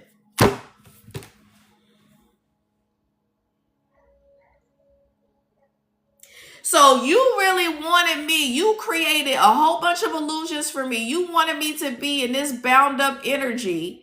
You wanted me to have to struggle and fight my way out of all this mental anguish and grief and all of this like regret about the past that you living through.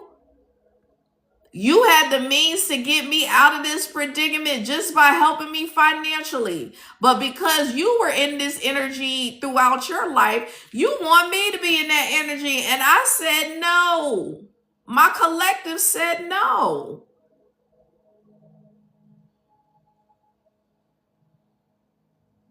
Do as you will. But that's the crazy part. Like, if you really did the bare fucking minimum. You did the absolute bare minimum for me as I was growing up and as an adult. And then you want me or the collective to now take care of you into your older age.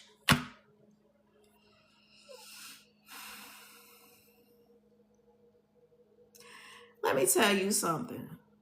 My kids have probably a laundry list full of damn complaints and criticisms about me. Do you think I'm sitting around here having the expectation that these kids are about to take care of me in my elder years? Hell fucking no. I live in reality.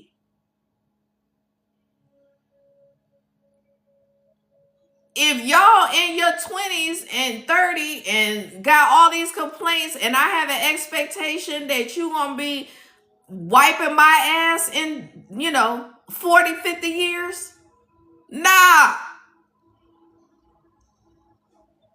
If it happens, great. But I don't have any expectation, even if I pour into my kids financially. I still don't have any expectation. Because when it comes down to it, I'm doing my part for my children in hopes that they will carry on that same energy, legacy, love, and support for their children. Even if they don't do it for me, if it's passed on down through the generations because of the example I set, then so be it. I'm okay with that. about me at the end of the day. And that's the other issue, is people make it all about them.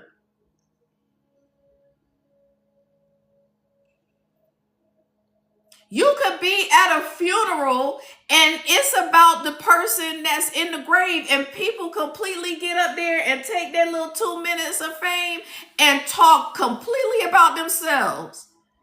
Like, they'll start out talk about the person, and then the whole shit will flip to about themselves. Meanwhile, the person turning in their fucking grave. Like, the fuck?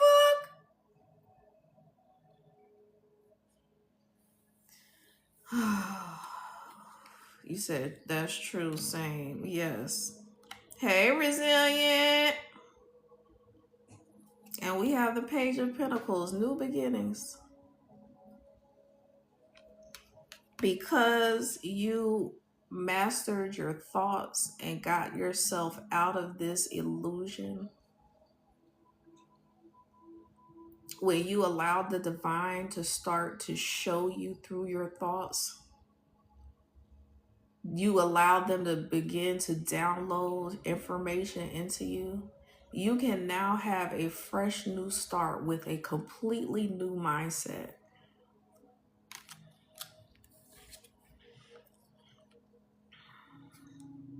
Spirit said the devil is defeated.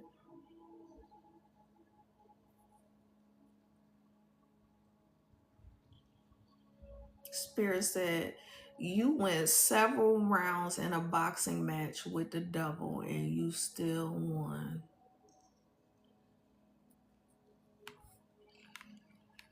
You got knocked down a couple of times. You were seeing stars and shit and felt like it was over. But Spirit said, nah, it ain't over. It's only just begun.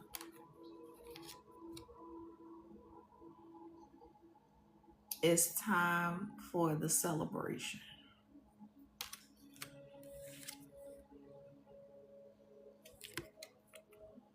Getting balanced.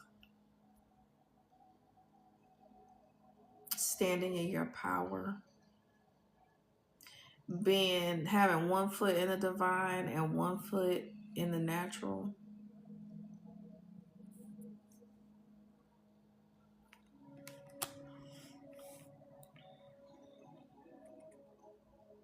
You could have a tattoo on your upper arm that could be significant. You could have a tattoo with like angel wings.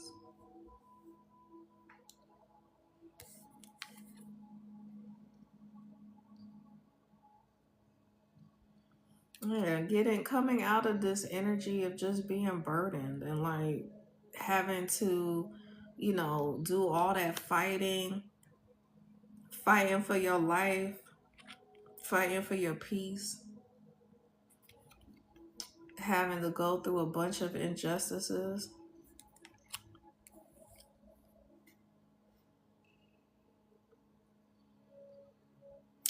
But Spirit said the world is ending as we know it because of the people like you who were brave enough to fight past all of the bullshit, to close cycles, to overcome the world, I'm hearing. And Spirit is saying, we about to take you.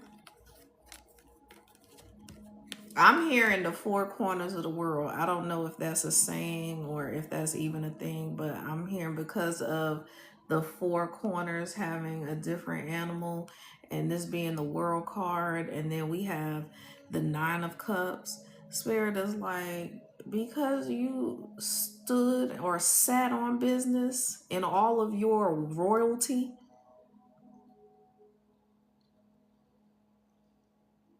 the world is your oyster, and we are taking you to the 4 corners of the world, and people are going to respect you and revere you and honor you as royalty.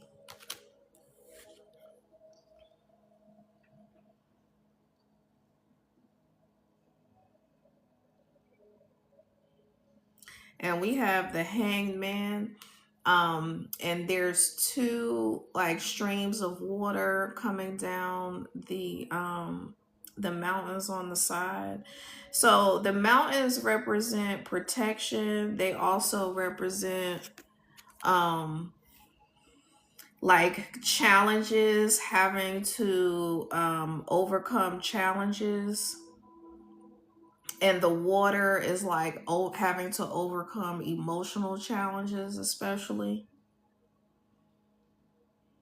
And she has snakes coming out of her head like Medusa. But I feel like this is representing enlightenment and the Kundalini awakening, because the hangman does represent enlightenment, seeing things from a brand new perspective. And I was just talking about having a fresh start.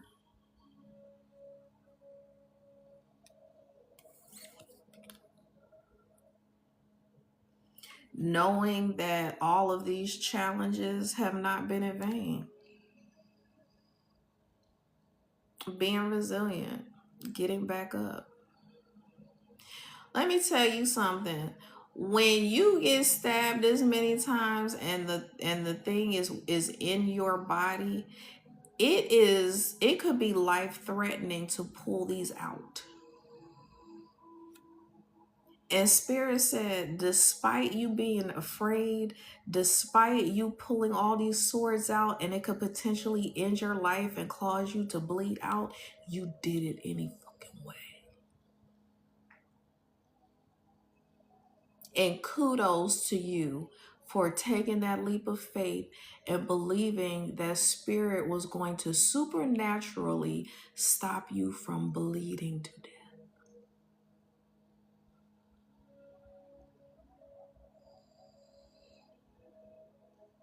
Because Spirit is saying, in the upright, in this picture, like in the traditional tarot deck, the person is on their back. But in this version, she is still looking up.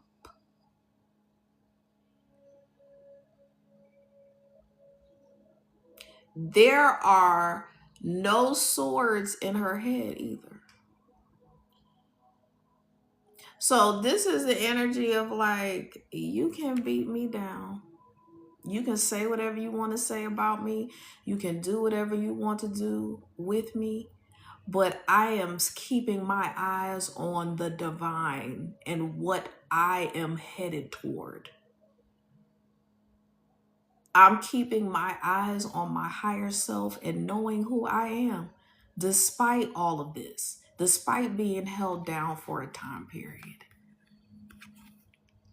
And when you do that, the divine supernaturally removes all of these burdens that has been keeping your mind in a damn chokehold.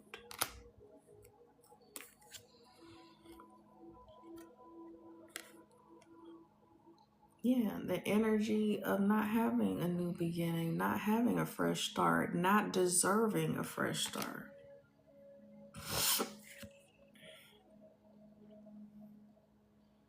Spirit is saying you're not going to have to budget anymore. You're not going to have to hoard your money. You're not going to have to be in a poverty mentality.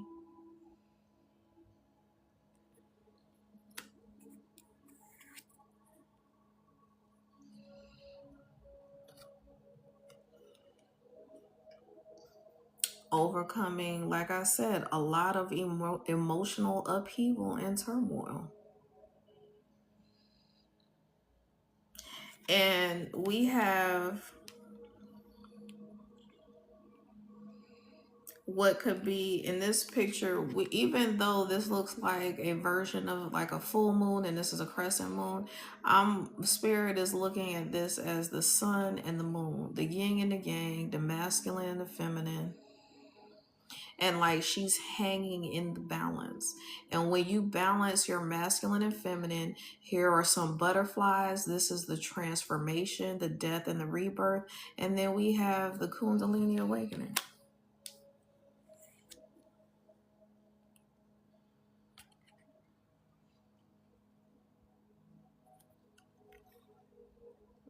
not being caught up in delusions, seeing things exactly for what it is. You could have been born under the crescent moon.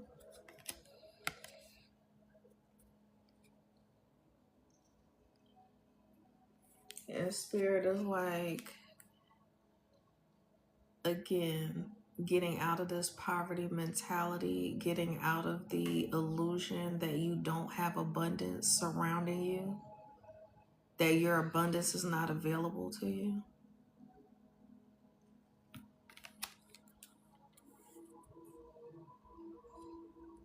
Like, there's a lot of reversals here. People really came against you and tried to create this environment of complete and utter destruction,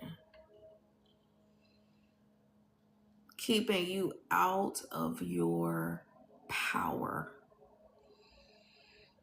And my baby is over there snoring. And so I feel like spirit is like, they slept on you so much that you slept on yourself.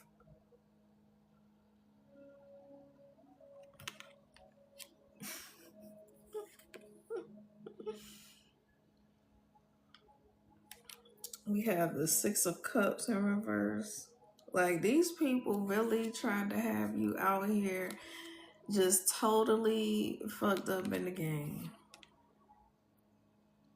And this is what I was talking about earlier. This is like a mother being able to pour into their child. This is also representative of you being able to pour into your inner child.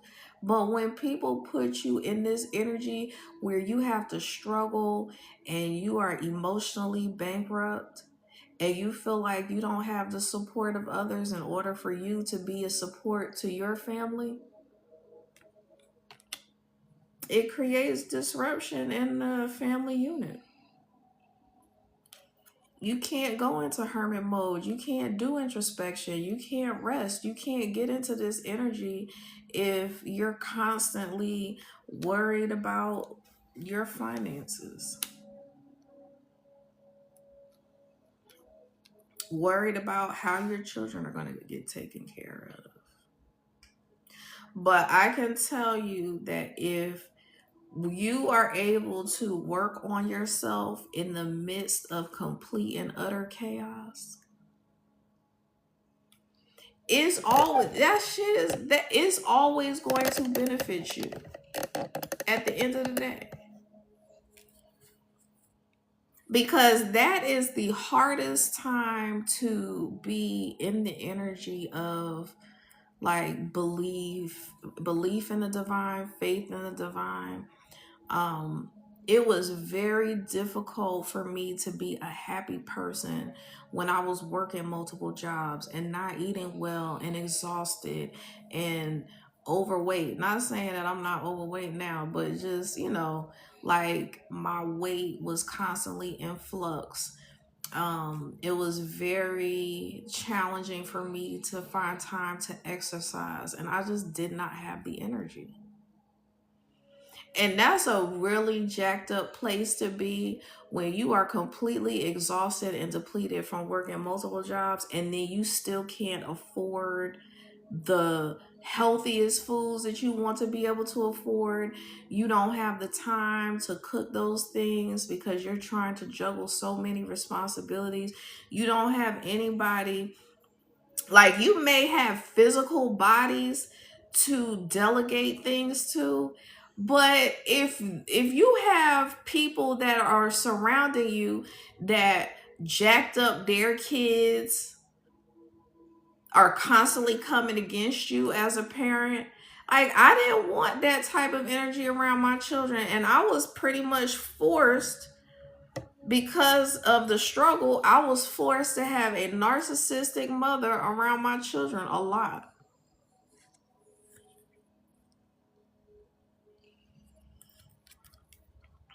And spirit is saying part of you having to endure all of that was creating the environment for you to die to self.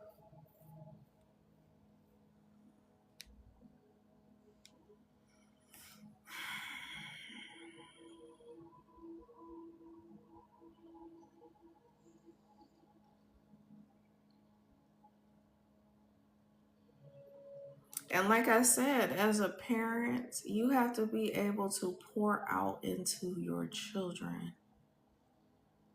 into your creation, into your, it's like, so just as much as like a good man um takes pride in being able to provide for their family, a good woman takes pride in being able to nurture and support her family in that way. Just, it's different ways that they feel like a provider protector, but it's still like that's where people have like find the most joy and accomplishment. And I'm not saying that you should base your identity or your level of success on what your relationship looks like with your children or other people or family or whatever. Not saying that at all. I'm just saying that when a good parent, it has a good relationship with their children.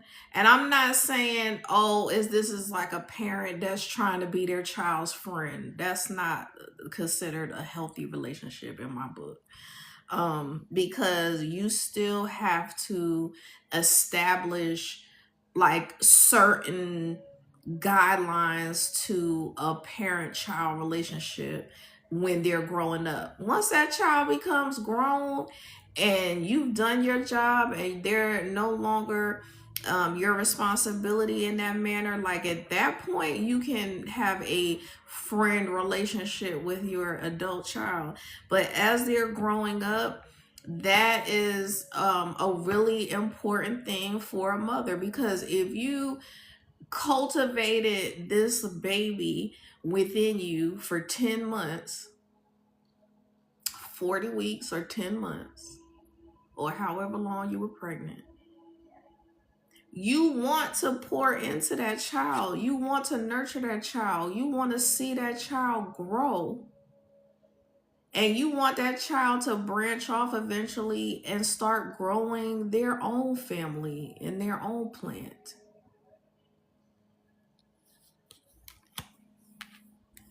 But people stay fucking with you. And we have the tower moment. And I said, people stay fucking with you.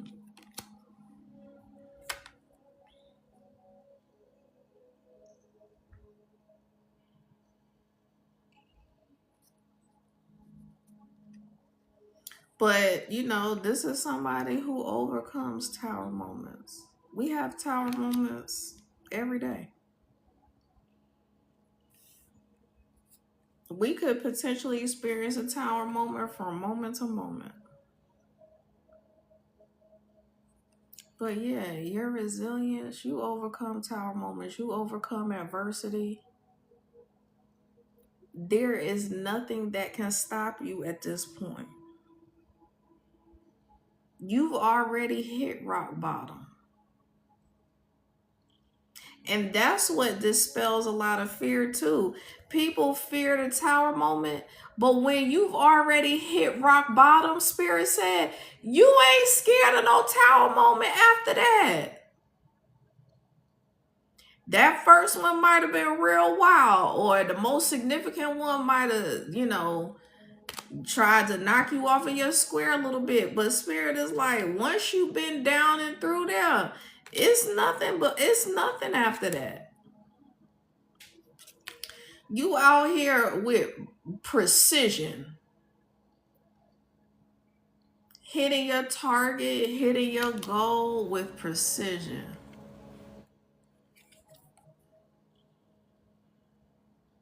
And regardless of how it looks, that wheel of fortune will be turned in your favor. So Spirit is like, don't fear, don't worry about it. It may look crazy right now, but it's about to be all good. Healing is underway, especially in your love life.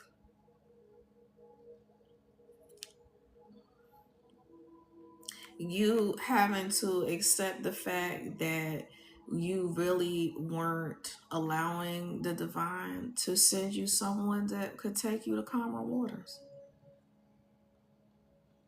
And that comes from not believing in yourself, not feeling like you deserve the best. Yeah, the divine was like, we've been trying to hit you up. Like we've been, and this is the energy of someone hearing clearly from the divine, but dismissing it every time you get the download. And people will dismiss things if it sounds too good to be true, or it sounds too woo woo, or it sounds like it's not possible. And that's part of the problem, is people not believing in miracles. To me, the most dangerous person is someone who just does not want to know who they are, doesn't want to hear from the divine, doesn't want their cup filled from the divine, is totally against knowing who they are.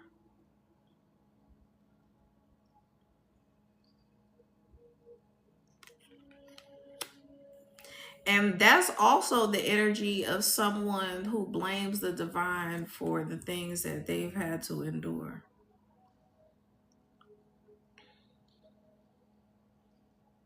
And when you blame the divine, it's really difficult to get in this strength energy.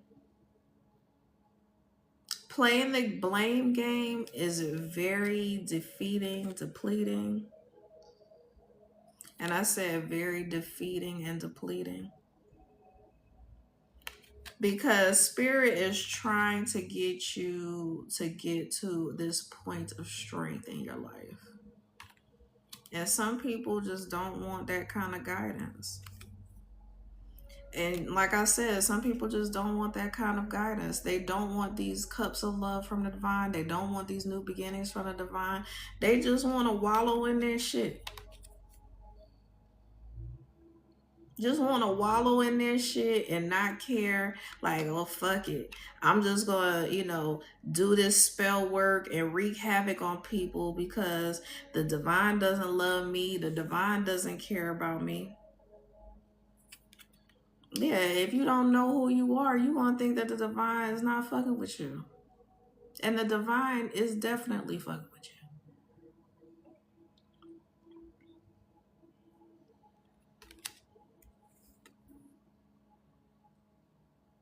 And I should say rocking with you, not fucking with you. Because the divine fucking with you is a negative connotation. But if they rock with you, they rocks with you. But yeah, like I said, out here doing this spell work, using your spiritual gifts to try to harm others.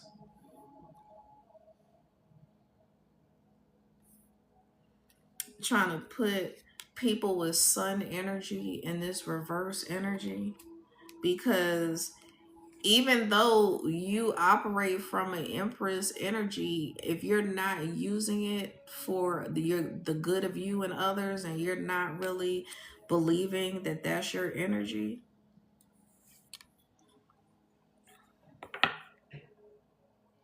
yeah, not knowing how to walk away from things, not acknowledging that you could be part of the damn problem. And as soon as I said not acknowledging that you could be part of the problem, this is a leader, a teacher who is not using their gifts for good. This is giving like a corrupt mentor, a corrupt spiritual mentor.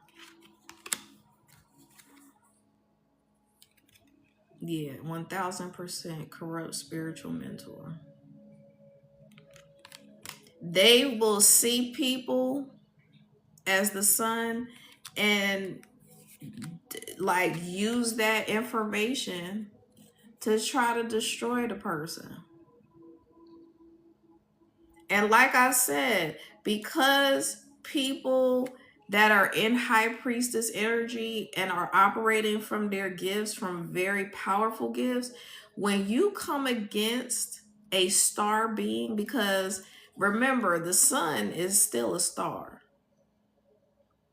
So if you're coming against a star being who is meant for the spotlight, who is meant to impact the world, who is meant to do major things for the divine, and you're a spiritualist and you know better, it's going to be a problem for you. And as soon as I said it's going to be a problem for you, it's going to be a problem for you. Because one of the worst places to be is in your head. Somebody said to me the other day, I'd rather be in my head than somebody else's head. Sometimes your thoughts be having a chokehold on you more than somebody else. And so in some instances, it might be better to be in somebody else's head. Like if you allow positive affirmations spoken by Abraham Hicks or frequency guru or somebody else to penetrate your mind, that's basically you being in somebody else's mind, that would actually help you get out of your shit.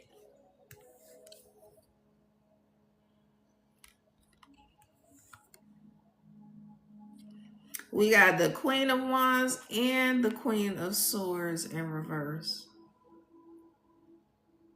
So this is absolutely positively someone who is using their divine energy and powers in a negative manner. So if you're watching this and you suspected that someone like a spiritualist was using their gifts against you in a negative way, this would be confirmation. This is when like spiritualists are discontented with their life, or whoever is discontented with their life. They can't see that the divine is trying to bring them abundance. And so they just out here like, let me just wreck shop on everybody I possibly can because I'm out here pissed off with my life.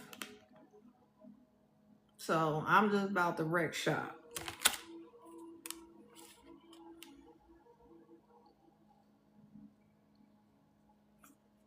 Yeah, not using their gifts for the good of the community, disseminating a bunch of lies and gossip and hatred, and causing people to just not be able to rest in their power, rest in their feminine energy. And I mean, this doesn't have to be a spiritualist. This could definitely just be like a romantic partner trying to come against you, because like the more they get to know you, the more they see how you move, the more that they watch how you embody your energy, the more envious they become. And when people are envious, honey, that shit'll have you doing some strange things for some change.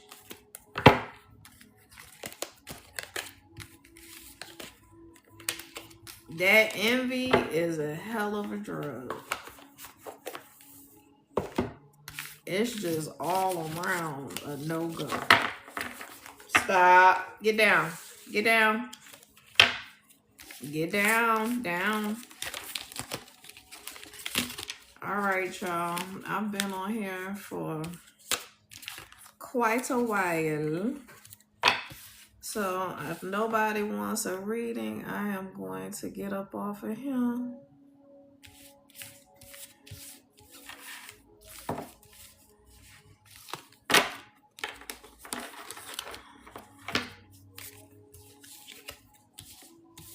Thank you all for hanging out. Thank you all for the gifts. Thank you who participated in the live. Thank you for the likes.